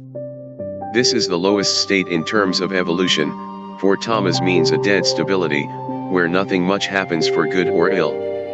Worse, tamas can mean not just stability but a sliding backwards in the struggle of evolution, where to stand still may mean to be left behind. 14, 18. In any given personality or phenomenon all the three gunas are likely to be present. It is the mix of the three that colors our experience. Sattva may be dominant, with an admixture of rajas or tamas. Or perhaps rajas dominates, with a little sattva and a good measure of tamas. Finally, the personality may be basically tamasic, with a few rays of the light of sattva and a little of the heat of rajas. In any case, no mix of the three gunas is stable, for it is the very nature of Prakriti to be in constant flux. The gunas are constantly shifting, always changing in intensity. It is essential that the gunas, even the purity and goodness of sattva, be transcended if the soul is to attain its final release. For the three gunas are forces that operate within the world of Prakriti. In fact, their three strands make up the whole fabric of the phenomenal world. Liberation lies beyond the conditioning of Prakriti, in the realm of Purusha. When Arjuna asks Krishna to describe the person who has gone beyond Prakriti's net, Krishna replies that such a person is detached from the constant shifting and interaction of the gunas. Identified with the self, he or she realizes that the gunas and their play are external, even the emotions and thoughts that seem so personal, so interior, are really only the play of Prakriti. Thoughts and emotions, and ahamkara itself, stop at the gate of the inner self. The self abides in the inner chamber of the heart, always at peace, whatever forces of Prakriti may storm outside. The illumined man or woman maintains a joyful evenness of mind in happiness and sorrow. At the end of the chapter, again reminding him of the power of devotion, bhakti, Krishna says that Arjuna can transcend the gunas through steadfast love. If he has devotion and has gone beyond the three gunas, then he will be fit to know Brahman. D.M. 14. Forces of evolution. Krishna 1. Let me tell you more about the wisdom that transcends all knowledge, through which the saints and sages attained perfection. 2. Those who rely on this wisdom will be united with me. For them there is neither rebirth nor fear of death. 3. My womb is Prakriti, in that I place the seed. Thus all created things are born. 4. Everything born, Arjuna, comes from the womb of Prakriti, and I am the seed, giving father.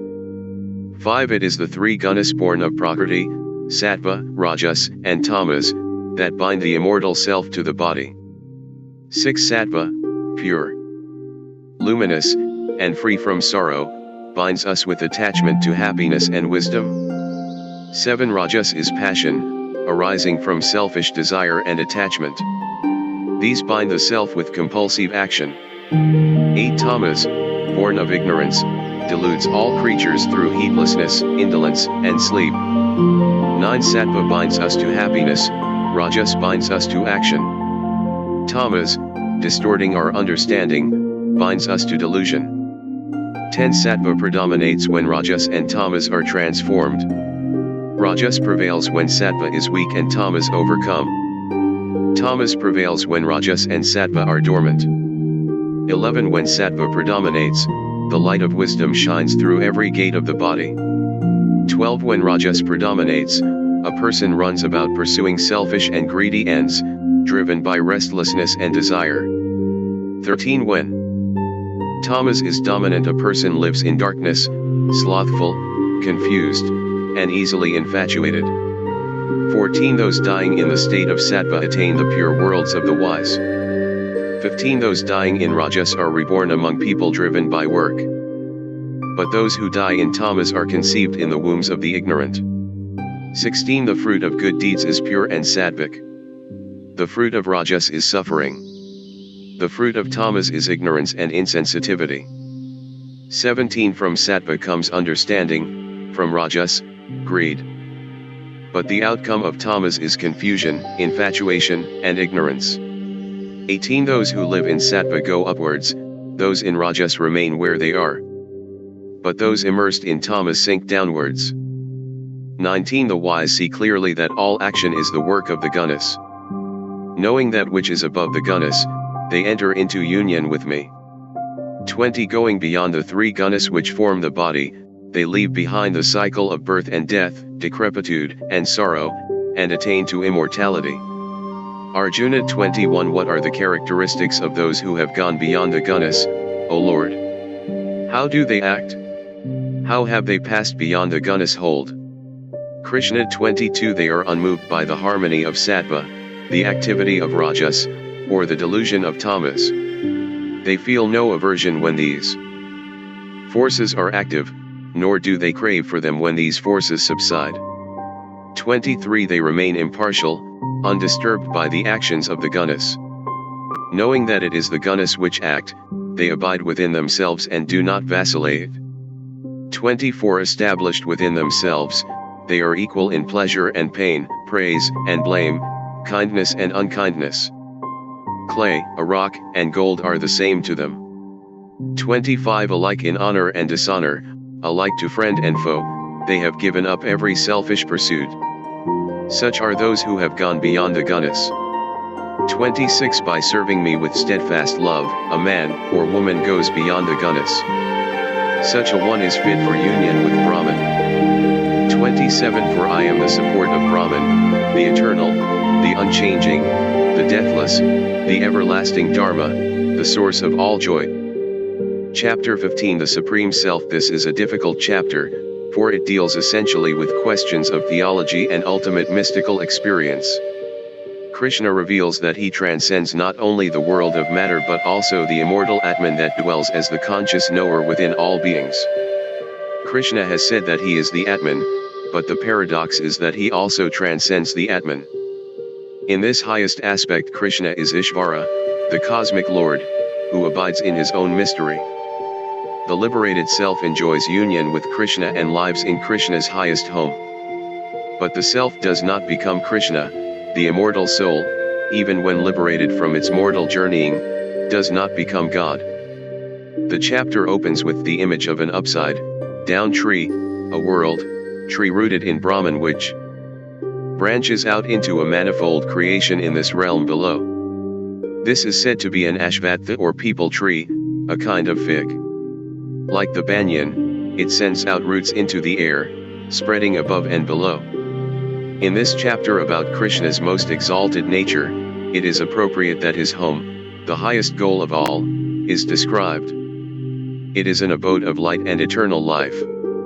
By its very nature, it is beyond the description of human language.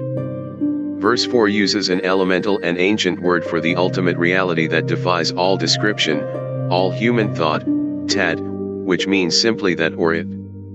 Here the Gita personalizes tat to the extent of giving it a home, avyayampadam, the immortal home, the eternal goal.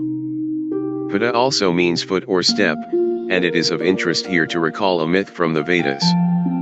At the beginning of time Vishnu took 3 steps that measured out the entire cosmos.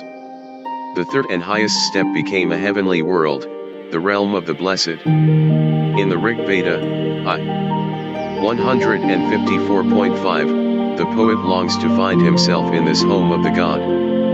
May I go to his blessed world where those who love the gods rejoice, for there, truly, is the company of the far-stepping God, a fountain of honey in the highest step of Vishnu.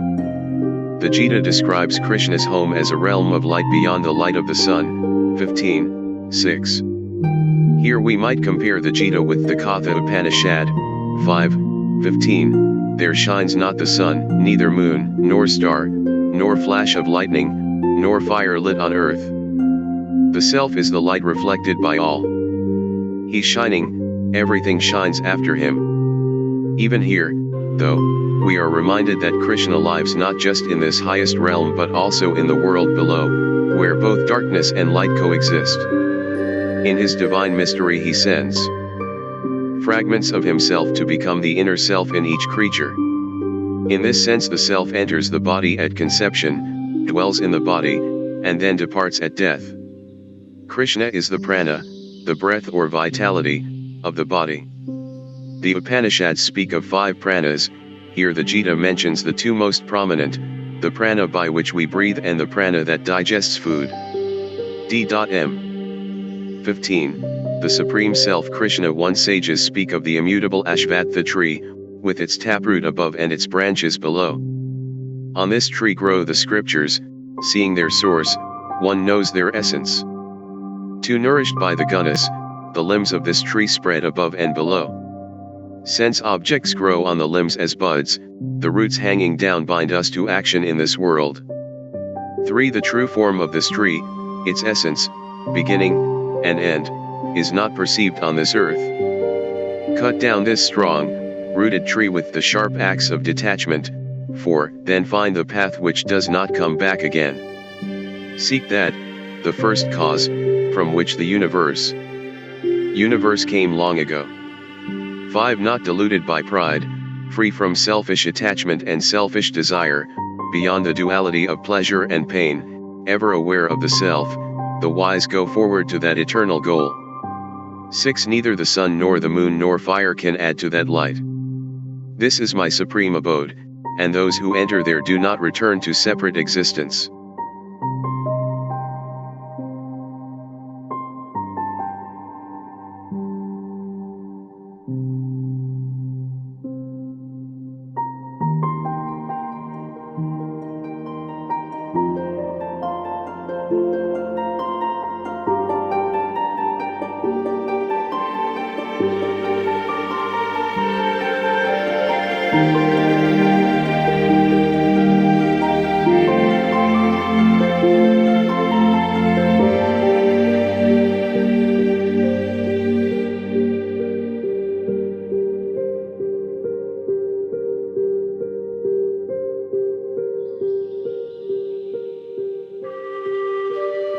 7. An eternal part of me enters into the world, assuming the powers of action and perception and a mind made of property. 8. When the divine self enters and leaves a body, it takes these along as the wind carries a scent from place to place. 9. Using the mind, ears, eyes, nose, and the senses of taste and touch, the self enjoys sense objects. 10. The deluded do not see the self when it leaves the body or when it dwells within it. They do not see the self enjoying sense objects or acting through the gunas. But they who have the eye of wisdom see. 11. Those who strive resolutely on the path of yoga see the self within. The thoughtless, who strive imperfectly, do not. 12. The brightness of the sun, which lights up the world, the brightness of the moon and of fire, these are my glory. 13. With the drop of my energy I enter the earth and support all creatures. Through the moon, the vessel of life, giving fluid, I nourish all plants. 14. I enter breathing creatures and dwell within as the life, giving breath. I am the fire in the stomach which digests all food. 15. Entering into every heart, I give the power to remember and understand, it is I again who take that power away. All the scriptures lead to me, I am their author and their wisdom. 16. In this world there are two orders of being, the perishable, separate creature and the changeless spirit. 17. But beyond these there is another, the Supreme Self, the Eternal Lord, who enters into the entire cosmos and supports it from within. 18. I am that Supreme Self, praised by the scriptures as beyond the changing and the changeless. 19. Those who see in me that Supreme Self see truly. They have found the source of all wisdom, Arjuna, and they worship me with all their heart. 20. I have shared this profound truth with you, Arjuna. Those who understand it will attain wisdom, they will have done that which has to be done. Chapter 16. Two paths. In this most unusual chapter, the Gita departs from a lofty view of human nature and describes two opposing forces. The higher tendency, the divine, leads to increasing happiness in the course of the soul's evolution, and eventually to its liberation, but there is also a downward current leading to suffering and enslavement of the spirit. This chapter is unusual in giving equal, if not in fact more, attention to this dark side of human nature. Here we get a detailed description of the divine qualities that liberate and the demonic qualities that enslave. 16:5. In a rare somber tone, Krishna describes the sinful person, the individual of a demonic kind, and it seems he knows what he is talking about. But first he assures Arjuna that he is of the divine type, so he shouldn't be alarmed. The demonic personality is basically atheistic. For such people life does not originate in God or a divine reality but is grounded in biology, in sexual desire. Taking a low view of human nature, such people cause suffering to themselves as well as others. They are arrogant and have many insatiable selfish desires, and they do not hesitate to do anything that will get them what they want. Krishna grants that they may attain their desires, enjoying wealth and power, but their destination is hell, a hell of their own making, often in this very life, as their karma bears fruit. One of the least likable characteristics of demonic personalities is their sense of self-importance. They like to give gifts ostentatiously and offer ritual sacrifices. This legitimizes their wealth and makes them feel respectable and esteemed. They like being generous if it will make them look good. Krishna does not disguise his aversion to cruel people. He tells Arjuna that he arranges for them to be born again and again in a harsh world. Such souls cannot seem to purify their sinful hearts, repeating the same selfish ways, they sink lower and lower. This is a bleak picture, which the Gita dwells on only in this chapter. But even here, amidst the gloom, Krishna will not say that such a soul is eternally damned. It may be that such a sinful creature is condemned to birth after birth in harsh, unfavorable circumstances, sinking into more and more hellish states of mind, but the cycle goes on, the choice to change direction is always open, and the Atman itself can never be stained. Lust, anger, and greed are the three doors to hell that Arjuna must at all costs not enter. The person who enters will not only fail to reach life's final goal, but will not achieve any measure of lasting happiness and prosperity. In Sanskrit, this chapter is called the Way of Divine and Demonic Destinies. The words Deva, God, and Asura, demon, are not to be taken too literally here. The Hindu scriptures often tell stories of the battles between the gods and the demons, thus they dramatize the struggle between good and evil in the world. No divine character from Hindu myth escapes a challenge from some demon. Usually the god or goddess is victorious, but often the demon will win a battle or two, though not the final victory. Krishna has a long battle record, celebrated by epithets like Madhusudana, slayer of the demon Madhu. Rama, another incarnation of Vishnu, had to confront and kill Ravana. The stories go on. The gods never seem to rest for long, there is always a new challenge to their authority, a new source of malignant evil to be destroyed. The Mahabharata and the Gita do not dwell on these mythical battles. Here the interest is more frankly human, and when Krishna discusses the divine and demonic qualities, he speaks not of gods and demons but of human good and evil. D.M. 16. 2 paths Krishna 1 Be fearless and pure, never waver in your determination or your dedication to the spiritual life. Give freely. Be self-controlled, sincere, truthful, loving, and full of the desire to serve. Realize the truth of the scriptures, learn to be detached and to take joy in renunciation. 2 Do not get angry or harm any living creature, but be compassionate and gentle, show goodwill to all. 3 Cultivate vigor, patience, will, purity, avoid malice and pride. Then, Arjuna, you will achieve your divine destiny. 4 Other qualities, Arjuna, make a person more and more inhuman: hypocrisy, arrogance, conceit, anger, cruelty, ignorance. 5 The divine qualities lead to freedom, the demonic, to bondage. But do not grieve, Arjuna, you were born with divine attributes. 6 Some people have divine tendencies, others demonic. I have described the divine at length, Arjuna, now listen while I describe the demonic. 7 The demonic do things they should avoid and avoid the things they should do. They have no sense of uprightness, purity, or truth. 8 There is no God, they say, no truth, no spiritual law, no moral order. The basis of life is sex, what else can it be? 9 Holding such distorted views, possessing scant discrimination, they become enemies of the world, causing suffering and destruction. 10 Hypocritical, proud, and arrogant, living in delusion and clinging to deluded ideas, insatiable in their desires, they pursue their unclean ends. 11 Although burdened with fears that end only with death, they still maintain with complete assurance, gratification of lust is the highest that life can offer. 12 Bound on all sides by scheming and anxiety, driven by anger and greed, they amass by any means they can a hoard of money for the satisfaction of their cravings. 13 I got this today, they say, tomorrow I shall get that. This wealth is mine, and that will be mine too. 14 I have destroyed my enemies. I shall destroy others too. Am I not like God? I enjoy what I want. I am successful. I am powerful. I am happy. 15 I am rich and well born. Who is equal to me?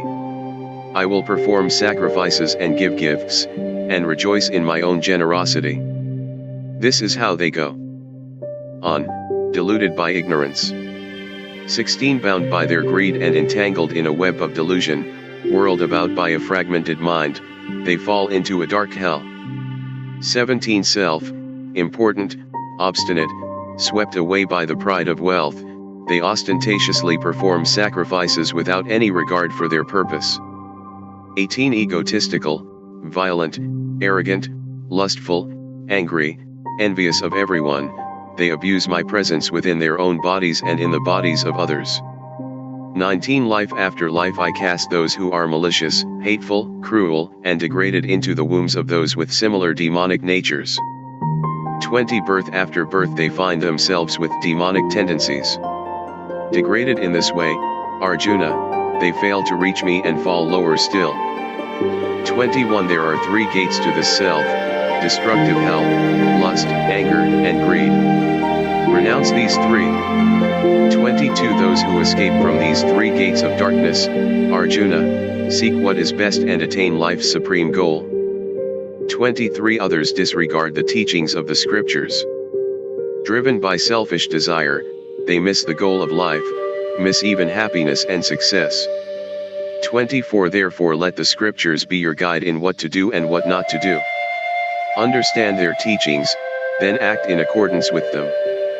Chapter 17 The Power of Faith At the end of the last chapter, Krishna told Arjuna to look to the scriptures to guide his actions, so that he can avoid the lower road that leads backwards to a less evolved state. Now Arjuna wants to know about those who do not follow the orthodox way set down in the scriptures, but who nevertheless offer some kind of worship with faith in their hearts. In reply Krishna goes into greater detail about the 3 gunas, sattva, rajas, and tamas. He also stresses the importance of shraddha or faith. This is a difficult word. Faith is not an adequate translation, and the etymology of the word is obscure. It probably has an underlying meaning of what is held in the heart. We might say that our shraddha is the sum total of our values, what we really hold to be important in our lives. Every human being, Krishna says, is shraddhamaya, made up of faith. As the Bible puts it, as we think in our heart, so we are. Here, as elsewhere in the Gita, shraddha is a positive quality. It is good to have faith, yet faith can be of different kinds, different qualities. Sattvic faith is the most evolved, the most pure. Rajasic faith is dynamic, evolving, yet tainted with selfish motives. Tamasic faith goes astray in a spiritual desert. To illustrate this, Krishna tells Arjuna that sattvic people worship the devas, the gods of heaven, of light. The rajasic worship yakshas and rakshasas. The yakshas are servants of the god of wealth, rakshasas are powerful, fearsome spirits driven by the lust for power and pleasure. Finally, tamasic people worship the spirits of the dead and ghosts. In a practical digression, Krishna describes the different kinds of food liked by the sattvic, the rajasic, and the tamasic. Then he applies the 3 gunas to the act of worship and sacrifice or selfless service, yajna. Verses 14 to 16 turn to the important question of tapas or sadhana, the disciplines undergone for the sake of spiritual growth. The Gita holds that no lasting progress is possible on the spiritual path without self-discipline.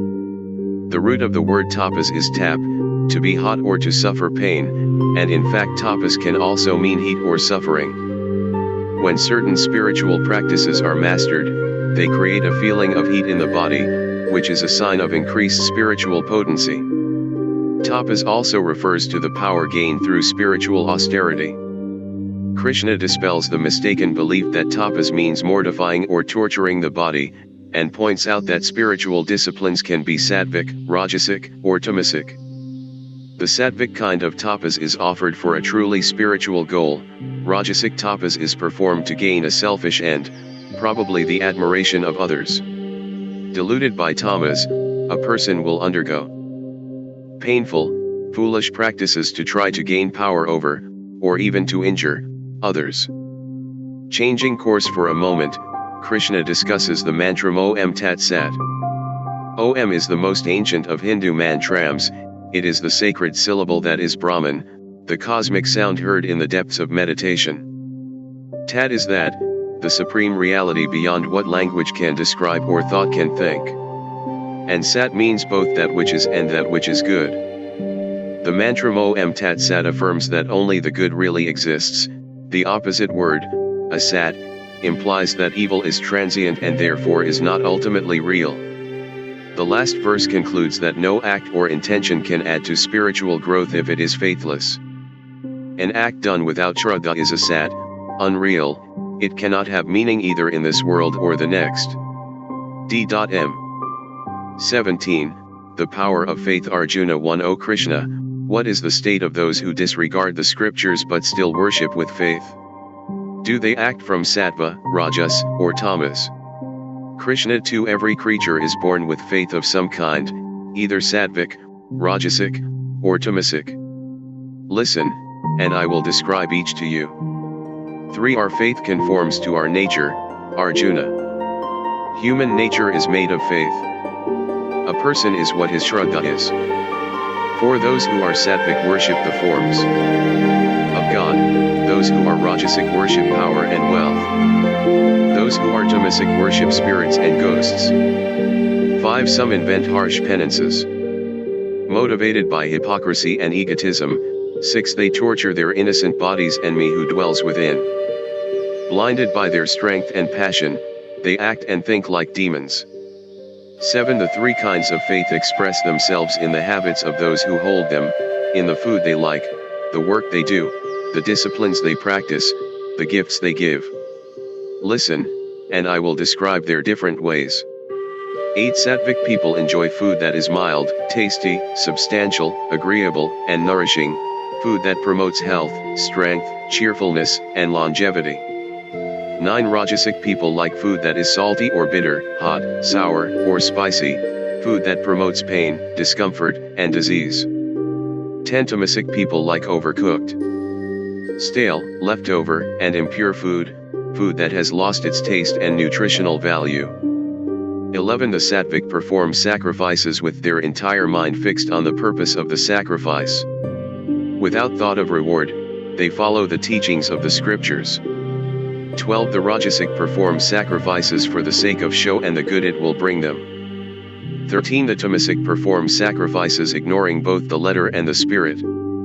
They omit the proper prayers, the proper offerings, the proper food, and the proper faith. 14. To offer service to the gods, to the good, to the wise, and to your spiritual teacher, purity, honesty, continence, and nonviolence, these are the disciplines of the body. 15. To offer soothing words, to speak truly, kindly, and helpfully, and to study the scriptures, these are the disciplines of speech. 16. Calmness. Calmness, gentleness, silence, self-restraint, and purity, these are the disciplines of the mind. 17. When these three levels of self-discipline are practiced without attachment to the results, but in a spirit of great faith, the sages call this practice sattvic. 18. Disciplines practiced in order to gain respect, honor, or admiration are rajasic, they are undependable and transitory in their effects. 19. Disciplines practiced to gain power over others, or in the confused belief that to torture oneself is spiritual, are tamasic. 20. Giving simply because it is right to give, without thought of return, at a proper time, in proper circumstances, and to a worthy person, is sattvic giving. 21. Giving with regrets or in the expectation of receiving some favor or of getting something in return is rajasic. 22. Giving at an inappropriate time, in inappropriate circumstances, and to an unworthy person, without affection or respect, is tamasic. 23. Om Tat Sat, these three words represent Brahman, from which come priests and scriptures and sacrifice. 24. Those who follow the Vedas, therefore, always repeat the word Om when offering sacrifices, performing spiritual disciplines, or giving gifts. 25. Those seeking liberation and not any personal benefit add the word Tat when performing these acts of worship, discipline, and charity. 26. Sat means that which is, it also indicates goodness. Therefore it is used to describe a worthy deed. 27. To be steadfast in self-sacrifice, self-discipline, and giving is sat. To act in accordance with these three is sat as well. 28. But to engage in sacrifice, self-discipline, and giving without good faith is a sat, without worth or goodness, either in this life or in the next. Chapter 18. Freedom and Renunciation. This final chapter of the Gita roams over many subjects, beginning with a discussion of the merits of renunciation versus the life of personally involved action. To begin with, Arjuna asks about two words commonly used for renunciation in Sanskrit, sannyasa and tyaga. Both words come from roots meaning to give up or abandon. Sannyasa acquired the specialized meaning of giving up ordinary life to live the austere, wandering life of a homeless pilgrim. A sannyasi is a monk, one who does not participate in family life and has withdrawn from society. In a sense, he has withdrawn from life. Krishna does not recommend this kind of renunciation. In fact, he says it is impossible for anyone to give up in this way, for as long as we have a body, we have to do a certain amount of work just to maintain it. Krishna does not advise dropping out of life, and the Gita is primarily aimed at people who live in the world yet desire genuine spiritual fulfillment. The kind of renunciation Krishna recommends is tyaga, where it is not activity but selfish desire for the rewards of action, of work, of life, that is to be renounced. Arjuna is advised to fulfill all his responsibilities, but without a selfish motive. In particular, he should not give up the three great virtuous works: sacrifice, giving, and spiritual disciplines. Having made plain to Arjuna that renunciation is essential, Krishna goes on to explain that renunciation can be of three kinds, depending upon the guna that dominates the individual's personality. As may be expected, rajasic and tamasic renunciation leaves something to be desired. Many times Krishna has said that renunciation of the fruits of work is essential. Perhaps the verse in chapter 2 said it best, that we have control over our work and actions, but we have no command of the results. The word karma, phala, tyaga appears again and again, and the literal translation is renunciation of the fruits of action. In this final chapter, literally the freedom moksha that comes from renunciation, Krishna sums up his teaching that in work, in life, one must not be driven by a selfish desire for any kind of reward, for such compulsive work can only stunt full spiritual development. In addition, Krishna points out, when we act out of selfish attachment, we must fully partake of the result, the karma, of every thought, word, and deed, and although these results may be what was desired, they may also be something not desired at all, or a little of both. 18:12. In this life we can never be sure that things will turn out as planned. In verse 13 the Sankhya philosophy is again mentioned. Scholars believe that at the time the Gita was composed the Sankhya school was at an early stage of development, yet even here we see the characteristic method of thorough categorizing.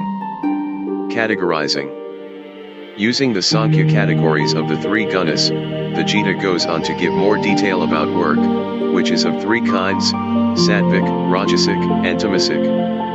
Similarly, the doer of the work is shown to be dominated by one of these all-pervasive qualities. In a very interesting passage Krishna talks of three kinds of happiness, a practical application of the abstract theories of Sankhya, 18:36-39. Pursuing the world of work, and how it contributes to spiritual growth, the Gita gives a short explanation of caste in this chapter.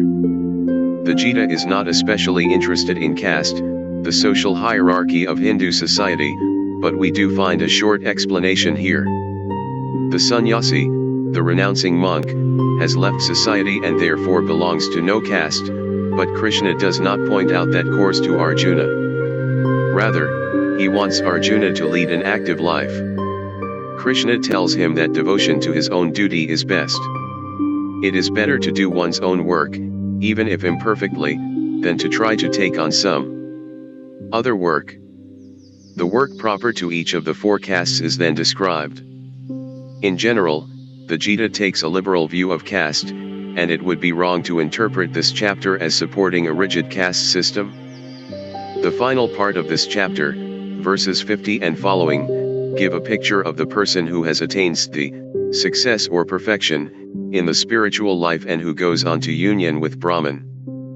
In verse 61 Krishna returns to a favorite topic, the Lord dwelling in the hearts of all beings.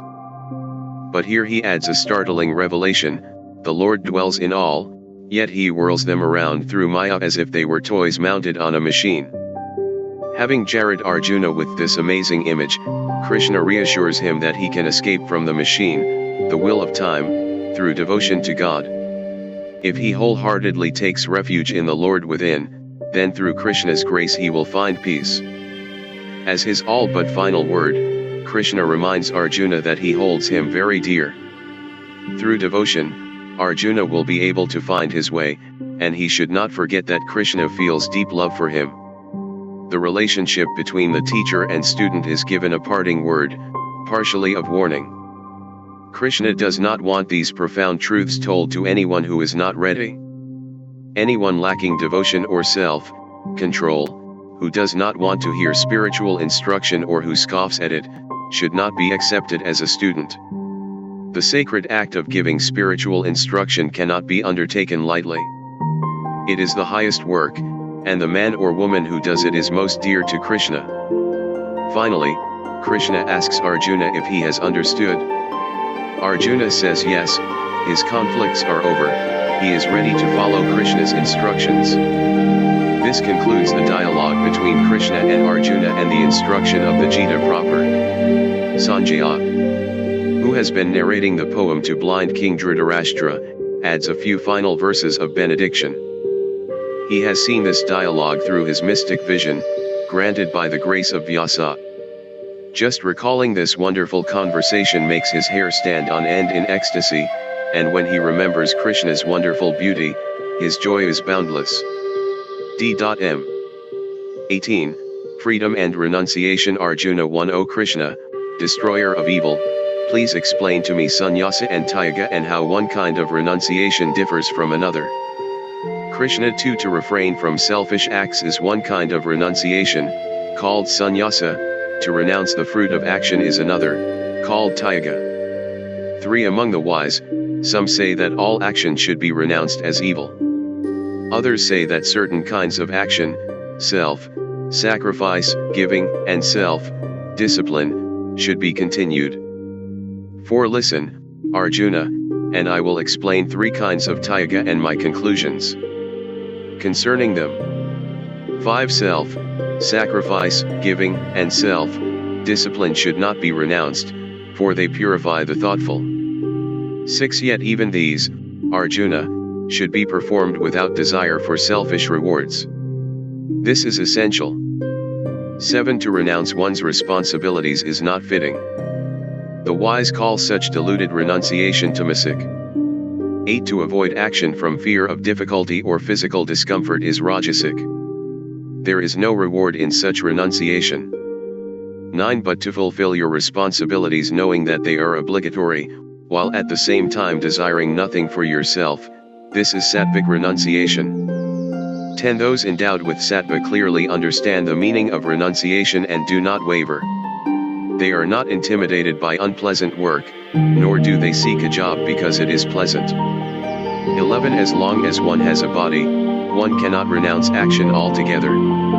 True renunciation is giving up all desire for personal reward. 12. Those who are attached to personal reward will reap the consequences of their actions, some pleasant, some unpleasant, some mixed. But those who renounce every desire for personal reward go beyond the reach of karma. 13. Listen, Arjuna, and I will explain the 5 elements necessary for the accomplishment of every action, as taught by the wisdom of Sankhya. 14. The body, the means, the ego, the performance of the act, and the divine will. 15. These are the 5 factors in all actions, right or wrong, in thought, word, or deed. 16. Those who do not understand this think of themselves as separate agents. With their crude intellects they fail to see the truth. 17. The person who is free from ego, who has attained purity of heart, though he slays these people, he does not slay and is not bound by his action. 18. Knowledge, the thing to be known, and the knower, these 3 promote action. The means, the act itself, and the doer, these 3 are the totality of action. 19. Knowledge, action, and the doer can be described according to the gunas. Listen, and I will explain their distinctions to you. 20 Sattvic knowledge sees the one indestructible being in all beings, the unity underlying the multiplicity of creation. 21 Rajasic knowledge sees all things and creatures as separate and distinct. 22 Tamasic knowledge, lacking any sense of perspective, sees one small part and mistakes it for the whole. 23 Work performed to fulfill one's obligations, without thought of personal reward or of whether the job is pleasant or unpleasant, is Sattvic. 24 Work prompted by selfish desire or self-will, full of stress, is Rajasic. 25 Work that is undertaken blindly, without any consideration of consequences, waste, injury to others, or one's own capacities, is Tamasic. 26 Sattvic workers are free from egotism and selfish attachments, full of enthusiasm and fortitude in success and failure alike. 27 Rajasic workers have strong personal desires and crave rewards for their actions. Covetous, impure, and destructive, they are easily swept away by fortune, good or bad. 28 Tamasic workers are undisciplined, vulgar, stubborn, deceitful, dishonest, and lazy. They are easily depressed and prone to procrastination. 29 Listen, Arjuna, as I describe the three types of understanding and will. 30 To know when to act and when to refrain from action, what is right action and what is wrong, what brings security and what insecurity, what brings freedom and what bondage, these are the signs of a Sattvic intellect. 31 The Rajasic intellect confuses right and wrong actions, and cannot distinguish what is to be done from what should not be done. 32 The Tamasic intellect is shrouded in darkness, utterly reversing right and wrong wherever it turns. 33 The Sattvic will, developed through meditation, keeps prana, mind, and senses in vital harmony. 34 The Rajasic will, conditioned by selfish desire, pursues wealth, pleasure, and respectability. 35 The Tamasic will shows itself in obstinate ignorance, sloth, fear, grief, depression, and conceit. 36 Now listen, Arjuna, there are also three kinds of happiness. By sustained effort, one comes to the end of sorrow. 37 That which seems like poison at first, but tastes like nectar in the end, this is the joy of sattva, born of a mind at peace with itself. 38 Pleasure from the senses seems like nectar at first, but it is bitter as poison in the end. This is the kind of happiness that comes to the Rajasic. 39 Those who are tamasic draw their pleasures from sleep, indolence, and intoxication. Both in the beginning and in the end, this happiness is a delusion. 40 No creature, whether born on earth or among the gods in heaven, is free from the conditioning of the three gunas. 41 The different responsibilities found in the social order, distinguishing Brahmin, Kshatriya, Vaishya, and Shudra, have their roots in this conditioning.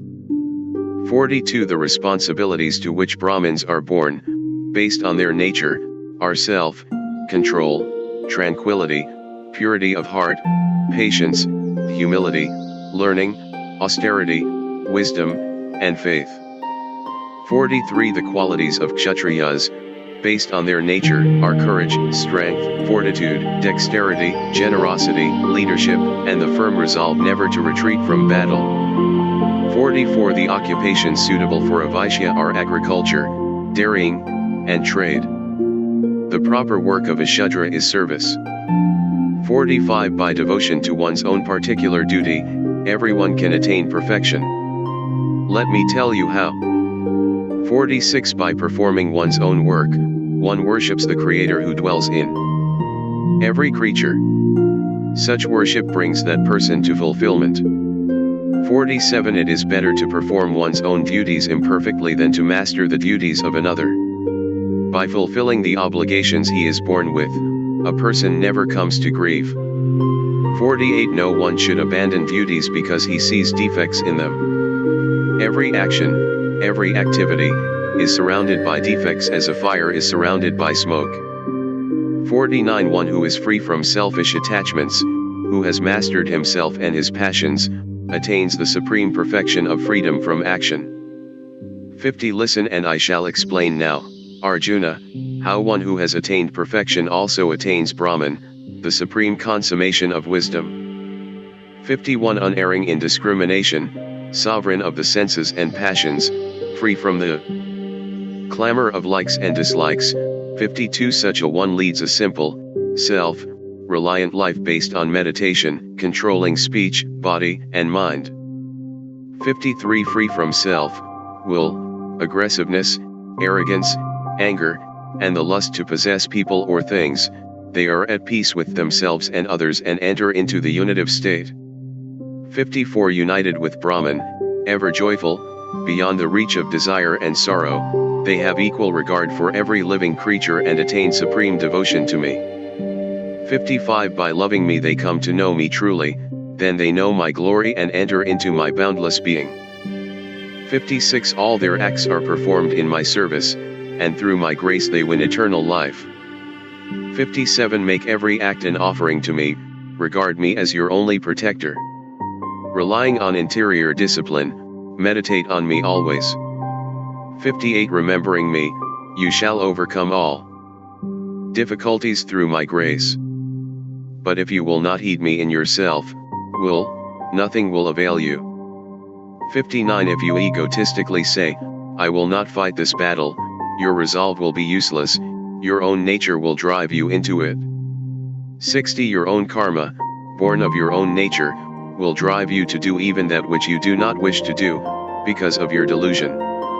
61 The Lord dwells in the hearts of all creatures and whirls them round upon the will of Maya. 62 Run to him for refuge with all your strength, and peace profound will be yours through his grace. 63 I give you these precious words of wisdom, reflect on them and then do as you choose. 64 These are the last words I shall speak to you, dear one, for your spiritual fulfillment. You are very dear to me. 65 Be aware of me always, adore me, make every act an offering to me, and you shall come to me, this I promise, for you are dear to me. 66 Abandon all supports and look to me for protection. I shall purify you from the sins of the past, do not grieve.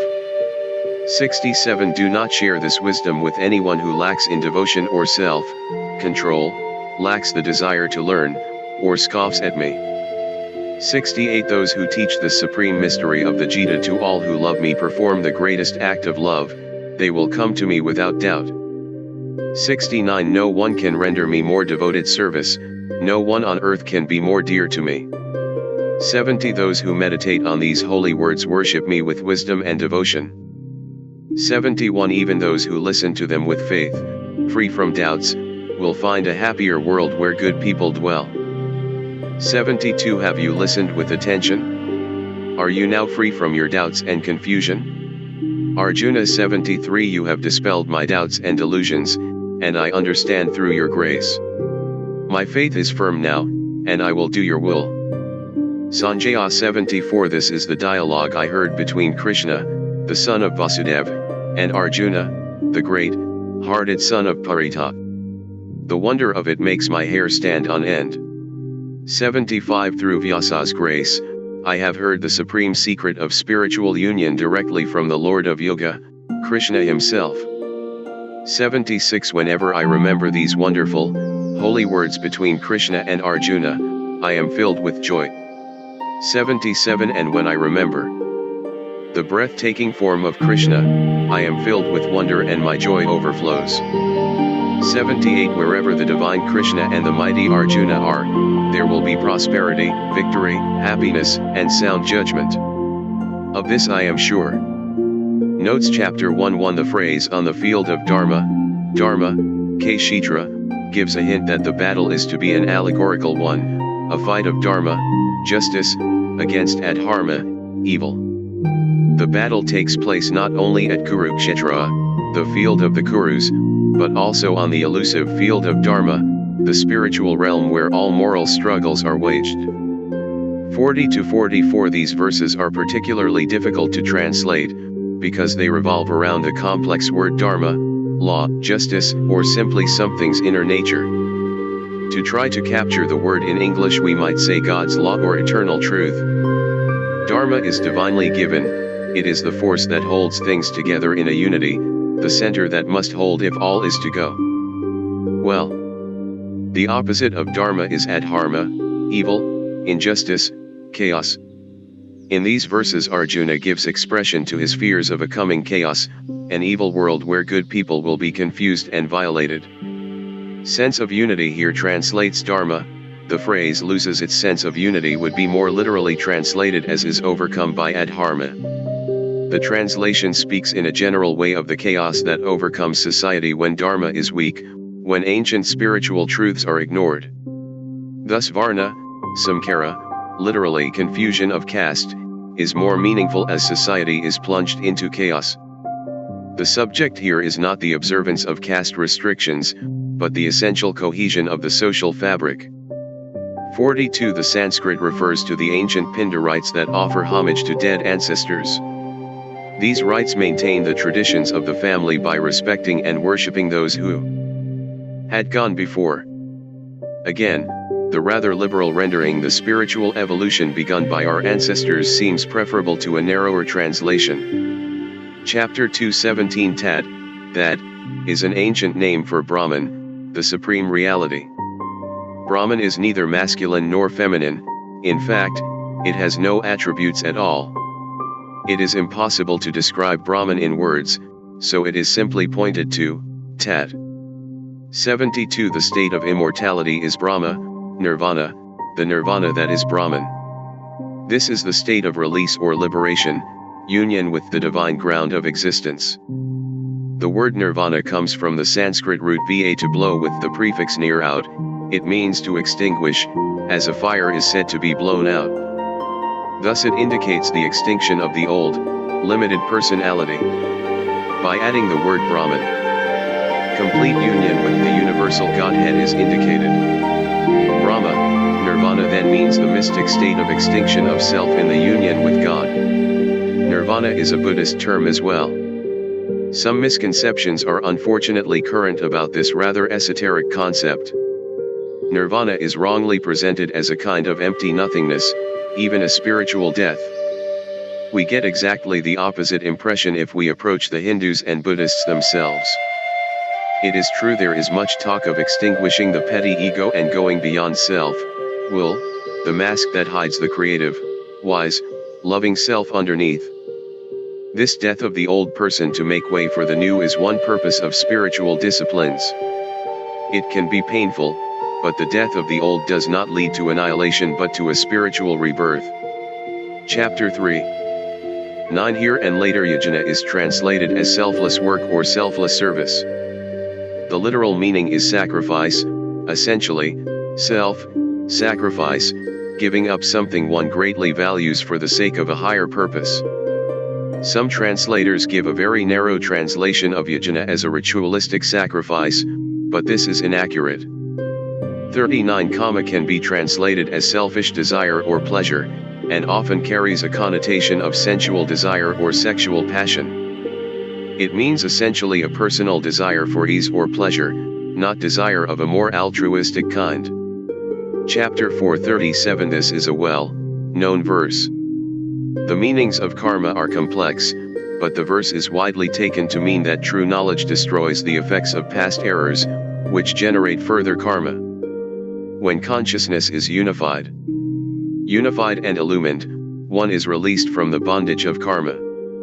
Chapter 5:6 Yoga has many meanings in the Gita.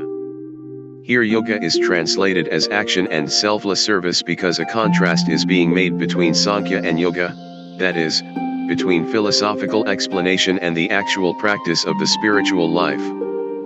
9 The word for senses in Sanskrit is indriya, literally faculty or power. The indriyas are not only the 5 faculties of perception, seeing, hearing, touching, smelling, and tasting, but also those of action, whose organs are the hands, the feet, the tongue, and the organs of excretion and reproduction. 13 The city of 9 gates is the body. The gates are the 2 eyes, the 2 nostrils, the 2 ears, the mouth, and the organs of excretion and reproduction. In some lists these gates are expanded to 11 by adding the navel and the Brahmarandra or sagittal suture, the opening at the top of the skull. 27 to 28 The area of spiritual consciousness between the eyebrows is one of the 7 centers of awareness or chakras described in yoga literature. These 7 chakras, though not physical, are said to lie along a channel for awakened spiritual energy, Kundalini, that corresponds with the spine. The chakras are located at the level of the anus, sex organs, stomach, heart, throat, eyebrows, and the top of the head.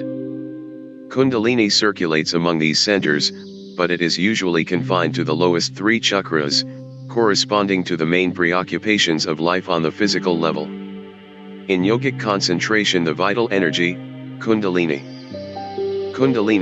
rises. Samadhi is said to take place when it reaches the chakras at the brow or head. Chapter 6:11 This describes the traditional seat used for meditation. The Gita is not concerned with the outer forms of the spiritual life, but here we do get a mention of the grass and deer skin used by the ancient sages.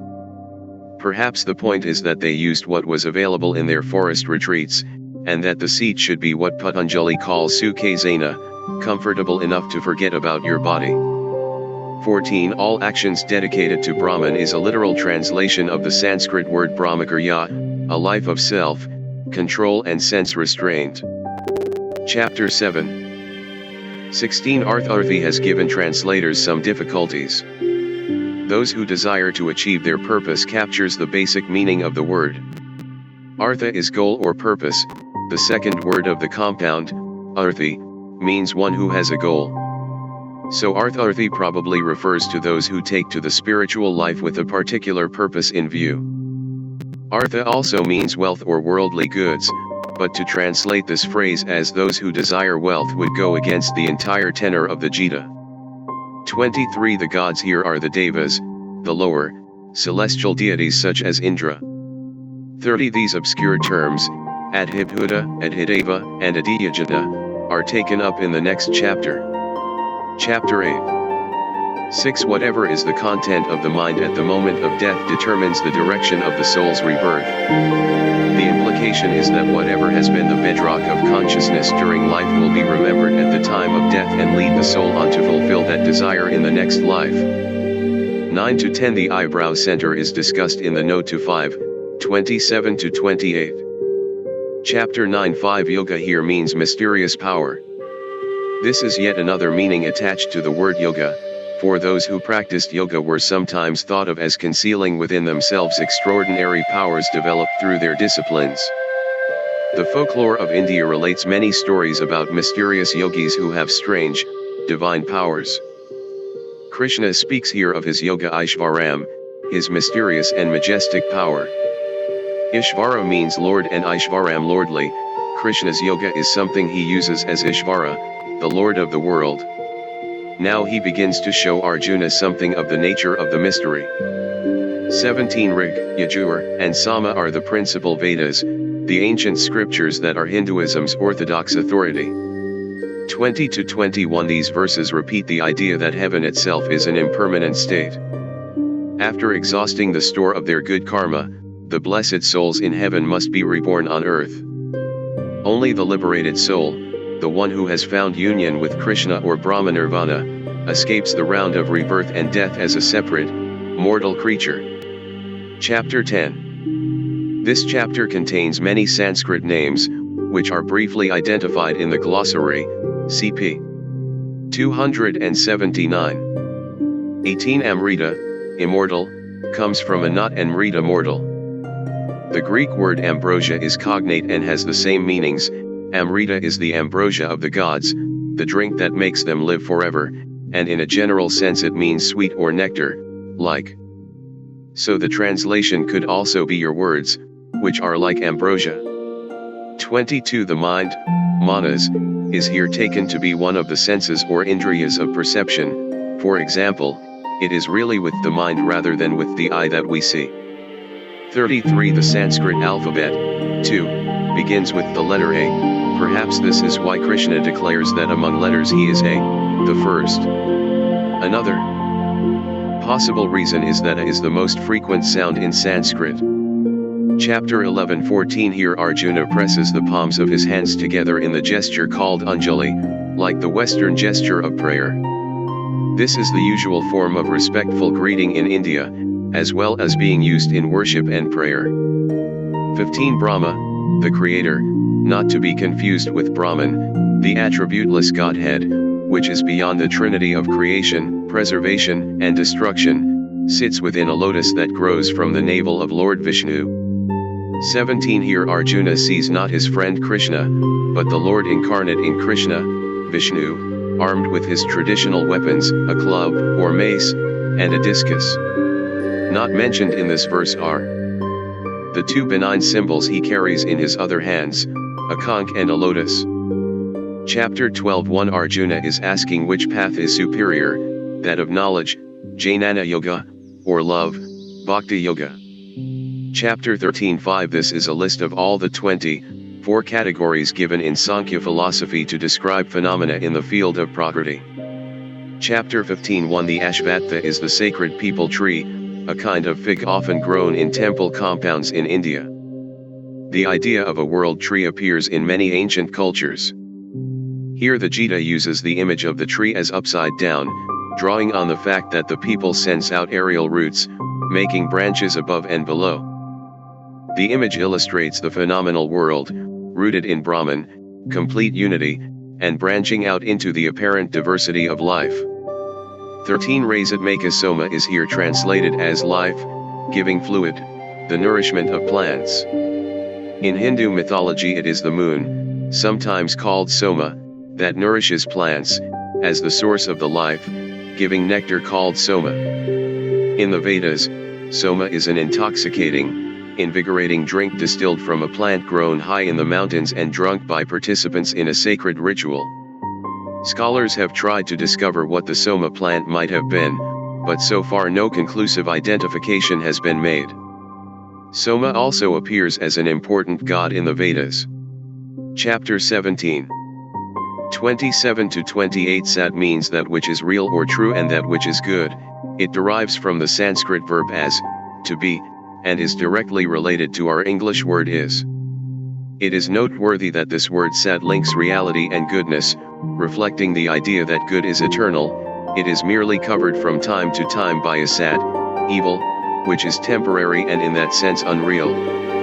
A sat is formed from sat by the addition of the prefix a without, very much the way English forms words like immoral.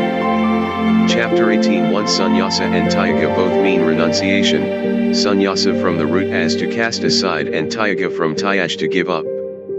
The distinction between these two is clarified in the introduction to this chapter.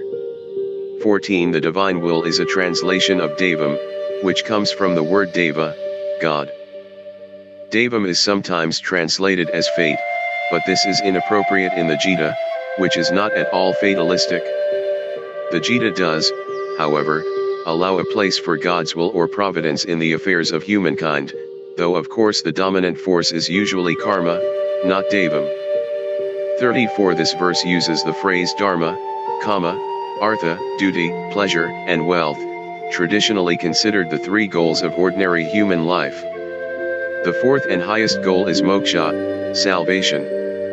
The Rajasic personality, as this verse points out, pursues the first three worldly goals.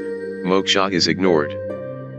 41 The Vedas establish the fourfold division of society into the classes of Brahmin, Kshatriya, Vaishya, and Shudra, roughly priests and intellectuals, warriors and rulers, businessmen, farmers and craftsmen, and workers and servants.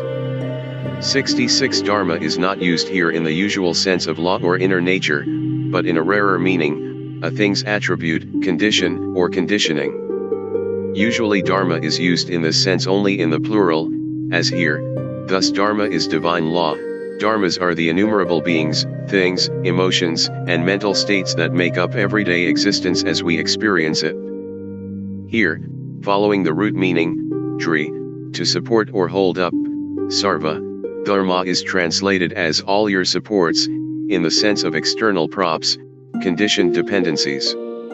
Another translation would be, cast off your dependency on everything external, Arjuna, and rely on the self alone. Glossary This brief glossary is a guide to Sanskrit terms used in this volume. Words used once and explained in context are not included. As a rough guide, Sanskrit vowels may be pronounced as in Italian or Spanish. The combinations KH, GH, JH, TH, DH, PH, and BH are always pronounced as the consonant plus a slight H sound, E.G. PH as in haphazard, not as in phone. Pronounce CH as in church, H as in home, G as in gold, J as in June except in the combination JN, which can be pronounced like GN in Italian Campania. The other consonants are approximately as in English. Every Sanskrit vowel has a short and a long form, the long pronounced for twice as long as the short. The diphthongs, E, Ai, O, are also long. The Sanskrit alphabet has 48 characters, each representing a precisely defined sound. Scholars represent these characters in our Roman alphabet by adding marks to letters as necessary, creating a system of spelling that is precise but confusing to the general reader. For simplicity, these differentiating marks have been omitted in the C book, but may be found in the printed edition. Adharma not dharma. Injustice, evil, anything which goes against moral laws. Advaita having no duality, the supreme reality, which is the one without a second. The word Advaita is especially used in Vedanta philosophy, which stresses the unity of the self, Atman, and Brahman. Ahamkara aham I, kara maker self, will, separateness.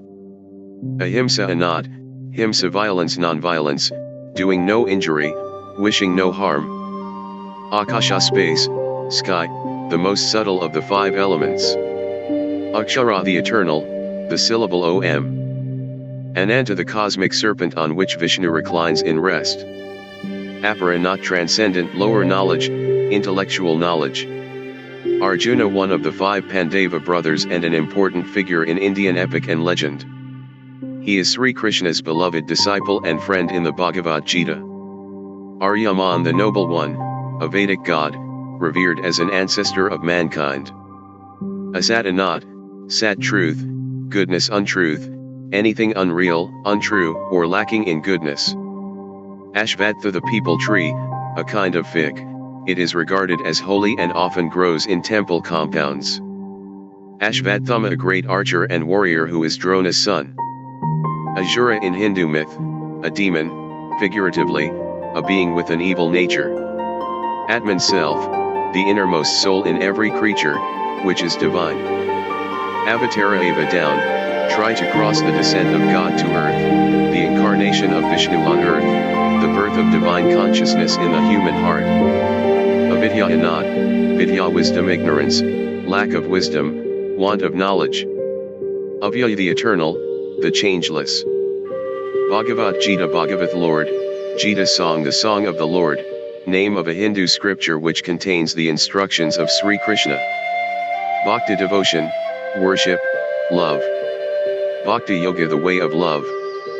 Bhishma a revered elder of the Kaurava dynasty who allows himself to be killed by Arjuna in the Mahabharata battle. Bhrigu a sage famous in ancient legend. Brahma God as creator, one of the Hindu trinity, the others are Vishnu, the preserver, and Shiva, the destroyer. Brahma should not be confused with Brahman. See entry below. Brahmakarya conduct leading to God, self, control, purity. Brahman the supreme reality underlying all life, the divine ground of existence, the impersonal Godhead. Brahma Nirvana in Brahman, the final state of spiritual fulfillment, eternal union with Brahman, the ground of all being. Brahmavidya the science of knowing Brahman. Brahman SKT. Brahmana literally, a person who strives to know Brahman, in traditional Hindu society, a person of the priestly or learned class. Brihaspati the guru or priest of the gods. Buddha from bud to wake up the awakened one, the title given to the sage Siddhartha Gautama Shakyamuni after he obtained complete illumination. The Buddha lived and taught in North India during the 6th century BC. Buddhi understanding, intelligence, the faculty of discrimination, correct view, idea, purpose. Chitrarata having a bright chariot, the king of Gandharvas. Devam divine will, destiny. Deva a divine being, a god.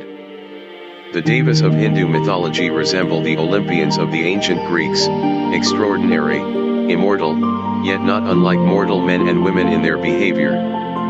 The feminine is Devi, goddess. Dharma law, duty, the universal law which holds all life together in unity. Dhritarashtra the king of the Kurus. He has been blind since birth and has therefore never been enthroned as the rightful king, but he serves as de facto ruler. The entire Bhagavad Gita is a narration told by Sanjaya to the blind king, whose sons are the Kauravas. Draupadi the royal princess who became the wife of each of the 5 Pandava brothers. Drona a learned Brahmin who became a warrior, and eventually general of the Kaurava army.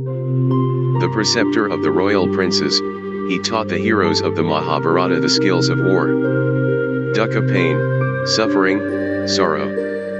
Duryodhana the oldest son of Dhritarashtra and the chief enemy of the Pandavas and Sri Krishna. Dvandva in Sanskrit grammar, a kind of compound that combines 2 or more words as a pair or group. Gandharv heavenly musicians who are demigods, rather touchy and proud, handsome and amorous. Gandhava Arjuna's bow, which was a gift from the god of fire. Ganges Skt. Ganga a major river of northern India, revered as a sacred symbol. Garuda the great eagle that is Vishnu's vehicle. Gayatri a meter used in Vedic hymns, a prayer to the sun composed in this meter. Gita the song, a shorter title for the Bhagavad Gita. Guna quality, specifically, the 3 qualities which make up the phenomenal world, sattva, law, harmony, purity, goodness, rajas, energy, passion, and tamas, inertia, ignorance. The corresponding adjectives are sattvic, rajasic, and tamasic. Guru a spiritual teacher. Hari name of Vishnu or Krishna. Hastinapura city of the elephants, an important city in ancient India, located about 60 miles northeast of the modern Delhi. It was the capital of the Pandavas and their line. Himalaya Himasno, Alaya abode the great mountain range which stretches across the northern border of India, important in mythology as the home of Shiva and other gods. Ikshvaku the son of Manu, and founder of the solar dynasty of kings. Indra the god of storms and battle. In the Veda, Indra is the chief of the gods, Devas, and an important deity. Later his role is greatly diminished. Ishvara the Lord, God. Janaka a king of ancient times who was both an effective ruler and a holy sage. Janardana he who stirs up the people, name of Krishna. Jiva living being, the living soul, the finite, individual soul that is identified with separate existence, as opposed to Atman, the eternal self. Jnana from Jnana to know wisdom, higher knowledge. Jnana Yoga the way of wisdom. Kalpa a period in cosmic time equaling 1 day of Brahma or 1000 great yugas, a total of 4,320 million years. See also Yuga. Kama selfish desire, greed, sexual desire, sometimes personified as Kamadeva. Kamadhak the cow of wishes, who in legend fulfills all desires. Kapila name of a sage, first teacher of the Sankhya philosophy. Karma from Kri to do action, former actions which will lead to certain results in a cause, and effect relationship. Karma Yoga the way of action, the path of selfless service. Karna a brave warrior who plays an important role in the larger epic, but is only mentioned in passing in the Gita. Kauravas the sons of Kuru, Duryodhana, and his brothers, who are the enemies of the Pandava brothers. Kripa a revered teacher of the royal family who also serves as a warrior. Krishna black, or from Krish to draw, to attract to oneself the dark one or he who draws us to himself, name of an incarnation of Vishnu. Vishnu, the cosmic force of goodness, comes to earth as Krishna to re-establish Dharma, or law. Krishna is the friend and advisor of the Pandava brothers, especially Arjuna, to whom he reveals the teachings of the Bhagavad Gita. He is the inner Lord, who personifies spiritual love and lives in the hearts of all beings. Kshatriya, a warrior or prince, a member of the ruling class of traditional Hindu society. Kshetra, a field, a place, a sacred place or temple. Kubera, god of wealth. Kundalini, the serpent power, spiritual or evolutionary energy. In yoga literature, Kundalini is described as a force coiled at the base of the spine. Kundalini may be aroused through meditation and the practice of yoga, then it rises up through the subtle body, awakening the higher centers of consciousness. Kurukshetra, the field of the Kurus, where the Mahabharata battle takes place. It is north of the modern city of Delhi. Lila game, the divine play of the Lord disguising himself as the many beings of this world. Madhav, another name for Krishna, of the Madhav clan. Madhusudana, slayer of Madhu, a name for Krishna, who killed the demon Madhu. Mahabharata, name of the great Indian epic composed some 2,500 years ago, traditionally attributed to the sage Vyasa. It relates the conflict between the descendants of Pandu, the forces of light, and those of Dhritarashtra, the forces of darkness. Manas, the mind, specifically, the faculty which registers and stores sensory impressions. Mantram or mantra, a holy name or phrase, a spiritual formula. Manu, the father of the human race, the Hindu equivalent of Adam or the first man. Margashirsha, the lunar month that falls in November, December. Marishi, a Vedic demigod. The name means particle of light. Maya, illusion, appearance, as contrasted with reality, the creative power of God. Mira, a woman saint of medieval India remembered for her songs to her beloved Krishna. Meru, a mythical mountain said to stand at the center of the world or cosmos. The gods dwell on Meru in beautiful cities, amidst flowering gardens. Moksha, liberation, salvation, illumination. Nakula, one of the junior Pandava brothers. Narada, the divine musician and sage who is a devotee of Sri Krishna. Nirvana, near out, vana, to blow, complete extinction of self, will and separateness, realization of the unity of all life. Nirvikalpa Samadhi, a state of spiritual awareness in which there is no perception of duality, of inside or outside, of subject and object, merger in the impersonal Godhead. Om or Ahum, the cosmic sound, heard in deep meditation, the holy word, taught in the Upanishads, which signifies Brahman, the divine ground of existence. Pandavas, the sons of Pandu, a collective name for Arjuna and his four brothers, Yudhishthira, Bhima, Nakula, and Sahadeva. The Pandavas are in conflict with the Kauravas, both claim the ancient throne of Hastinapura. The Gita is placed on the eve of the battle that will decide this conflict. The Pandavas are looked upon as the forces for good and the Kauravas as wicked usurpers. Parth, son of Parita, a name for Arjuna, or for his brothers Bhima and Yudhishthira. Patanjali, the author of the Yoga Sutras, a classic description of the way to self-realization through meditation. Patanjali lived around the 2nd century BC, and his method is sometimes referred to as Raja Yoga. Pavaka, the purifier, a name for the god of fire. Prahlada, a demon prince who was greatly devoted to Vishnu. Prajapati, lord of offspring, the creator of all beings. Indian myth encompasses many creation stories, and sometimes one great father, or Prajapati, is mentioned. Sometimes there are 7 or more fathers or sages who created all living creatures. Prajna, from Jaina, to know, a transcendental mode of knowing developed in deep meditation. Prakriti, the basic energy from which the mental and physical worlds take shape, nature. Prana, breath, vital force. Parita, Arjuna's mother, also called Kunti. Arjuna is called Parth, son of Parita. Purusha, person, the soul, the spiritual core of every person. In the Gita, the terms Atman and Purusha are virtually interchangeable. Purushottama, highest person, supreme being, God. Raja Yoga, the royal path, the path of meditation taught especially by Patanjali in the Yoga Sutras. Raja, see under Guna. Rama, Prince of Joy, name of the son of Dashratha, who was king of Ayodhya. Rama was the famous prince who killed the evil demon Ravana to reclaim his wife Sita. He is regarded as an incarnation of Vishnu. Rig Veda, the oldest of the four Vedas, the most ancient and sacred Hindu scriptures. Rudras, a group of gods associated with storm and destruction. Sometimes the Rudras are mentioned as a group, at other times they are thought of as a single god, Rudra. In later Hinduism, Shiva is called Rudra. Sadhana, a body of disciplines or way of life which leads to the supreme goal of self-realization. Sadhu, a holy man, sage. Sudeva, one of the junior Pandava brothers. Samaveda, the Veda of songs and chants. One of the four Vedas.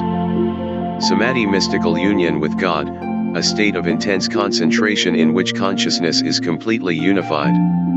Samsara, the world of flux, the round of birth, decay, death, and rebirth. Sanjaya, the sage who divinely perceives what is taking place on the battlefield and reports it to the blind king Dhritarashtra. Sankhya, one of the 6 branches of Hindu philosophy. Sankhya seeks to liberate the individual. Purusha, spirit, from Prakriti, mind and matter. Sannyasa, renunciation. Sat, from S, to be the real, truth, goodness. Sattva, see under guna. Satya, truth, truthful, good, the good. Savikalpa, samadhi, sa. Vikalpa, having distinctions or admitting separateness, samadhi, in which some duality of subject and object remains, the devotee being absorbed in meditation without becoming completely identified with the object of contemplation, union with the personal God. Shakti, power, God's feminine aspect, the Divine Mother.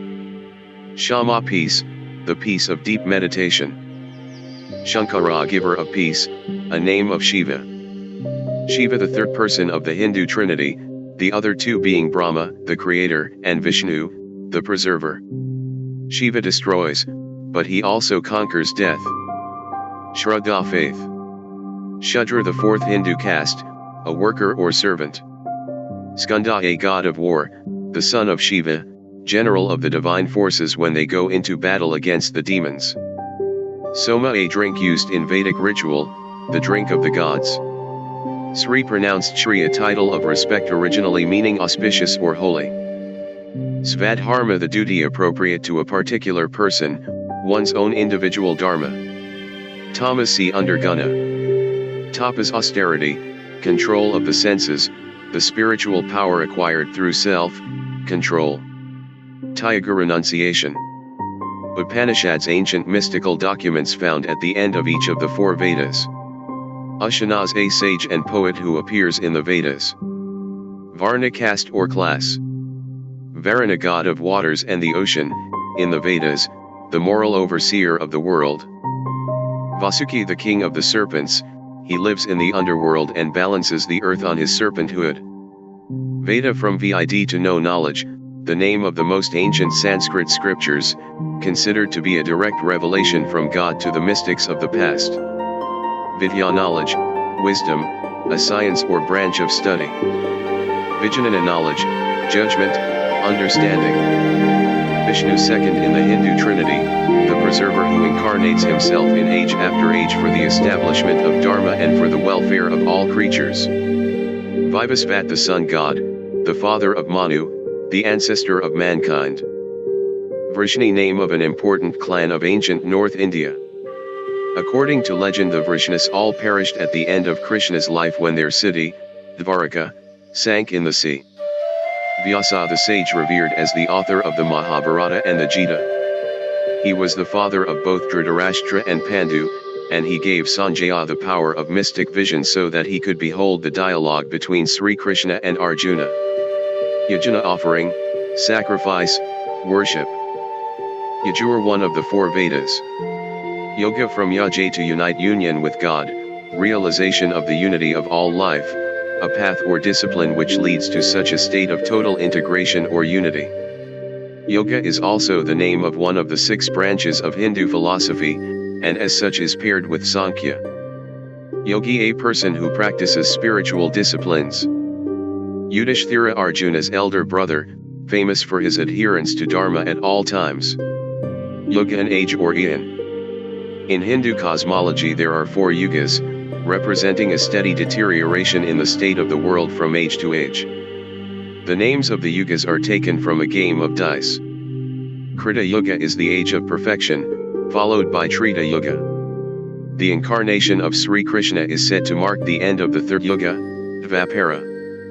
We are living in the 4th and final yuga, Kali, in which the creation reaches its lowest point. The world goes through 1000 such yuga cycles during one kalpa or day of Brahma. Index A B C D E F G H I J K L M N O P R S T U V W Y. The page numbers in this index refer, of course, to the printed edition of this book. When you click on one, your reader will display the text that begins that page in the printed book. As the screen capacity of your reader is smaller than a printed page, you may have to scroll down a screen or more to find the indexed word or phrase. There is no text on this page. A. Action. See selfless action Adharma, 267 Advaita, 26 Agni, 23 Ahamkara, 39, 211, 223 Ahimsa, 32 Ajanana, 147 Akasha, 214 Ananta, 181 Anger, 87, 102, 103, 126, 221 Aquinas, St. Thomas, 18, 37. Arjuna, background, 15, become seeker after truth, 179. Concern over how to act, 99, doubting heart, 114 to 15, family tragedy, 72, 111, and Krishna, 15, 19, 21 to 22, 71 to 72, 84, 171, 191 to 93, as man of action, 21, 83, 102. Portrayal in Bhagavad Gita, 71 to 72, Real Self, 83 to 84 Aryan Tribes, 16, 23 Asad, 245 Ashrams, 17 Ashvatha, 229 Ashvathama, 74 Asuras, 181, 237 Atman, at climax of meditation, 26, defined, 24, Krishna as, 180, 229, play on word. 135, relationship to Brahman, 26, as self, 30, transcended. Transcended by Krishna, 229, in Upanishads, 24, 203, see also self-attachment, 54 to 55, 61, 87, 101, 114, 123, 153 Augustine, St. 18, 37, 60 Avatara, 112 Avyakta, 164 Avyayampadam, 230 B. Top of index speed, St. 7 Bhagavad Gita, about, 9 to 10, 14, 113, as an Upanishad, 18 to 19, as Book of Choices, 66, chapter, ending formula, 19, contrast with rest of Mahabharata, 19 to 20, essence, 48 to 59, heart of message, 20 to 21, and issue of self, mastery, 15, 21, and Kurukshetra, 14 to 15, multiple gods in, 23, setting, 15 to 22, as Shruti, 18, as spiritual instruction, 21 to 22, types of yoga in, 48 to 50, way of love in, 204 to 6 Bhagwan, 71, 179 Bhakti, 171 Bhakti Yoga, 49 Bhima, 72 Bhishma, 15, 73, 74 Brahma, 149, 163 to 64 Brahman, about, 24, defined, 24, 213, knowledge of, 125, and OM, 245, and process of death, 160, relationship to Atman, 26, and still mind, 137, union with, 254, in Upanishads, 24, 179, 203 to 4, and world, tree, 229. Brahmarandra, 160, 161 Brahmavidya, 17 Brihadaranyaka Upanishad, 162 Buddha, 123 to 24, 126, 137, 203, 212 Buddhai, 39 see top of index castes, 253 Catherine of Genoa, St. 56 to 57 Catherine of Siena, St. 62 Cause and Effect, see Karma Chakras, 160. Chandogya Upanishad, 161 Chesterton, G. K. 60 Christ, 56, 203 Christian Mystics, 205, St. Augustine, 18, 37, 60, St. Catherine of Genoa, 56 to 57, St. Francis of Assisi, 51, 60, 62, St. John of the Cross, 64, 126, 135, 205, St. Paul, 205, St. Teresa of Avila, 62, 126, 192 The Cloud of Unknowing, 205 Consciousness, as Divine Ground of Existence, 213, Dreaming as State of, 28, Dreamless Sleep as State of, 28, Human Exploration, 8, 10, Impact of Selfless Work on, 59, Krishna as, 181, in Meditation, 26, at Moment of Death, 159 to 61, Natural State, 47, and Sankhya, 39 to 41, and Self, Will, 53, as setting for Bhagavad Gita, 21 to 22, and Sleep, 28, 35, States of, 28, Testing. Levels of Awareness, 26, Unitary, 47, Waking as State of, 28, Withdrawing from Hold on Senses, 42, See also Mind Cosmology, 44, 164 Cousins, Norman, 63 Creation, and Brahman, 229, Cycles of Regeneration and Decay, 112, 163, and Day of Brahma, 44, and Dharma, 24, Indivisible, 32, and Krishna, 112, 148, 169, and Union of Prakriti and Purusha, 148 Cyclical Universe, 157, 163 to 64 D Top of Index Day of Brahma, 44, 163, 164 Death,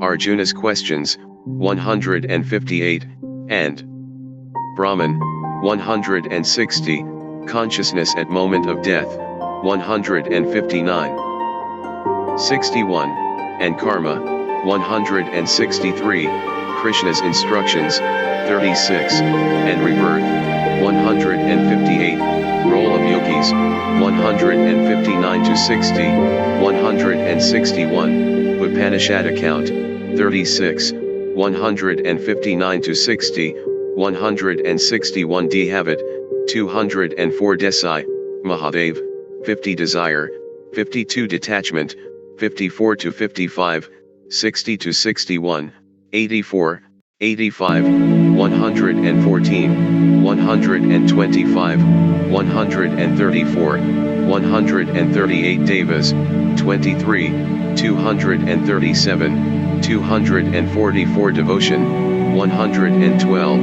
193, 203 to 6, 254, see also Bhakti Yoga Dhammapada, 9 Dharma, 24, 31 to 32, 75, 112 Dharmakshetra, 67, Dhritarashtra, 72, 73, 255 Dionysius, 204 Dun, John, 32 Drona, 15, 73 to 74 Duryodhana, 73 Dvanva, 181 Dvaraka, 15 E top of index Eckhart, Meister, 18, 56, 58, 65, 126 Eddington, Arthur, 25 Ego, 26, 36, 39, 52 to 53, 57, 87. Emerson, Ralph Waldo, 212 Evolution, 47, 65 F top of index Faith, C Shraddha Field of Forces, 25, 35, 37, 43, 46, 212 Fields, 211, 212, 213 Fig Tree, 229 Forest Academies, 17 Francis of Assisi, St. 51, 60, 62 G top of index Gambling, 182. Gandhi, Mahatma, and Bhagavad Gita, 10, 14, 20, 60, 75, 86, and Detachment, 54 to 55, as fully human, 62, and Selfless Action, 51 Ganges, 180 Gayatri, 181 Gunas, Defined, 43, 44, as Fabric of Existence, 44 to 45, and Faith, 243, 244 to 45, and Maya, 150, and Personality, 46 to 47, as Qualities of Prakriti, 221 to 23, and Sankhya Philosophy, 102 to 3, 253, Transcending, 222 to 23 Guru, 74, 84 H top of index Hastinapura, 73 Hatha Yoga, 85, 133. Hell, 236 Hinduism, Dharma and Karma in, 31, Multiple Gods in, 23, Multiplicity of Names for Aspects of God, 22 to 23, and Path of Knowledge, 203, and Path of Moderation, 136, Proclaims One God, 22, Shiva and Shakti in, 213 Holy Name, see Mantram Hume, David, 26 Huxley, Aldous, 17 I top of index Indra, 23, 180 Ishvara, 229 J top of index Janaka, 103 Jesus Christ, 56, 203 Jiva, 84 Jainana, 147, 148 Jainana Yoga, 48, 50, 101 to 2 John of the Cross, St. 64, 126, 135, 205 K top of index Kala, 193 86 Kama Sutra, 136 Kapila, 37. Karma, about, 33 to 34, in Bhagavad Gita, 100 to 101, and Consequences of Shraddha, 65, defined, 24, and Hell, 236, and Process of Death, 163, and Rebirth, 170, and Selfish Attachment, 101, 252, in Upanishads, 24 Karma Phala, 53, 125, 252 Karma Yoga, and Bhagavad Gita, 49, 50, 51 to 52, defined, 49, goal of, 114, as selfless action, 99 to 103, 124 to 25, 134 Katha Upanishad, 230 Kauravas, 72 Kempis, Thomas A, 62 Knower of Field, 38, 211, 213, 214, 229. Knowledge, of Brahman, 125, as fruit of doing, 114, of self, 60, 124 to 25, see also Jnana Yoga.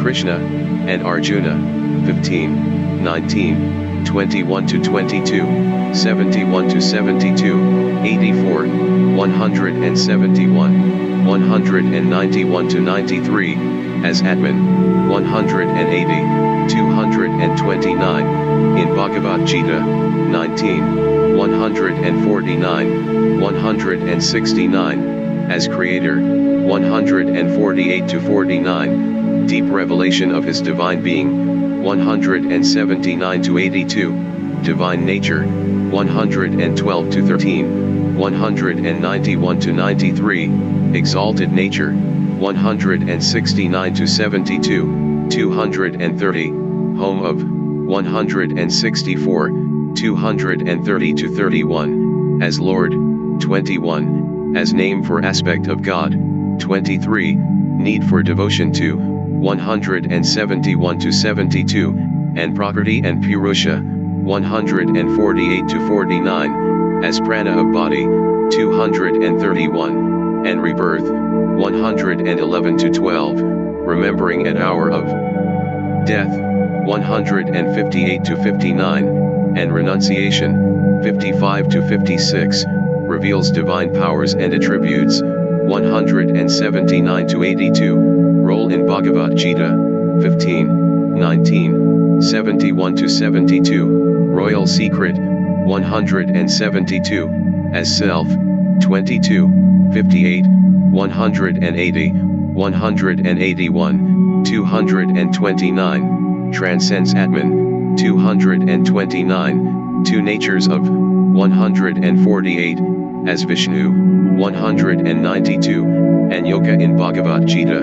49, 50 Kundalini, 136 Kuru dynasty, 13, 71, 72 to 73 Kurukshetra, 13, 14 to 15. L top of index Lila, 149 Lotus, 125, 149 Love, of God, 204 to 6, Selfless, 170 M top of index Mad Bhavam, 158 Madhusudana, 237 Mahabharata, basis in actual events, 15, defined, 13, and human good and evil, 237, Krishna in, 113, and Kurukshetra, 13, 14 to 15, as metaphor, 21, and morality of war, 75, relationship of Bhagavad Gita to, 14, 18 to 20. Mallory,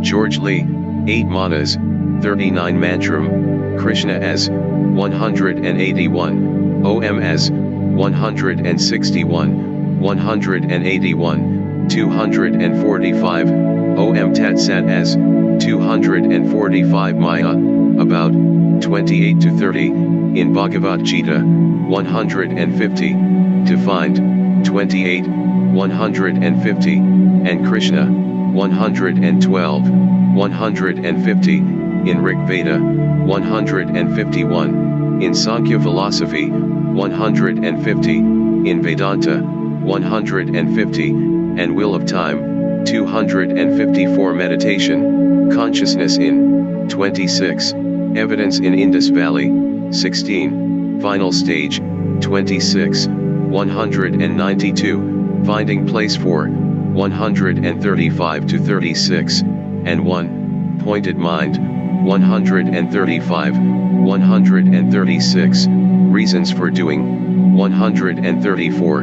205, as Samadhi, 125 to 26, Unity within, 26, and Yoga, 134, see also Raja Yoga Mira, 126. Mind, and change, 25, comparing to flame, 137, as field of forces, 25, 37, 43, 46, 212, in final stage of meditation, 26, 192, at hour of death, 158 to 59, 160, impact of selflessness on, 53, 59, levels of awareness, 26, making one, pointed, 135, 136, and material elements, 41, and renunciation, 51, role in directing the soul toward rebirth, 158, and Sankhya, 37, 39 to 40, still, 47 to 48, training, 87, 137 to 38, see also consciousness moha, 150 to 51, Muhammad, 56, 203 moksha, 24, 30, 126, 252 morality of war, 74 to 75 Moses, 56, 134 Muhammad, see Muhammad. Mukta, 126 and top of index Nikula, 72 Nirvana, 30, 52 Nirvikalpa Samadhi, 192 Nishkama Karma, 52, 53 O top of index offerings, 114, 171, see also Yajna Om, Mantram, 161, 181, 245 Om Tat Sat, Mantram, 245 Oppenheimer, Robert, 193. P top of index Pada, 230 Pandavas, 72, 73 Patanjali, 133, 159, 192 Paul, St. 205 Perennial Philosophy, 17, 18, 22 Physics, 24 to 25, 29, 37, 44, 164 People Trees, 229 Prahlada, 181 Prakriti, about, 37, 43 to 44, 56, Aspects of, 212, Components of, 211, as field, 212, 213, and Gunas, 43, 221 to 23, and Karma, 212, Nature of, 221 to 23, in Sankhya philosophy, 148, Union with Purusha, 148 Pranas, 160 to 61, 231 Purusha, defined, 37, 38, as knower, 213, liberation from Gunas, 222 to 23, in Sankhya philosophy, 148, Shiva as, 214, union with Prakriti, 148, in Upanishads, 151 Purushottama, 179 are top of index Raja Yoga, 49, 134, see also meditation Rajas, defined, 44, 45, as one of three gunas, 44, 46, 102, 103, 243, 244 to 45, as quality of Prakriti, 221, 222, transforming tamas into 47, and work, 253 Rakshasas, 244. Rama, 181, 237 Ramakrishna, 126, 147 to 48 Ramana Maharshi, 126 Ramayana, 181 Ravana, 237 Realization, see self, realization, Vijnana rebirth, 84, 111 to 12, 170 Reincarnation, 35, see also Rebirth Renunciation, and Bhagavad Gita, 51, 53 to 54, defined, 58, as essence of Bhagavad Gita, 51, and Gunas, 252, as path to real peace of mind, 206, Sannyasa type vs. Tyaga type, 251 to 52 Rig Veda, 16, 22, 151, 181, 230. Rishis, 17, 24 Rudra, 181 Ruizbroek, Jan Van, 27, 29, 57 S top of index SATA, 126 Sadhana, 244 Sadhu, 136, 172, 212 Sundeva, 72 Samabudhai, 135 Samadhi, Arjunas, 191 to 93, defined, 30, at moment of death, 161, Nirvikalpa, 192, Potter's Wheel Analogy, 59, Savikalpa, 192, as state of profound meditation, 125 to 26, 179, Samsara, 24, 35, 84, 86 Sanjaya, 74, 255 Sankhya philosophy, about, 37 to 38, categories of gunas in, 102 to 3, 253, defined, 37, and mango analogy, 40, mind and matter, 38 to 43, Prakriti and Purusha in, 37 to 38, 148, vs. Yoga, 37, 124 Sannyasa, 123, 124, 251, see also Renunciation Sanskrit language, 16 Sat, 245 Sattva, defined, 44, 45, harnessing energy of Rajas into, 47, as one of three gunas, 44, 46, 102, 243, 244, as quality of Prakriti, 221, 222, and spiritual disciplines, 244, and work, 253 Savikalpa Samadhi, 192. Self, Atman as, 30, at climax of meditation, 26, 48, at conception, 231, and Gunas,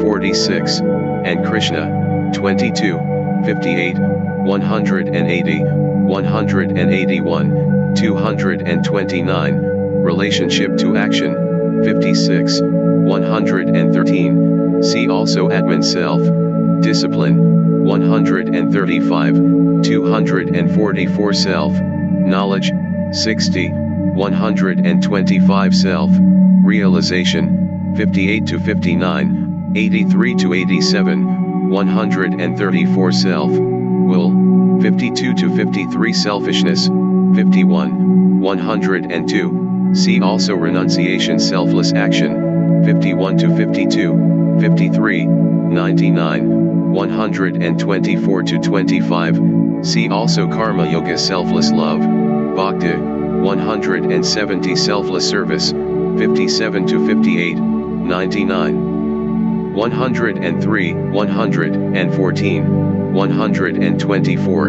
244. Senses, as gates of body, 160, and sense objects, 41 to 43, training, 87, Sermon on the Mount, 14, 20, 60 Shakti, 213 to 14 Shama, 134 Shankara, 18, 37, 59, 126, 181 Shah, Bernard, 62 Shiva, 16, 22, 181, 213, 214 Shraddha, 63 to 65, 243 to 44 Shruti, 18 Sti, 253 to 54 Soul, C. Jiva.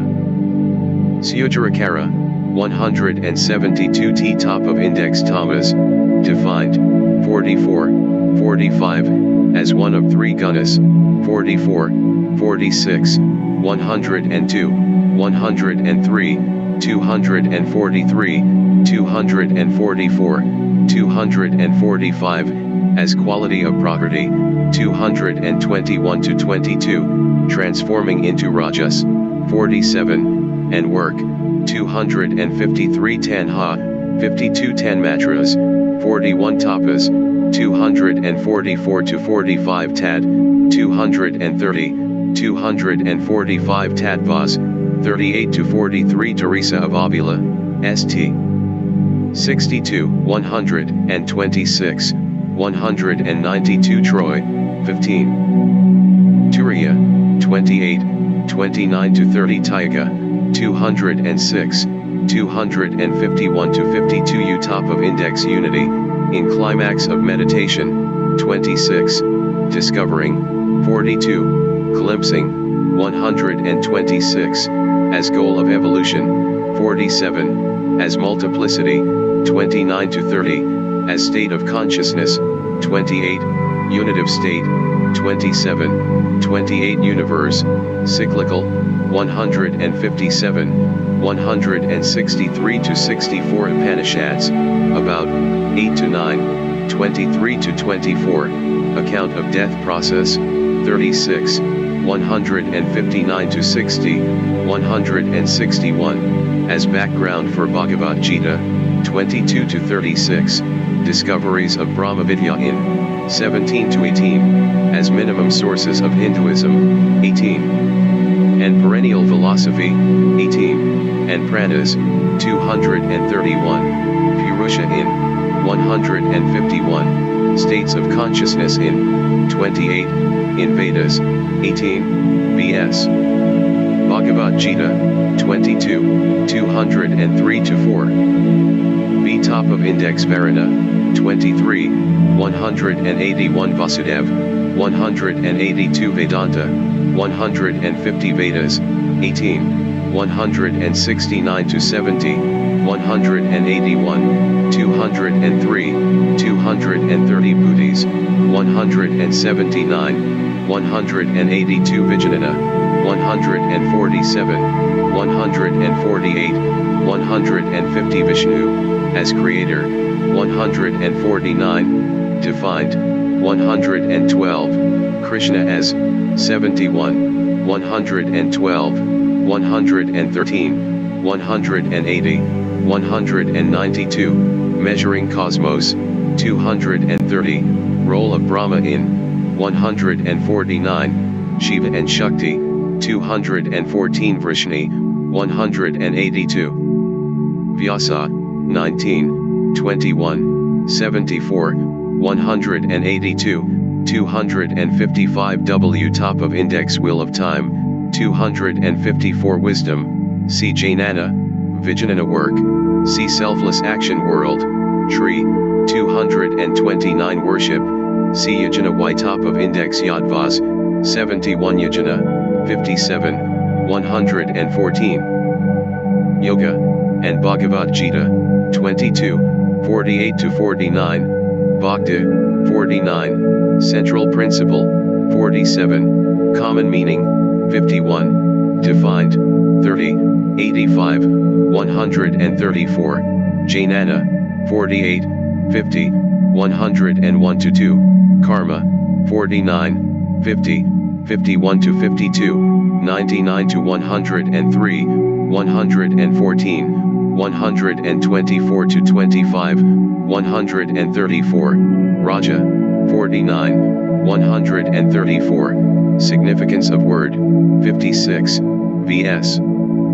Sankhya, 124 Yoga, as School of Meditation, 37 Yoga, Lord of, 16, 193 Yoga Psychology, 37 to 48 Yoga Sutras, 133, 159, 192 Yogeshvara, 16 Yogis, in Bhagavad Gita, 133 to 35, defined, 134, role in process of death, 159 to 60, 161, true, 135 Yudhishthira, 72, 73.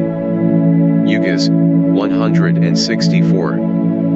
The books of Eknatha Asvaran. Learn more about Eknatha Asvaran and his books, and about retreats based on his method of passage meditation, at asvaran.org. See all of Asvaran's books on the Nilgiri Press website or on Google Books, or on Amazon or at Barnes & Noble. The classics of Indian spirituality introduced and translated by Eknatha Asvaran. No one in modern times is more qualified, no, make that as qualified, to translate the epical classics of Indian spirituality than Eknath Asvaran. And the reason is clear. It is impossible to get to the heart of those classics unless you live them, and he did live them. My admiration of the man and his works is boundless. Houston Smith, The World's Religions. Each of these best-selling editions includes a detailed introduction explaining the historical and cultural background and core concepts of the scripture, with a glossary and notes. Other titles in this series, the Dhammapada. This collection of the Buddha's teachings is permeated with all the power and practicality of one of the world's most appealing spiritual guides. The Upanishads. In these most ancient of Indian wisdom texts, illumined sages share flashes of insight, the results of many years of investigation into consciousness itself. The Wisdom of India. Essence of the Bhagavad Gita. A contemporary guide to yoga, meditation, and Indian philosophy inspired by Mahatma Gandhi. Asvaran saw the Gita as not only magnificent literature but a sure guide to human affairs, one that could throw light on the problems I faced in my own times of crisis. This book is Asvaran's guide to the Gita, his distillation of its teachings and his answer to the questions, what is the Gita really about? And what is its relevance for us today? Essence of the Bhagavad Gita is a completely new publication based on talks that Asvaran gave to his close students. Towards the end of his life, after 40 years of a teaching career in which he taught, studied, and applied the principles of the Gita with a passionate, contagious enthusiasm. As an ancient scripture, the Gita can be confusing for modern readers, so Asvaran highlights the main themes, explains the key concepts, and shares the verses he loves best, using his own translation from the original Sanskrit. Along the way, he uncovers the Gita's startling insights into the problems threatening our civilization. Like the warrior, Prince Arjuna, we must learn to make wise choices. In this modern, original interpretation, Asvaran shows how the Gita points a way forward for us, both as individuals and in our global society today. Other titles in the series, Essence of the Upanishads, Key to Indian Spirituality, formerly titled Dialogue with Death, the Katha Upanishad, one of India's classic wisdom texts, embraces all the key ideas of Indian spirituality within the context of a powerful mythic quest. Set in the shadowy kingdom of death, the Katha opens with the young hero, Nachiketa, seeking answers to the age-old questions, what is the purpose of life? And what will happen to me after I die? The king of death emerges as the perfect spiritual guide, challenging, uncompromising, and direct. But the insights of the Katha, as with all the Upanishads, are scattered, hard to understand. Asvaran explains the core concepts and presents them systematically, illustrating them through everyday examples and analogies, as a way to explore deeper and deeper levels of personality. Taken this way, the Katha provides a comprehensive answer to the question, who am I? Essence of the Dhammapada, forthcoming, Essential Asvaran Library. The Bhagavad Gita for daily living. This detailed commentary on the Bhagavad Gita in 3 volumes offers a unique combination of wisdom, warmth, and practical spirituality. Asvaran explains each verse, relates it to our modern lives through stories and anecdotes, and suggests small spiritual exercises that we can use to bring the Gita's teachings into our own hearts. These volumes include the Devanagari, Sanskrit, script for each verse followed by a Asvaran's translation, a passage from the Gita selected and translated for passage meditation, a brief overview of a Asvaran's 8-point program of passage meditation, a glossary, a guide to Sanskrit pronunciation, and a detailed index. Volume 1, The End of Sorrow, Chapters 1 to 6 of the Bhagavad Gita, Volume 2, Like a Thousand Suns, Chapters 7 to 12, Volume 3, To Love is to Know Me, Chapters 13 to 18, Volume 1 concentrates on the individual, the nature of our innermost self, how we can discover the self in the depths of our own consciousness, and how this discovery transforms our daily living. Volume 2 explores the indivisible unity governing all creation. Asvaran describes the steps we can take to realize this unity and to heal divisions within society and ourselves. Volume 3 is global in scope, but Asvaran's emphasis is on what we can do as individuals. He explains how our everyday choices, taken all together, lead our society downwards to violence, or upwards to a wiser and more peaceful world. Passage meditation, bringing the deep wisdom of the heart into daily life. In Asvaran's universal method of passage meditation, you choose a spiritual text from the world's great traditions that embodies your highest ideals. You memorize it, and then send it deep into consciousness through slow, sustained attention. With regular practice, the passages become lifelines, taking you to the source of wisdom deep within and then guiding you through all the challenges of daily life. Eknath Asvaran taught passage meditation to thousands of people for over 40 years, including a course at the University of California. Meditation is supported by 7 other points in Asvaran's practical spiritual program, helping you to stay calm, kind, and focused throughout the day. Thoroughly tested, consistent, and clear, this book gives you all you need to start meditating. The Mantram Handbook, a practical guide to choosing your mantram and calming your mind. A mantram, or mantra, is a short, powerful spiritual formula or prayer word from the world's great traditions. Examples include Rama, Rama, used by Gandhi, my God and my all, used by Saint Francis of Assisi, and the Buddhist mantram, Om Mani Padme Hum. Asvaran explains how to choose a mantram, and shows through stories and examples how it can be repeated silently anytime, anywhere, to help calm the mind and access our deepest wisdom. Repeat your chosen mantram when you are worried, angry, or caught in regrets, and the mantram will guide and comfort you like a true friend. God Makes the Rivers to Flow, an anthology of sacred poetry and prose. This classic anthology is Asvaran's comprehensive collection of the wisest, most life-affirming, lyrical writings from the sacred literature of the world. The passages are supported by Asvaran's writings on spiritual living, background notes, and guidelines for using these texts for inspiration, study, and for Asvaran's own method of passage meditation. Biography. Eknath Asvaran, 1910 to 1999, brings to this volume a rare combination of credentials, knowledge of Sanskrit, an intuitive understanding of his Hindu legacy, and a mastery of English.